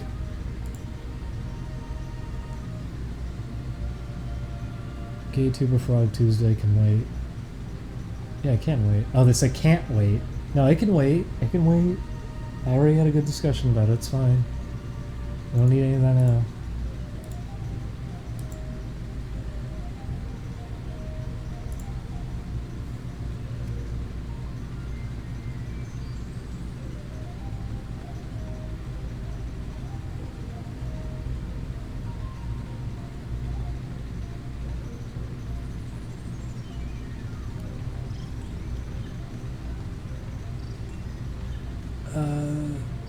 What do you think of Yumi Nikki? I like Yumi Nikki a lot. I'm kind of sad that so many people started doing like fan sequels and imitations of it and everything and kind of missed the point of it. But Yumi Nikki was enjoyable. I enjoy things like that, just kind of navigating around surreal landscapes. Hylix I really enjoyed. Maybe we should play Hylix. I didn't think about that. I fucking love Hylix. It was really short though. LSD I like a lot, although LSD now has a reputation as a game as being the big creepypasta scary game, which is too bad. Because I played it way back in like high school. Well, you scoofakus. Wow. 333. Wow, the stream's been going for 4 hours. Thanks for quality background noise. Here's some Moni Plays fan art that I did. Oh, shit. I didn't see this. Let me click it. And there you go, sir. You get a favorite. You get 1 heart. Is it hard? Because on Twitter, on my PC, it's hearts, but on my phone, it's stars.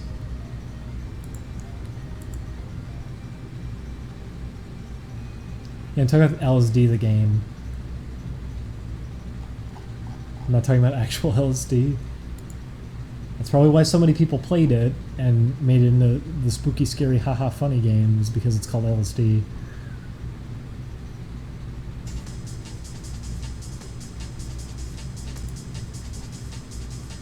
Would you be interested in a more fleshed out remake of sorts for LSD? I think LSD is completely serviceable for what it is. I don't think it needs to be remade in any way.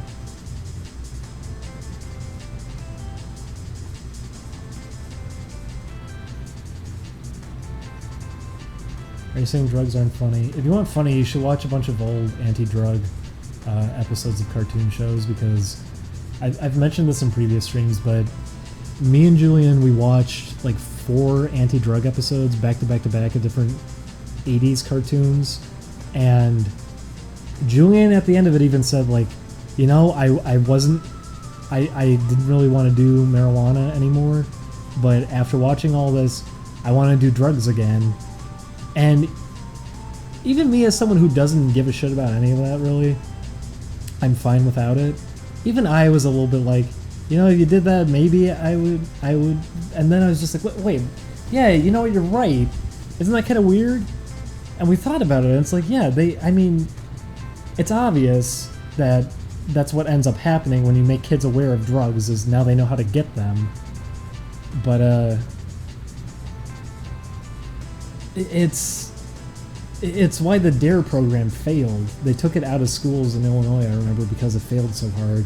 By making kids aware of drugs, they're going to probably go and buy drugs, especially because you're telling them not to do it and then telling them where to get them.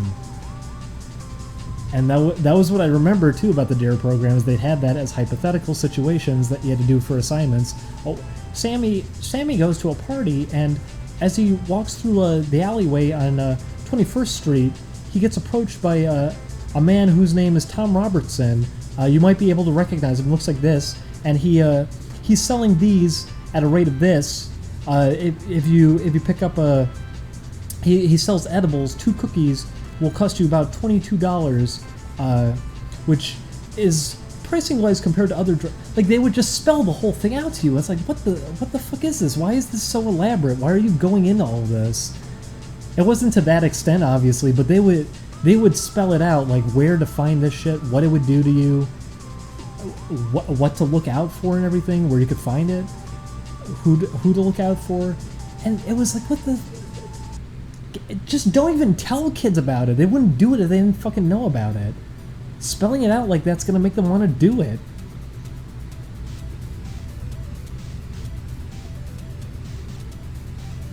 Yes, exactly. Someone just brought it up in the chat. My DARE program told us in middle school, never drink alcohol, it's bad for you. Then proceed to have us try to play catch wearing goggles. That's what they did.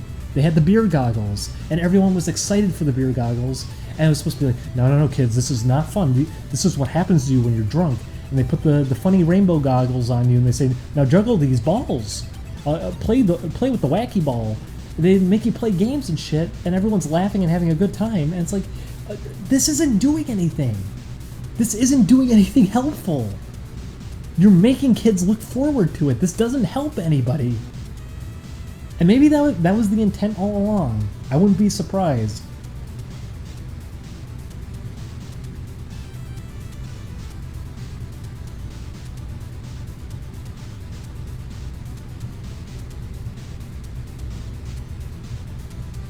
And then the major assignment for the DARE program was that you got a crossword puzzle with words in it like drugs, weed, marijuana, and by the end of the year you had to turn in, you had to find at least 40 of the words on the crossword. Yeah, that's going to teach you something. It's fucking awful. And it sure is an anti-drug crossword by just having the names of drugs on them. And being aware of all the slang terms for the drugs, too. So someone on the street says it to you, you know now what it is, and you can pick it up. Yeesh.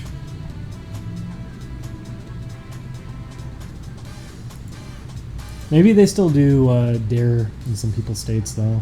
I remember in Illinois they stopped doing it because it was such a failure.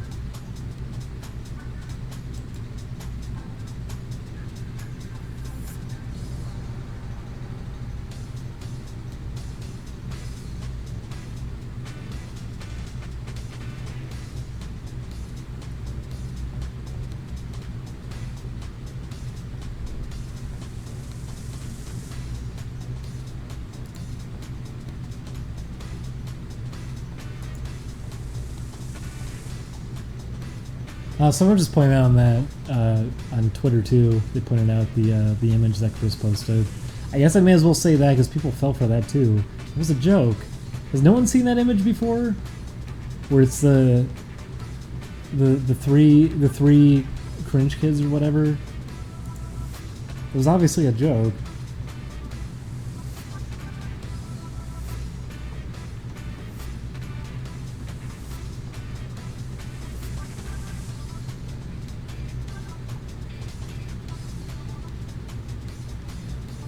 Is this about doing crocodiles?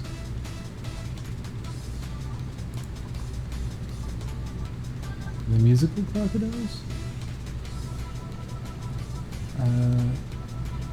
Oh, the one Chris put up. Yeah, that one. Yeah, the cringe trio.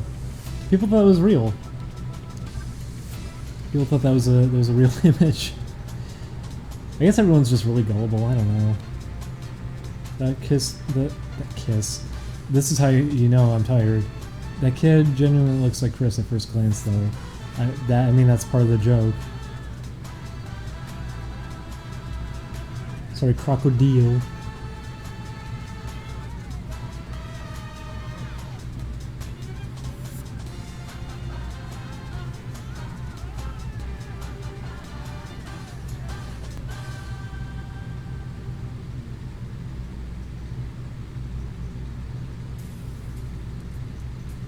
Not as gullible as Matt. No, more gullible than Matt, honestly.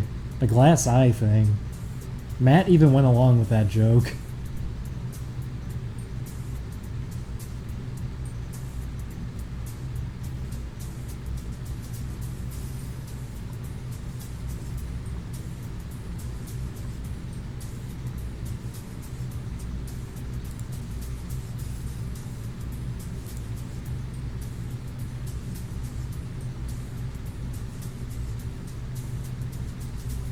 Yes, the glass eye thing was a joke.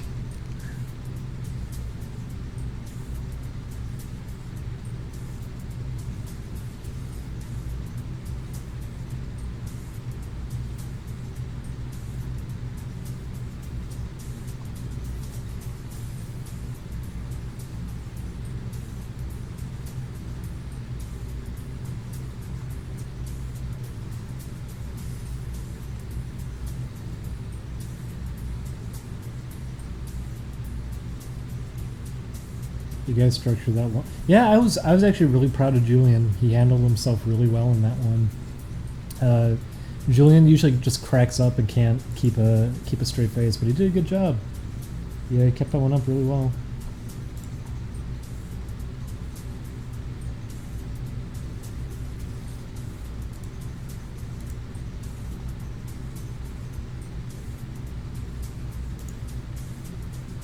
That's right. Julian doesn't like animal characters either. You got it.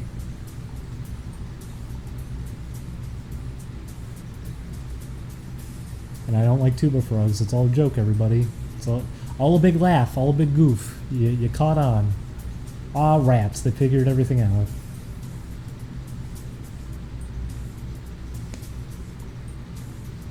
I kind of wish there was a Fat Albert point-and-click adventure game. I'd really like to play that.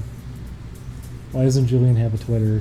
We said it repeatedly. It's because he doesn't like social media, and I don't blame him. After some of the shit that's been going on when I've been using Twitter, I don't blame him at all. I'm at least very much. I mean, that was. It was funny baiting that out, at least, I guess. People, I said it earlier, but people were buying that. They thought because I was responding to that one person who kept saying different names or showing photos, asking if it was me. People thought, like, oh no, he's confessing. Because I said this earlier. The reason I was doing that was because I just wanted to see if I could bait out more potential posts to kind of know where he was trying to find information from, because he ended up finally posting stuff that was fake information that I fed to the one guy from the Best Gamers group who picked fights with everybody, because I never had really trusted him since he would always kind of lash out at people, and turned out it was him. So anyone thinking I was actually like really freaked out or panicked or something about that, no, it's why I was humoring it. I'm more bothered by the fact that Ukulele was driving people to a length like that, though, because I was seeing posts on places going crazy about it to that extent. I think that was an isolated incident, though. That was all unrelated. Gay Tuba Frog Tuesday's canceled. Like hell it is. It's not going nowhere. Did you hear Bant is trying to replace Pepe?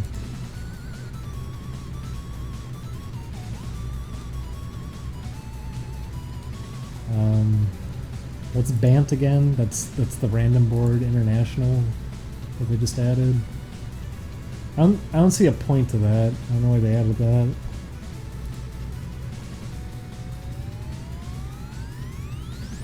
I guess for the sake of having something like B, but you have an ID attached to your post, so you can't just flood a thread.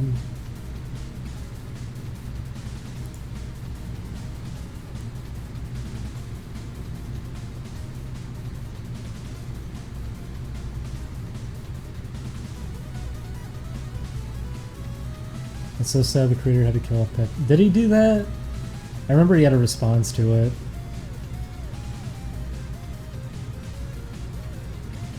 Honestly, at the same time, it's stupid people attributed that to a political thing, saying like, oh, he's the alt-right mascot. No, it became the mascot because you were all stupid enough to not recognize it was a dumb internet meme that people were using. Fucking Hillary Clinton making a statement about Pepe the Frog. Should say everything about where we're kind of at right now. That's why The Apprentice is... host of The Apprentice is the president. Yay, Tuba Frog Tuesday, I'll never die. See, this guy gets it.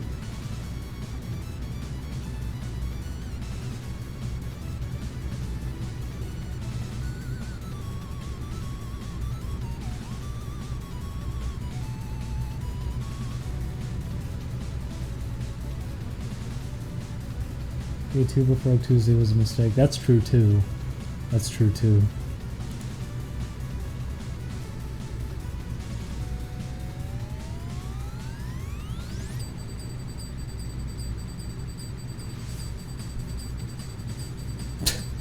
Replace Pepper with Gay Tuba Frog? Yeah, sure, go right ahead.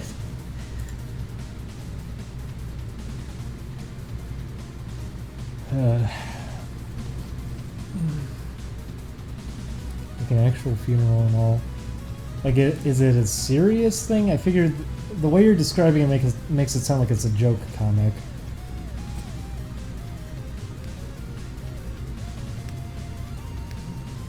Have you seen any good movies lately? Not lately. I'd like to go see a new movie.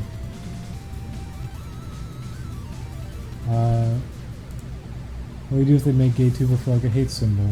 Or your alien persona thing? That'd be really funny if they did it with my avatar. If that like ended up in the news or something and people didn't know what it was.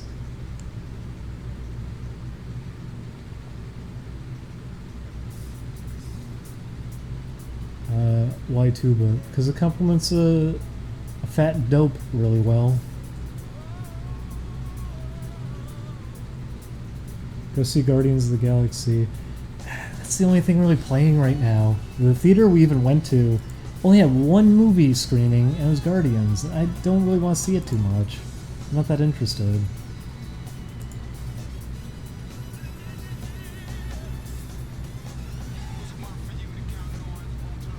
I forgot how much I really like the Burning Rangers music.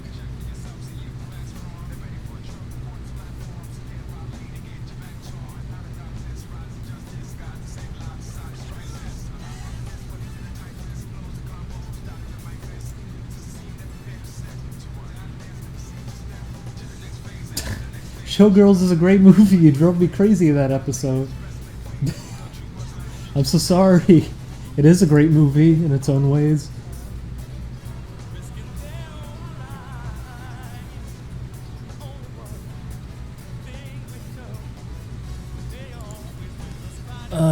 Suddenly Birds. Oh, I remember you. Oh, come on. Did they really label it that as a headline? Pepe Frog Creator kills white supremacist icon. It's a fucking dumb internet meme. It's a dumb comic.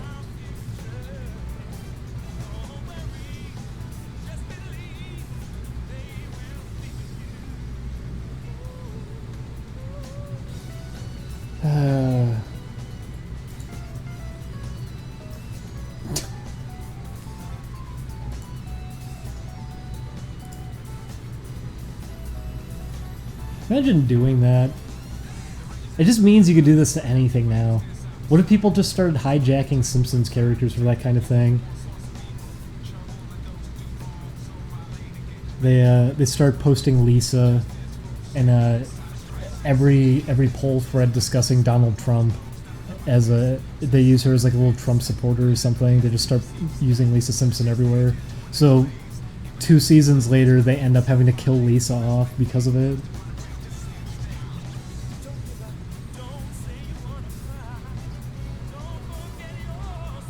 It'd be funny if they did that. People are stupid.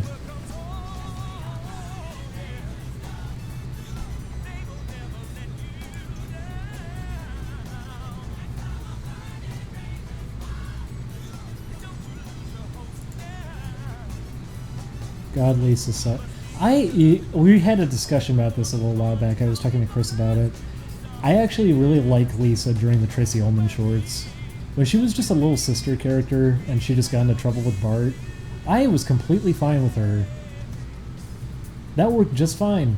It was much better. I don't know why they suddenly shifted her to what she became. I guess because you need a voice of reason, but that's what Marge is. She's the child voice of reason. But they even had a better balance with it during Tracy Ullman, because sometimes she would be. Have The Simpsons made a "You're Tearing Me Apart" Lisa reference yet? I hope not. Did you see the biting satire of Pokemon Go?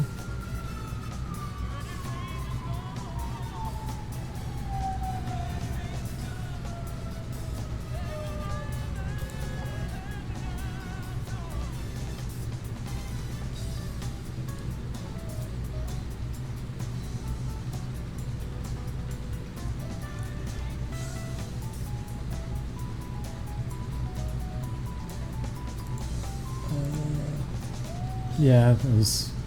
Believe me, cop cars go by like every couple of hours. It's probably happened in every stream I've done now.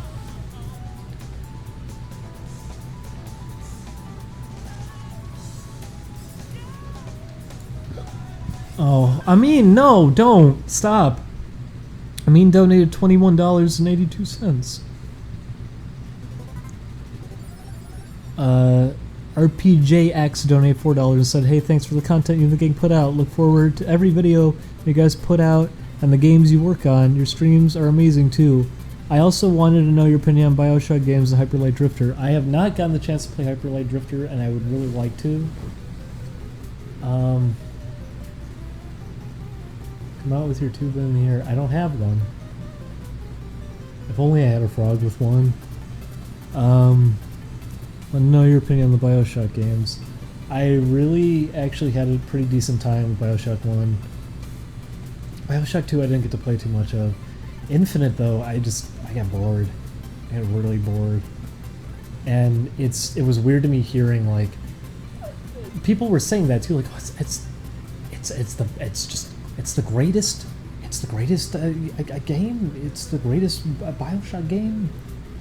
Did they play the first one? The first one was pretty decent. It's not a bad game at all. It's structured more like a shooter than how it ended up. It just became story-driven, very linear, really bland. I remember even just fights, just you duck in and out of a room. It was just really boring to sit through. It wasn't that interesting of an environment either. Yeah, I get the whole idea behind the writing and everything and what the direction for that one was and how it's different, but I don't know. Infinite, I just didn't really enjoy. I had a good time with the first one though.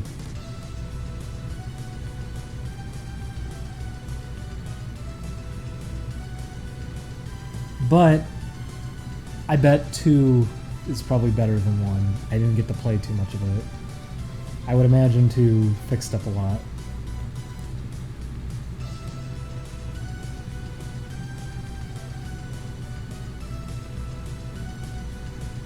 How much is it for Curry House? Curry House is very, very expensive, which is why I don't want to go too often.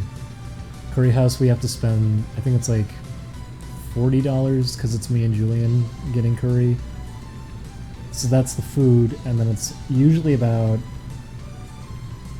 is it $25 to head there and back? It's expensive. It's an expensive trip. It's a once in a while thing, not a frequent thing.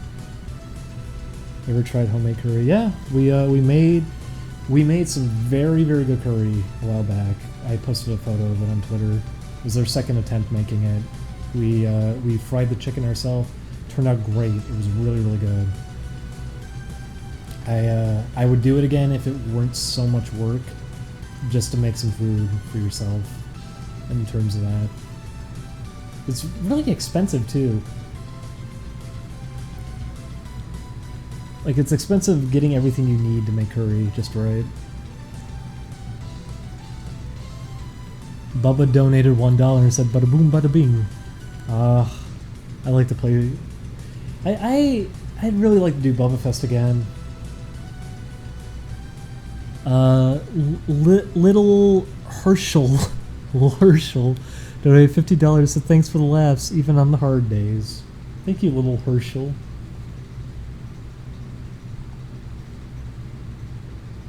You've been craving curry, but you haven't tried it. If you're in California, head to Curry House. You won't regret it. I really want to do another Bubba Fest.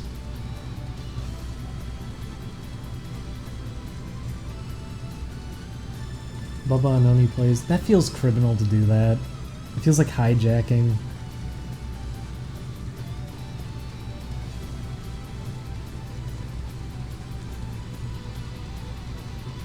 Would you guys at Oni Plays ever come for a convention? I don't know. I really don't know. That'd be up to Chris. I think we all kind of have mixed opinions about conventions.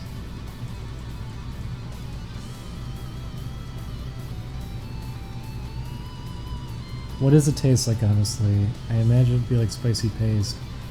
No, that's not an apt description of it at all. Curry can taste very different depending on who's making it, what kind of curry it is. The curry at Curry House, though, what's a good way of describing it? It's like a mix, it tastes like a mix of kind of tomato, mushroom, a bit of a fruity touch to it too, like a, say a little bit of like a little apple tinge on it. It's very, you can get it very spicy, which is the best, I would say. And so the sauce itself is very tasty, like it's really tasty. Even though it's like brown, I'm sure a lot of people will imagine it tastes like mud or something, like something gross, but it doesn't. It actually has a lot of flavor to it. It's got a little bit of sweetness to it. It's a nice flavor. It's got a good texture, so you want to get it like on everything. So it's that with just fried chicken breast if you're getting chicken katsu, or you can get pork cutlets. You can choose what kind of katsu you want. It's very good. The deluxe chicken breast katsu in specific at Curry House is my favorite because they wrap the rice up in egg, and then on top of that they mix in lots of vegetables with the rice. So you got mushrooms, you got peas and everything. It's really good. Have you ever eaten a ghost pepper? I want to. I really want to. I really like spicy food. I love spicy food. I remember when they were still doing hot pepper gaming at the office, Matt was telling me like you could probably eat any of these peppers and be fine. I would have wanted to try it. Pork katsu greater than chicken katsu. Prove me wrong, Antifa.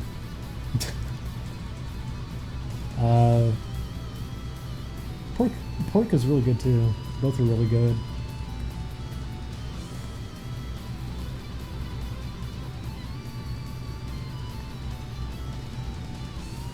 Your insides are gonna hurt. I mean, I've eaten spicy food that get to that point. I upset my stomach all the time because I have really spicy food. I'd like to try spicier because I usually am not too satisfied. Because when you get used to spicy food, that's just kind of it. You don't really taste the spice anymore, so you need to go hotter. But stuff like that is nothing at this point because I'm always eating spicy food. I always just drench everything I'm eating in it too. Like I'll put horseradish sauce and everything on top of whatever I eat. Sriracha, which none of that's too spicy. When we go out for Japanese, I'm usually just eating the wasabi on its own.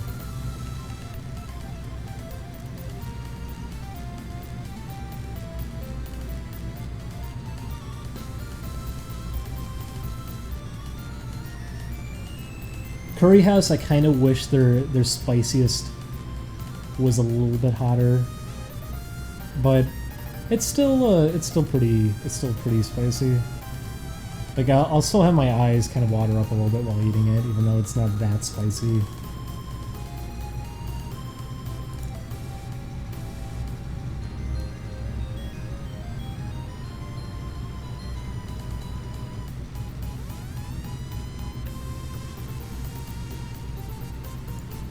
Tabasco sauce does nothing for me. It always feels really weak.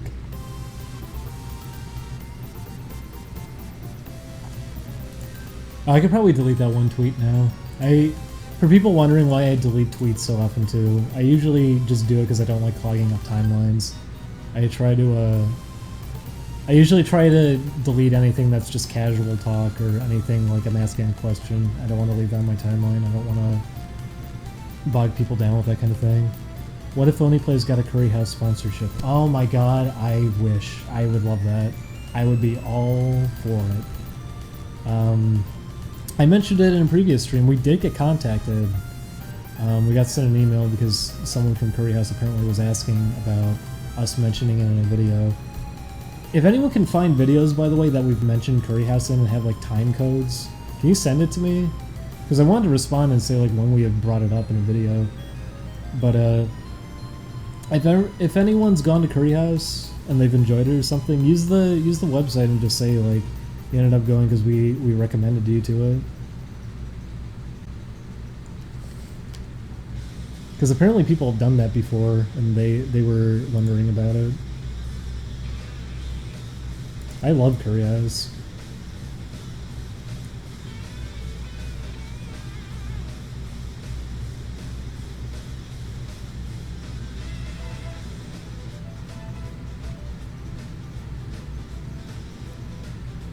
I hope they open more of them. Cause they're so you're gonna show for Curry? I mean, I don't care. I think it's really good. Not that many people go there. I don't really care. On that one, I really don't care. If it was something else, I would care. Curry House, I really don't care. I really, really like Curry House.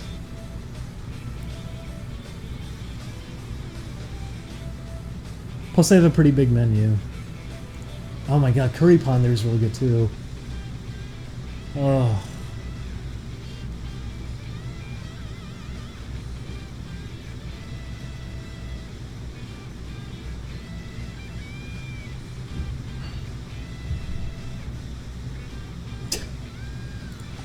You get free curry for a year, but you have to rest your balls in hot vindaloo. How hot? It's not scorching hot, right? It's just like hot enough that you'd be giving it to someone to eat. I can see that being therapeutic. I'd do it. Free curry for a year? That's not bad.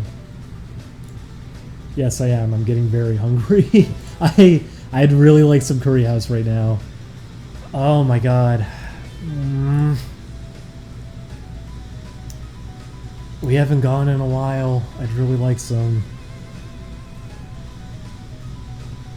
Did you talk about the new Samurai Jack? Yes, I did.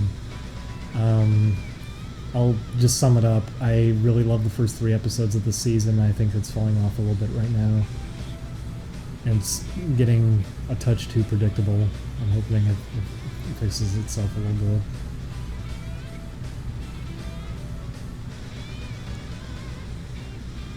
I guess I need to reiterate this again too, because I feel like when I word things like that, people take it like, how?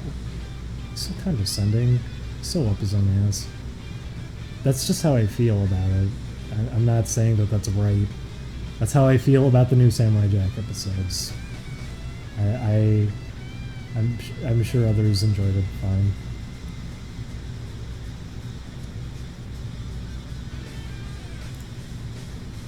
Oh, Suddenly Birds. Suddenly Birds donate 1818. I do not like the uneven donation number. Here's more. What is the donation counter even at? I didn't look. Okay. I didn't know it hit 340. Oh my god. Tumblr loves Ashi. They're very mad. It's weird reading that too. Reading like, she's mentally a child and he's taking advantage of her. When was she ever established as being mentally a child? She knows how to communicate just fine. She can hold discussion. She knows how to read. She knows words. She knows how to work technology, apparently. I don't think she has the mind of a child. They didn't also fully elaborate on what it was like being raised like that. I think they educated them a decent amount because they know how to communicate. And then on top of that, you could say the same thing about Jack. He was raised the same way. As a child, he was being put through the same things. He was being raised as a warrior. And because of that, during the actual series itself, he didn't socialize much. He didn't seem like he really knew how to socialize. He was very focused and very cold and firm as a character, which is loosened up now for some reason. He's not acting like his old self. But the point is, I don't understand that. I don't understand the logic saying, well, mentally she's a child. I don't see it, and on top of that, she's not a child, so whatever.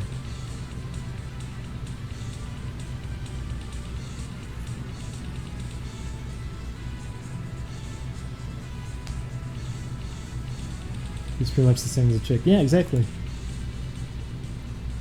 They both had while not as harsh, Jack had a similar upbringing in the fact that as a small child, he was just going around being trained to become a warrior.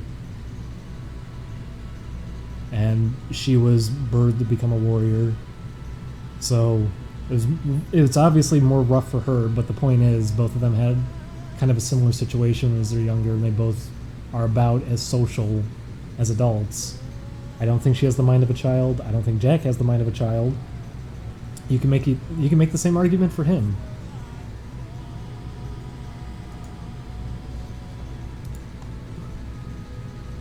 $909 donated $15 and said, "Here's some cash for some curry, man. Love your content. Keep it up." Oh, I'd really like to get curry. Oh.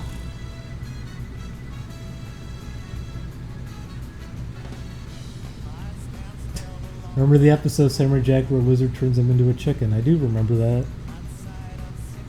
The walrus in the last episode is my favorite. He was just Zoidberg.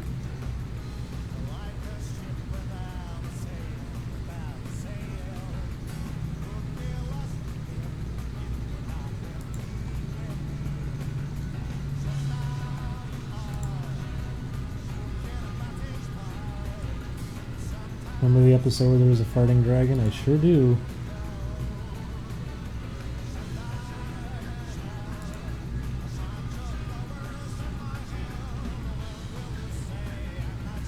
How'd you like Zach's new Samurai Jack animation? He did a good job blending it together.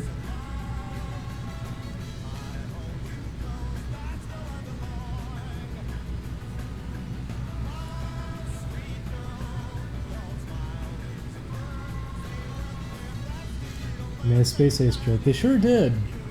And I remember everyone I knew as a kid didn't understand that joke. I knew that one because, unfortunately, I did get to play the original Dragon's Lair as a kid. I didn't play Space Ace in arcades, but I got to play the shitty Super Nintendo port of it as a kid, so I was familiar with it. I at least knew what it was based off of.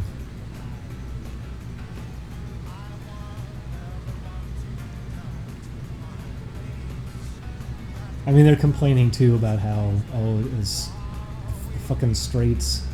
I don't know if that has to do with anything. I don't think it was ever implied that Jack was gay or asexual. When he was, when Aku was disguised in that one episode, he was fucking having little moments where it's like, oh, am I maybe into her a little bit? It's not a new thing.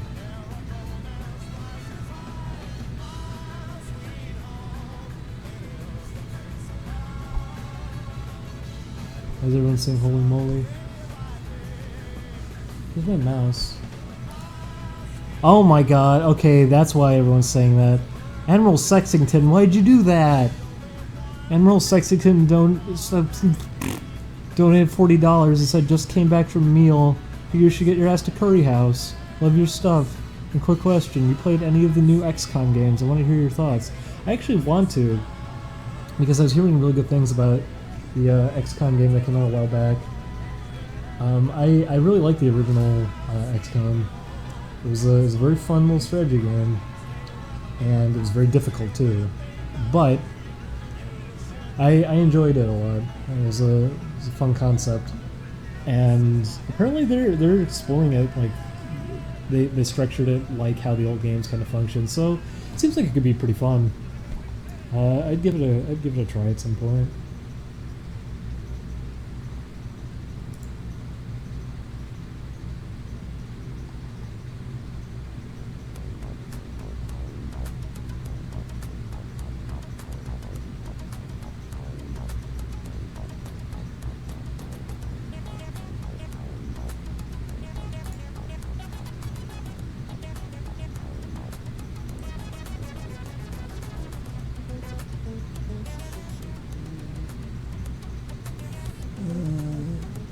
Curry for Ding Dong. No, we can get curry. We have money for curry. People don't need to donate money for curry. Any of this money is just going to go towards making a recording setup, which I do appreciate because we might be able to actually, with this money, we might be able to get nice microphones. I do appreciate anyone donating. No one needs to do that, and I even said you don't. You need to get Windows 10 so you can see emojis. Oh, well, I guess I gotta get Windows 10.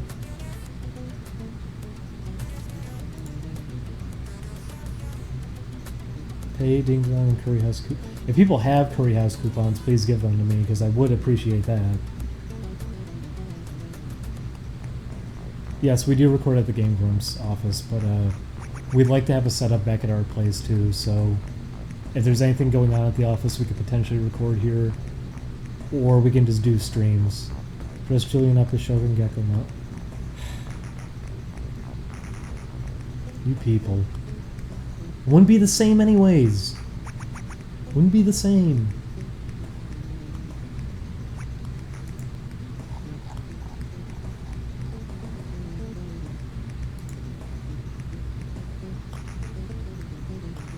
Are you guys moving from the grumps? No, we're not. We're still using like the recording space. I'm just saying because a while back we couldn't record for a week.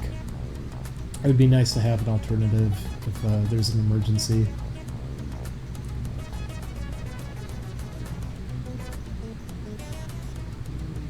Problem with that is we don't have games here.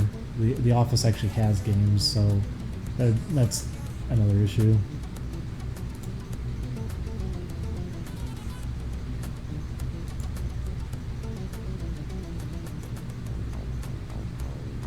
You get Windows 10 to use a new Intel processor. I heard about that. I did hear about that. So whenever I get a new PC, I know I will be stuck with it, but I'm perfectly content right now with Windows 7. It would be the exact same as Shogun. No, it wouldn't! Okay, first of all, his horns work. Second, he's big, he's a giant. Third, they don't sound the same.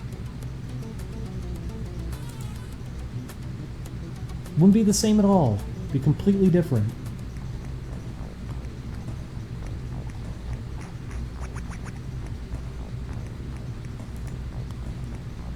Have you ever played Mega Man Battle Network? Yeah, I did. I played the first one. I think I might have played a little bit of the third one too. Do emergencies happen enough? You would be surprised, actually. We didn't get to record because our date got moved. That's happened a few times, so yeah, having another spot we could record at would actually help.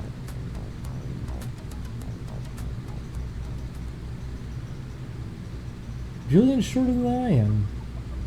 Julian's shorter than I am.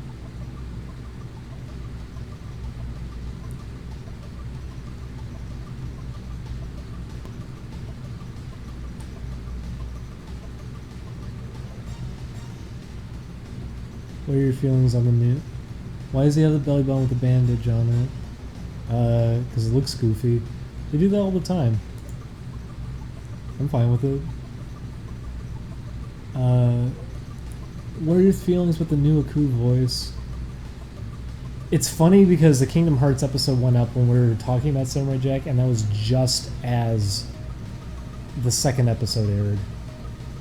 So people were getting mad because they're like, You fucking idiots, the show has great ratings right now. We didn't know that, it just started airing. And I wasn't hearing from anyone except for artists that I knew. And Julian wasn't hearing it from any of his friends. So, it wasn't very clear. But I remember I said in that episode, I think his voice was fine. The later these episodes have been going now, I can take that back and say now, yeah, it doesn't seem like he's really trying for that voice anymore, which is a little bit of a shame. Even Julian was trying to do more of that, because he did that during the Ouya. He did an impression of Aku that actually wasn't too far off.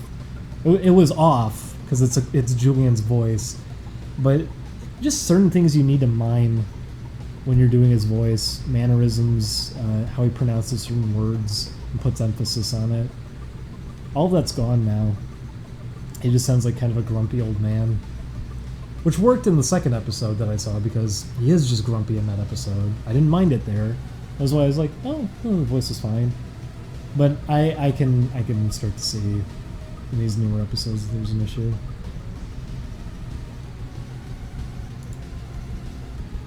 I remember I was saying too at that point, I think I mentioned how his son or something I thought was maybe going to be doing the voice, because this might have been a different episode. I mentioned that because his I remember there were quotes about his son, how his voice sounds so close to his father's voice, but they didn't get him.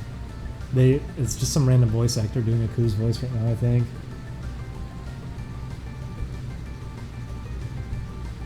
Is it his son doing it?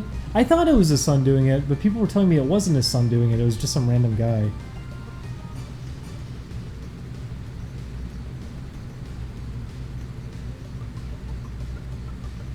Because that's what I remember hearing, was that his son was going to be filling the role, and that his was his mother. Somebody said, like, one of his family members directly said it's as if he never left us, because his impression.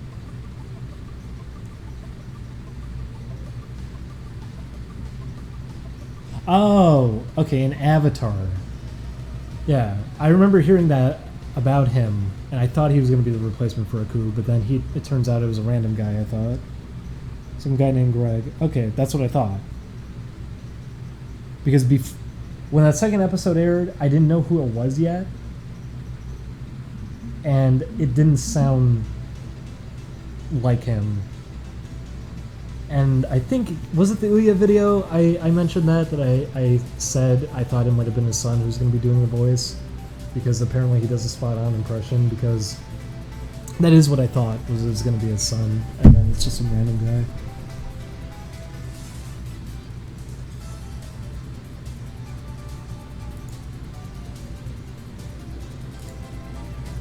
What happened if he took his band-aid off? I don't know. Belly button would probably poke out even further if you took it off. I don't know.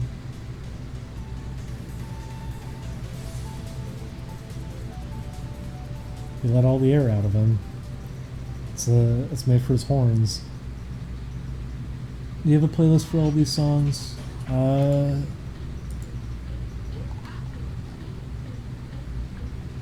You can just do the Best Gamers had a music playlist that has some of these songs.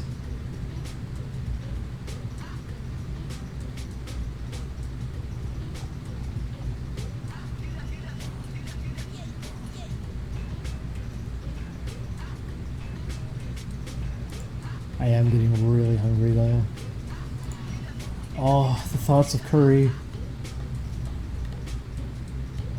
The thoughts of curry. Oh.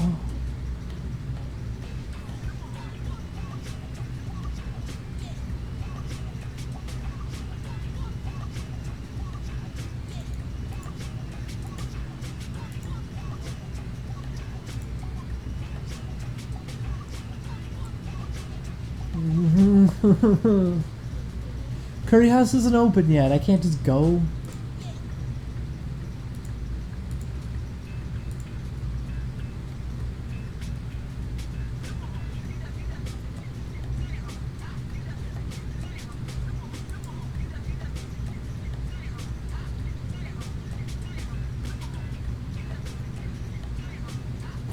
Go get curry and tweet a picture of it. I need to live. Listen, everyone gets mad at me now that I take curry pictures, so I'm not gonna do it anymore. I do it because I look back at it and I think to myself, oh, it was so good.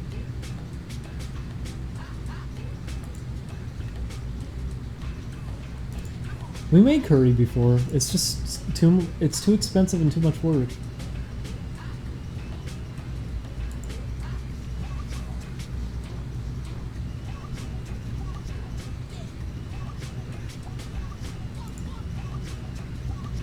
When I said that, I don't just mean people on Twitter were getting mad. I mean, Julian gets mad every time I take a picture. Chris gets mad every time I take a picture.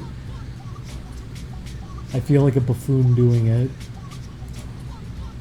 I cherish the memory.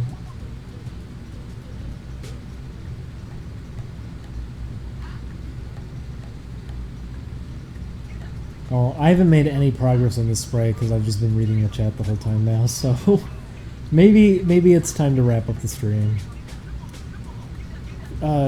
Thanks everybody for watching. We're gonna hopefully get capture stuff in on Monday or Tuesday. I could try doing a test stream with the PS3, and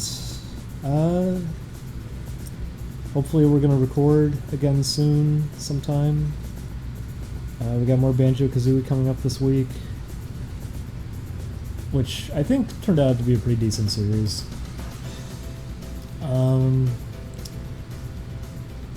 Also, Tuesday is the big day, so if anyone's gonna make a horrible monstrosity, you know, it's coming up again. So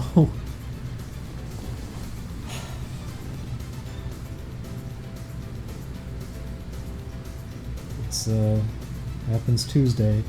Well, that's Gay to the Frog Tuesday. And I already saw someone was typing that they're drawing something horrific for it.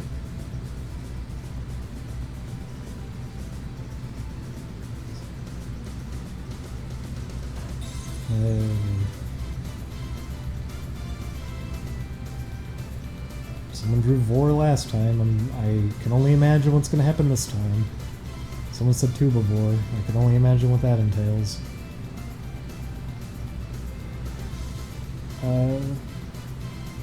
Did it hit 400? I wasn't even looking. Shit, did it really? Oh, Zaiden! Zaiden, thank you for $5. I didn't even see your donation. I'm sorry, Zaiden. Thank you, everybody. Thank you, everybody. All this money's gonna go towards the recording setup. I appreciate it, everybody. Crawling inside of a tuba like a snail shell. I said it before, I can see it working. I can see that working. It's weird, but I can see it working. But thanks everybody. Thank you everybody for watching. It was fun. So it was a fun stream.